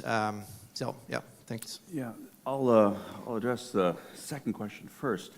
So, there was a famous Speaker of the House of Representatives in the 1980s. His name was Tip O'Neill, an Irishman who became an American, and he was famous for a statement that all politics is local. So a lot of American foreign policy is, very much attuned to, the sensibility of the American people, particularly on, long-term commitments, like alliances and NATO. And a lot of Americans, I mean, NATO is somewhat structurally problematic from a mass, support standpoint, in that it's a defensive alliance. And so you only see the value of NATO when there's some sort of defensive thing that needs to take place. That makes it hard to get public support. There's also, so that's one challenge. Another challenge is that there is the issue of payment of dues. I think a lot of ordinary Americans, I know certainly Trump himself and some of his advisors view Europe as relatively wealthy, and there's some resentment that America's been really left to deal with a lot of the strategic threats around the world, the rise of China, or issues in the Middle East. Frankly, I don't know any Americans that really expect Europe to help us in the Western Pacific. We just don't, not seriously. But we do expect Europe to help us with challenges in their own backyard, and there's quite a bit of resentment, and the NATO war. I mean, the Russo-Ukrainian war is sort of an example of that. A lot of Americans are scratching their head. We're providing tens of billions of dollars for this. There's lots of strategic concerns around the world. Why are we doing this? Why is Europe not standing up? So I would not dismiss the concern of the U.S. really turning away from NATO and doing it gently and as diplomatically as possible. But there's, concerned that we're paying too much, we're expending too many resources. And there's another theme that is sort of a more strategic theme in the background, which has actually been a subject of conversation here the past 3 days, and that is there is a sense in the United States that Europeans don't believe in themselves, that Europe doesn't believe in Europe, that Europe doesn't believe in Western civilization. And so if Europe doesn't believe in itself, why should America believe in Europe? And this is this undergirds the whole discussion. So I hope that's a decent answer to your second question. In answer to your first question, yeah, I mean, as Clausewitz, famous Prussian military strategist said, victory is a matter of psychology. So what happens in the battlefield? Well, that's one thing, but victory and defeat occurs in the brain, in one's behavior. Absolutely, it won't be one on the battlefield. It'll be one in the minds of Putin or his successor and the Ukrainian leadership. So I don't know if did I answer that question okay, or were you looking for something else? Well, maybe a bit more about, because there has been a lot of talk about we just need to continue more weapons, more materials, and we just need to push hard against Russia. So there hasn't really been a strong effort. Hey, we need dialogue. So who has been the people in the room arguing for dialogue? So it seems to me like this is coming from NATO. I mean, the Stoltenberg himself, it seems to be, wow. Yeah. But how are we going to do that? What needs to happen in order to do that? Well, it's very clear to me that Ukraine's never been given the weapons they need to win. So there is clearly discussions in the halls of power. I wouldn't be, having been in many meetings in the Pentagon and the Joint Chiefs of Staff and with Pentagon senior leadership, I wouldn't be the least bit surprised that in the Biden Pentagon there are discussions of senior leadership who are saying, you know what, well, on one hand, if the Ukrainians win, well, that could mean that Russia could lose. And if Russia loses, maybe it becomes a failed state. This is a serious issue. If Russia loses, it can become a failed state with loose nuclear weapons. That will be America's problem. And certainly, nobody in the Biden administration wants that. So having Ukraine win could be a disaster for America. I wouldn't be the least bit surprised. This would never be discussed openly. But these are the discussions that happen behind closed doors. So that's number one. And I think in some respects, the proof of the pudding and the eating is that we just have never given the Ukraine the weapons they need. There was a lot of talk about combined arms operations. You need air power. You need air power for that. We did not. We gave the Ukrainians kind of everything else, but the critical air power they have not received. So it seems like we're, designing our foreign policy for a stalemate, just grinding up the Russians and the Ukrainians so they both lose. I think it was pointed out. Could I respond to the gentleman there for a second as well? You're asking about negotiations. You don't negotiate if somebody's boot is on your throat. That's where Ukraine is at the moment. However, you don't negotiate either if the other party doesn't appear to be acting in good faith, and Russia isn't doing that. Russia is a slow learner. Look what happened to Russia in the 80s in Afghanistan. Russia isn't going to lose in the conventional sense. I don't fear what my colleague is worried about, although I get his point. Nobody would want to see Russia becoming a failed state. I think the West has been maybe too conservative about not giving the weaponry when it was needed, because there is that fear of maybe not just a failed state, but maybe a worse potentate coming into power, or Russia becoming more uncoordinated in how it lashes back. I think there's a big fear of that. However, I think it's been essential that Ukraine be supported in its fight, because it is going to end with negotiation in some shape or form. And how that happens, from Ukraine's point of view, has to be on as level a playing pitch as possible. So the Russians have to realize that they can't win this militarily. And I think, I'm a bit of an optimist, but I think they're learning that slowly but surely. I don't think Putin might maybe ever learn it, but I think those around him, as they feel the pain in some ways, and it could lead to a change in leadership within Russia, that might be the way out of it. I know this just to add an aspect to it. And I know for a fact there's absolutely fear in some parts of Western Europe as well of defeating Russia. But one of the things that I find interesting is the fear of the idea of a collapse of Russia.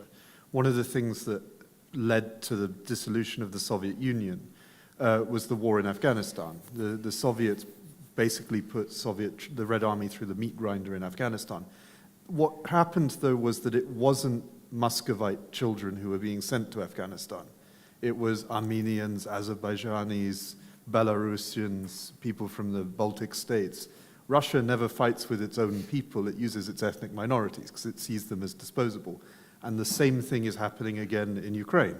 If you look at the frontline troops being deployed in Ukraine, they're coming from Bashkir communities, from Kalmyk communities, from Tuvan communities, and it's breeding this kind of resentment. And I think there's a recognition that just as the Afghan war caused breakaway states from the Soviet Union, there's a fear that the same might happen again from the Russian Federation with these smaller minority groups.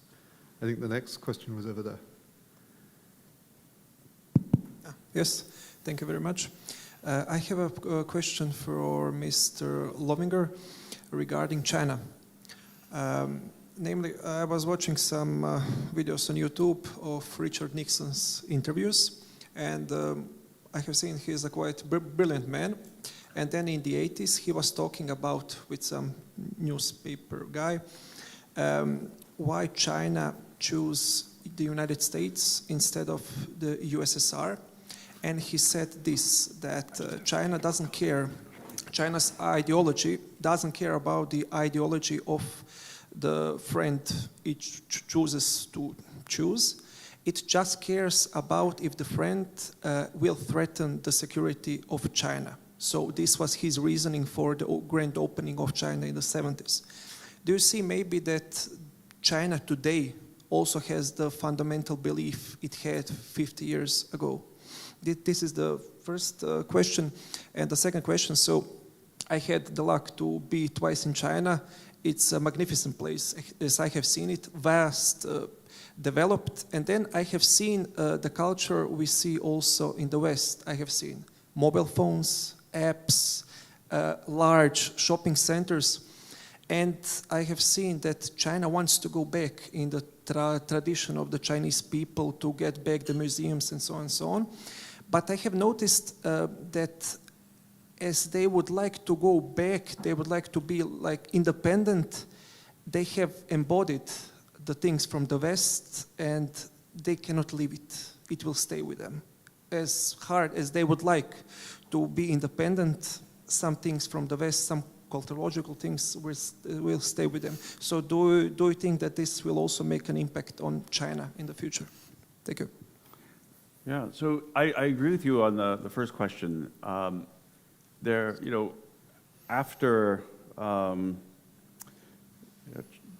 when the People's Republic of China was created in 1947-48, I mean, it was created on Marxist, Leninist lines like the Soviet Union. The Soviet Union was, a very attractive sort of model for China at that time, and naturally, both the USSR and the PRC, they gravitated towards one another. There emerged this, Russo-Chinese split because China did things that were very alarming to Moscow in terms of nuclear weapons and things that Mao said and some other things. And so I agree with you that its ideology is not what governs China's alliance strategy. It is genuinely, which great power is the greatest threat, and they will naturally sort of align with another one. Just looking at the history of Russo-Chinese relations, there's a lot of animosity between these two countries. Both of them are very proud civilizations and look down on one another. So there's many, many factors that divide them.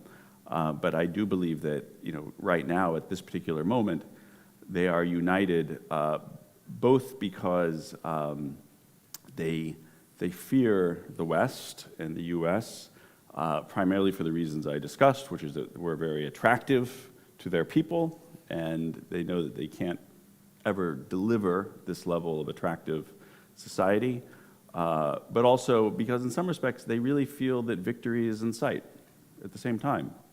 They've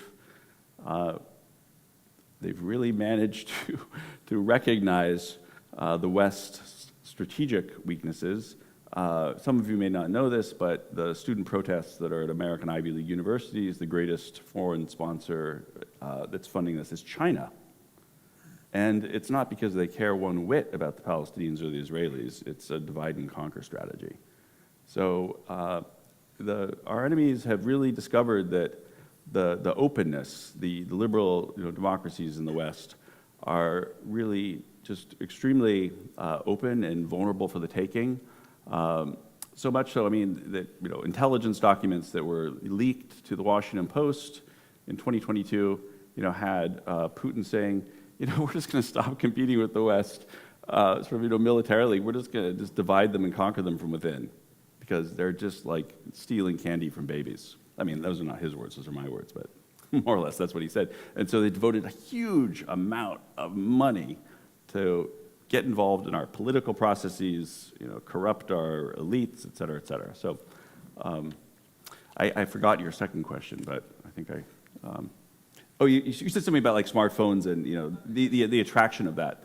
Yeah, no, that's all. When I was in the National Security Council in the White House during the Trump administration, this was really when Xi Jinping started cracking down on Jack Ma and these social media and technology tycoons, because yes, there's this recognition that on one hand China wants to get rich so it can compete, but on the other hand, as China gets rich, people demand freedom and get freedoms, and technology is rather liberating. Your cell phone's very liberating, and this poses a real threat to the regime. And I think that this is what the regime is realizing. When it comes to economic prosperity versus political control, my assessment is always the regime will go for political control, and economic prosperity be damned.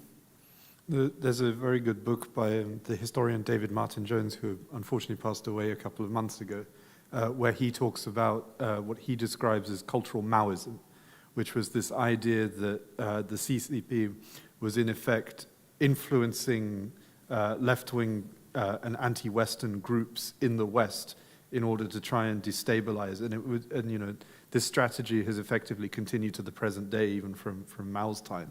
And that includes things like messing with the algorithm on platforms like TikTok. So, for example, a friend of mine who's a sort of political scientist in the UK decided to do an experiment recently where he downloaded TikTok on a sort of burner phone and filmed himself in a park saying that Shenzhen is a giant concentration camp. In Hong Kong, there's no rights, and Christians are suppressed in China, and posted it on TikTok to see what would happen. Within minutes, it was removed, and it was suppressed, and his account was cancelled, and so on. So that's the kind of way that they're already influencing us. I think, Max? Yes, I think Michael was going to go next, but Declan's gone away, so I thought I'd fill in. I've got a couple of points. I'm going to push back slightly on us not giving the Ukrainians everything. The reason I think a lot of the reason we have to wait so long for F-16s is because there's a 2.5-year training period for pilots, and we're currently bundling Ukrainian pilots trained on MiGs into F-16s for 6-month training. And speaking to senior RF figures, for example, they're just going, this is hopeless. They'll be shot down very quickly, and I think we're going to begin to see that. And there's been a lot of defenestration of our leading technology from these fighter jets, because seed and deed operations are very dangerous, and we don't want that falling into their hands. So I think that's a big challenge, and probably a reason why we haven't given them as much as they deserve. My other question really was it was mentioned about the far right, and I'm interested on the far left as well, and the decapitalization of our energy and our security. And it was raised by Declan, basically to have Ireland as the big battery powering Europe. And would that large offshore wind program take off?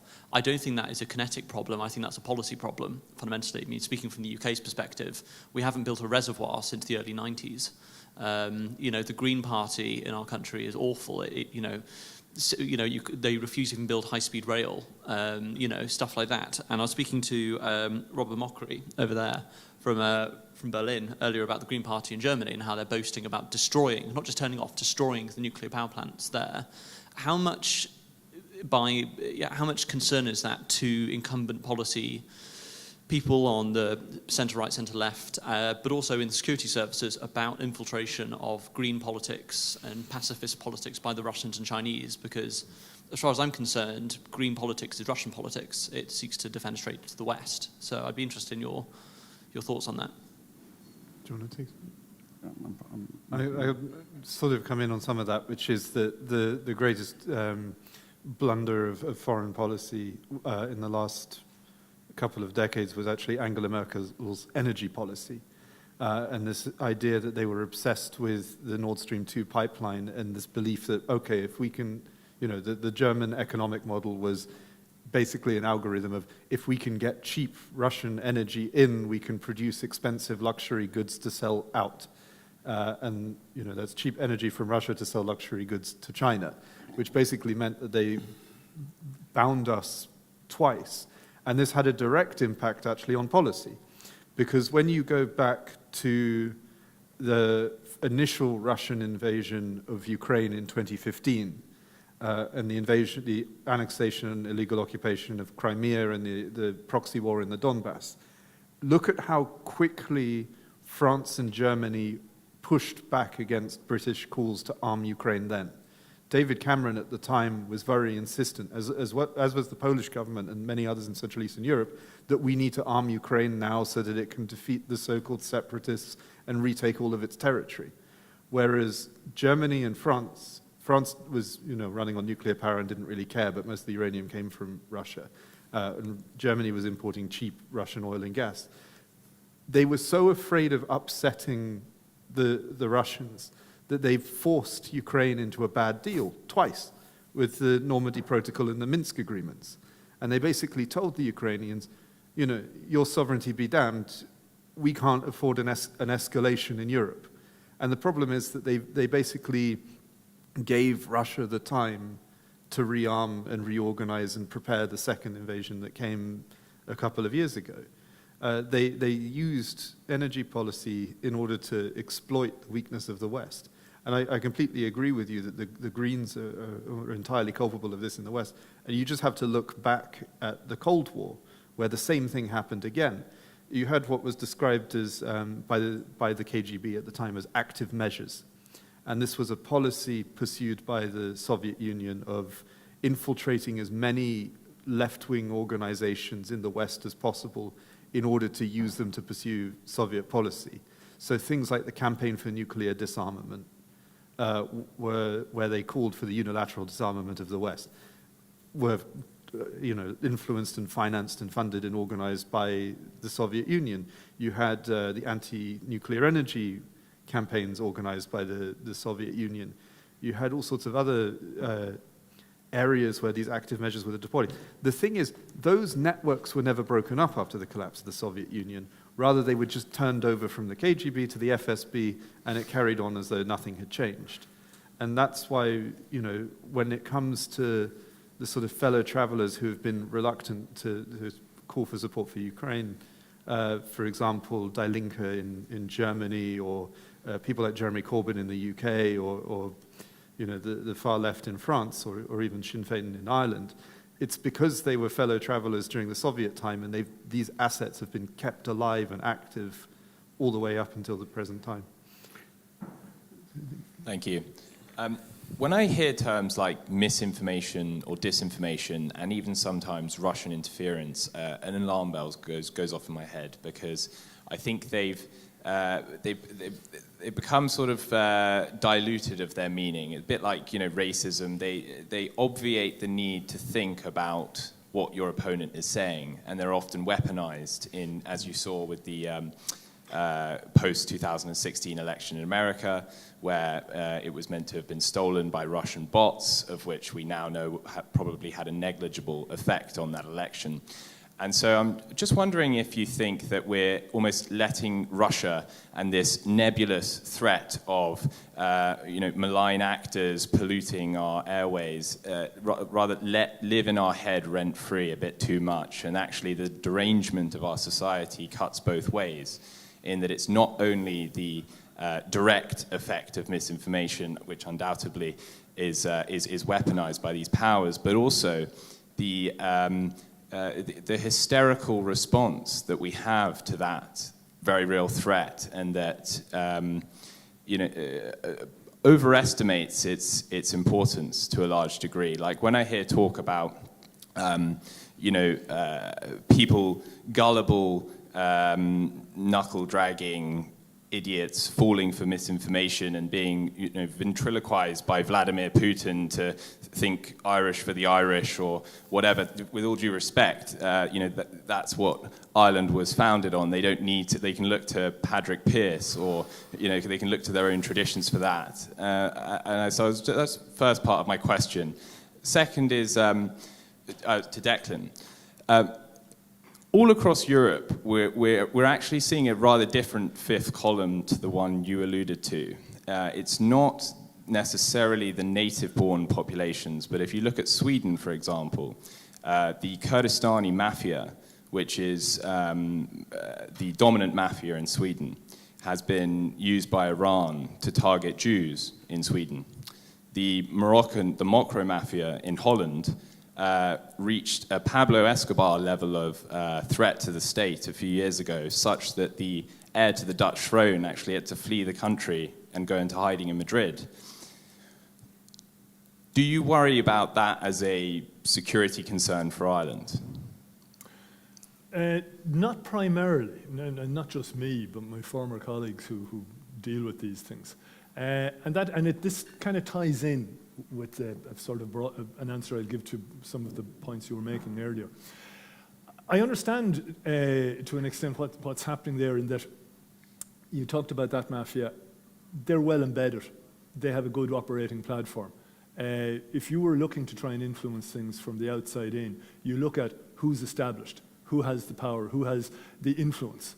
In that case, it's as you outlined it. In the Irish case, there aren't too many external factors that are embedded, external organisations, shall we say. There's no organised crime group in Ireland that's external that would have that kind of clout.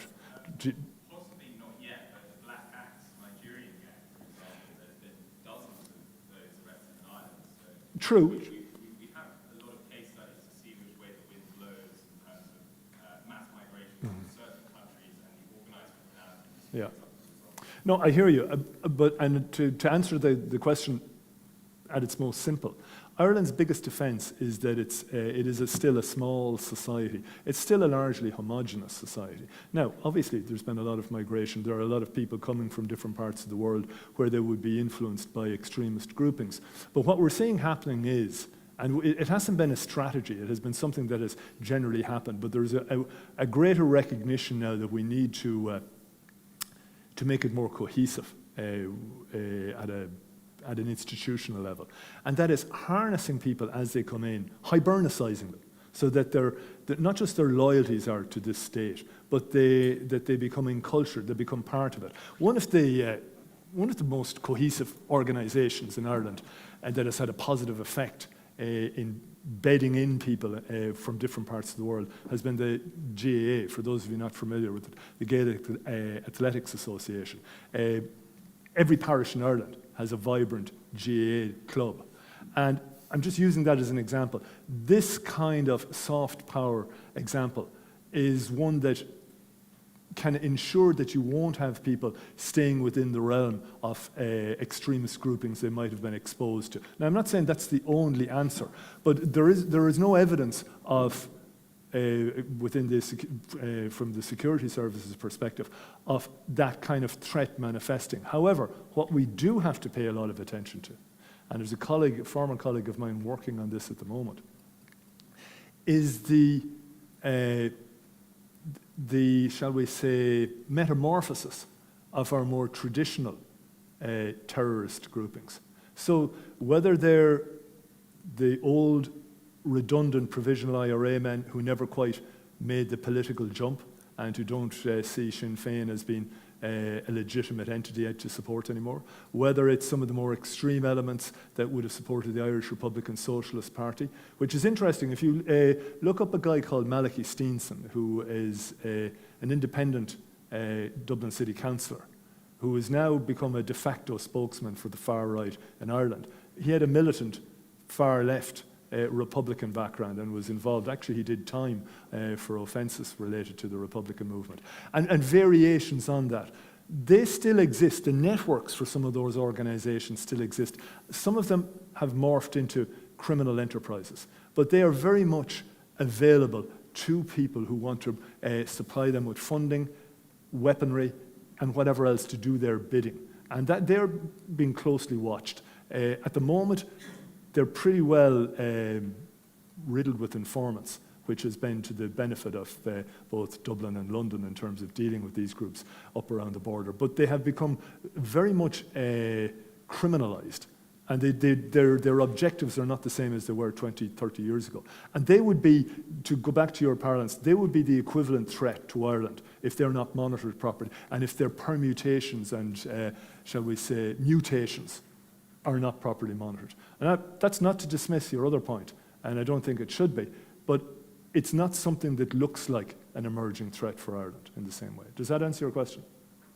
It does. I think it might be an example of that horizon thinking you were talking about earlier, and I don't see how Ireland is going to prove the exception to the general rule of lawlessness, pockets of lawlessness that we're seeing across Western Europe, specifically from exactly the demographics that you're now enforcing. Yeah, there's something else you said there as well that it just reminded me of that I wanted to come back to. The idea that, I suppose, that these extremist ideas come into a country, are something that we shouldn't dismiss. But I think the size of the country has a lot to do with it. That while we're a wide open society, it's still very hard for extremist elements that are not of Irish society to exist without coming onto the security radar. The problem with ones that are homegrown is that they have an ability to network and move because of age-old sympathies that exist within regions. You only have to go up to the border regions of Ireland, the border region of Ireland, either north or south, to see what is effectively elements of little fiefdoms, where their alliances and their allegiances are purely to these little groupings and not to either state. And locals will either fall into giving that allegiance or try and stay aloof from it completely. I don't really see that happening in the same way within the immigrant community in Ireland, because they seem to be, they're being diversified in terms of where they're being sent and where they're being put. And those that are staying are getting subsumed into communities. I think it's one of the advantages of being a small state. And again, certainly in terms of the security service monitoring, they don't see that as a long-term issue. However, there is something else that you said too, and I suppose it should be addressed. I agree with your point that a lot of people put the big bad Russian boogeyman is causing all this trouble in different parts of Europe. I think where the Russians have succeeded, it's scratching an itch that already exists within a society.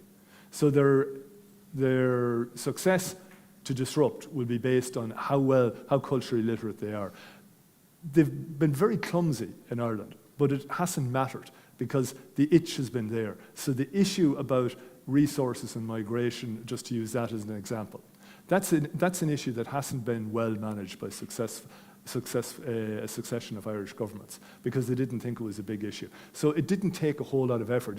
It doesn't take a whole lot of expertise if you're looking from the outside in to stir that pot. And that is what we have to really be careful about. Not getting obsessed, as you say, about the external influence, but being aware of it, not ignoring it, but also fixing the problem in your own backyard. And I think good governance is the key to that, and good communication between government and citizenry. And that's something we have to work on a bit more in Ireland at the moment. In 30 seconds. Yeah, very quickly. If I could, just on the Russian disinformation thing. So you'll see that it's the Democratic Party who is always the one claiming, Russian disinformation. And this is a form of projection, this sort of this is in itself is disinformation. So what we know for a fact is in the wake of Russiagate, the Department of Justice Inspector General did several exhaustive reports on where did this Steele dossier come from. And it concluded that this was highly influenced by Russian disinformation. And we even know the names of the Russian spies who were involved. I know the names of them. Number one. This was an incredibly successful operation. The reason why is that you have a Russian disinformation-filled Steele dossier that then gets inserted into the 2017 Intelligence Community Assessment. So you take Russian disinformation, you turn it into a US intelligence product, and then you use that US intelligence product as the predicate, the legal predicate, to launch the Mueller investigation that essentially ties America up in knots for 3 years of the Trump administration. So what the Russians did through their disinformation was divide America in a way more severely than we've been divided since the Civil War in 1865. It was phenomenally successful. Russian spies, toasted one another with vodka shots for 6 months afterwards. I mean, it was astonishingly successful. And then you see Putin's reaction, which is doubling down on this sort of operation. So Democrats are very much tied in with the Russians. And, look, I mean, Hillary was collaborating with them to develop the Steele dossier. We know that for a fact. Not even a discussion. But just very quickly on the F-16s, which I think is a very important point, is that since 2014, the U.S. military as well as NATO has been training the Ukrainian military. We very deliberately excluded training them to fly F-16s, number one. We trained them to do lots of other things, and so Russia's initial invasion from the north was quite successfully pushed back because of NATO and U.S. training. If you look at what the Pentagon has been saying for the entirety of this war, the Pentagon has been inordinately concerned with escalating the war. We didn't give the Ukrainians M1A1 tanks because we were so afraid that this would escalate. This fear of escalation has really, really retarded America's desire to give Ukraine the weapons they want. If we were serious about the Ukrainians winning, we would have trained them on F-16 starting in 2014. We would have had plenty of time, but we weren't. We didn't want them to have that capability. Good. I'm afraid we've run out of time there, so I'd like to thank the panelists for their contributions.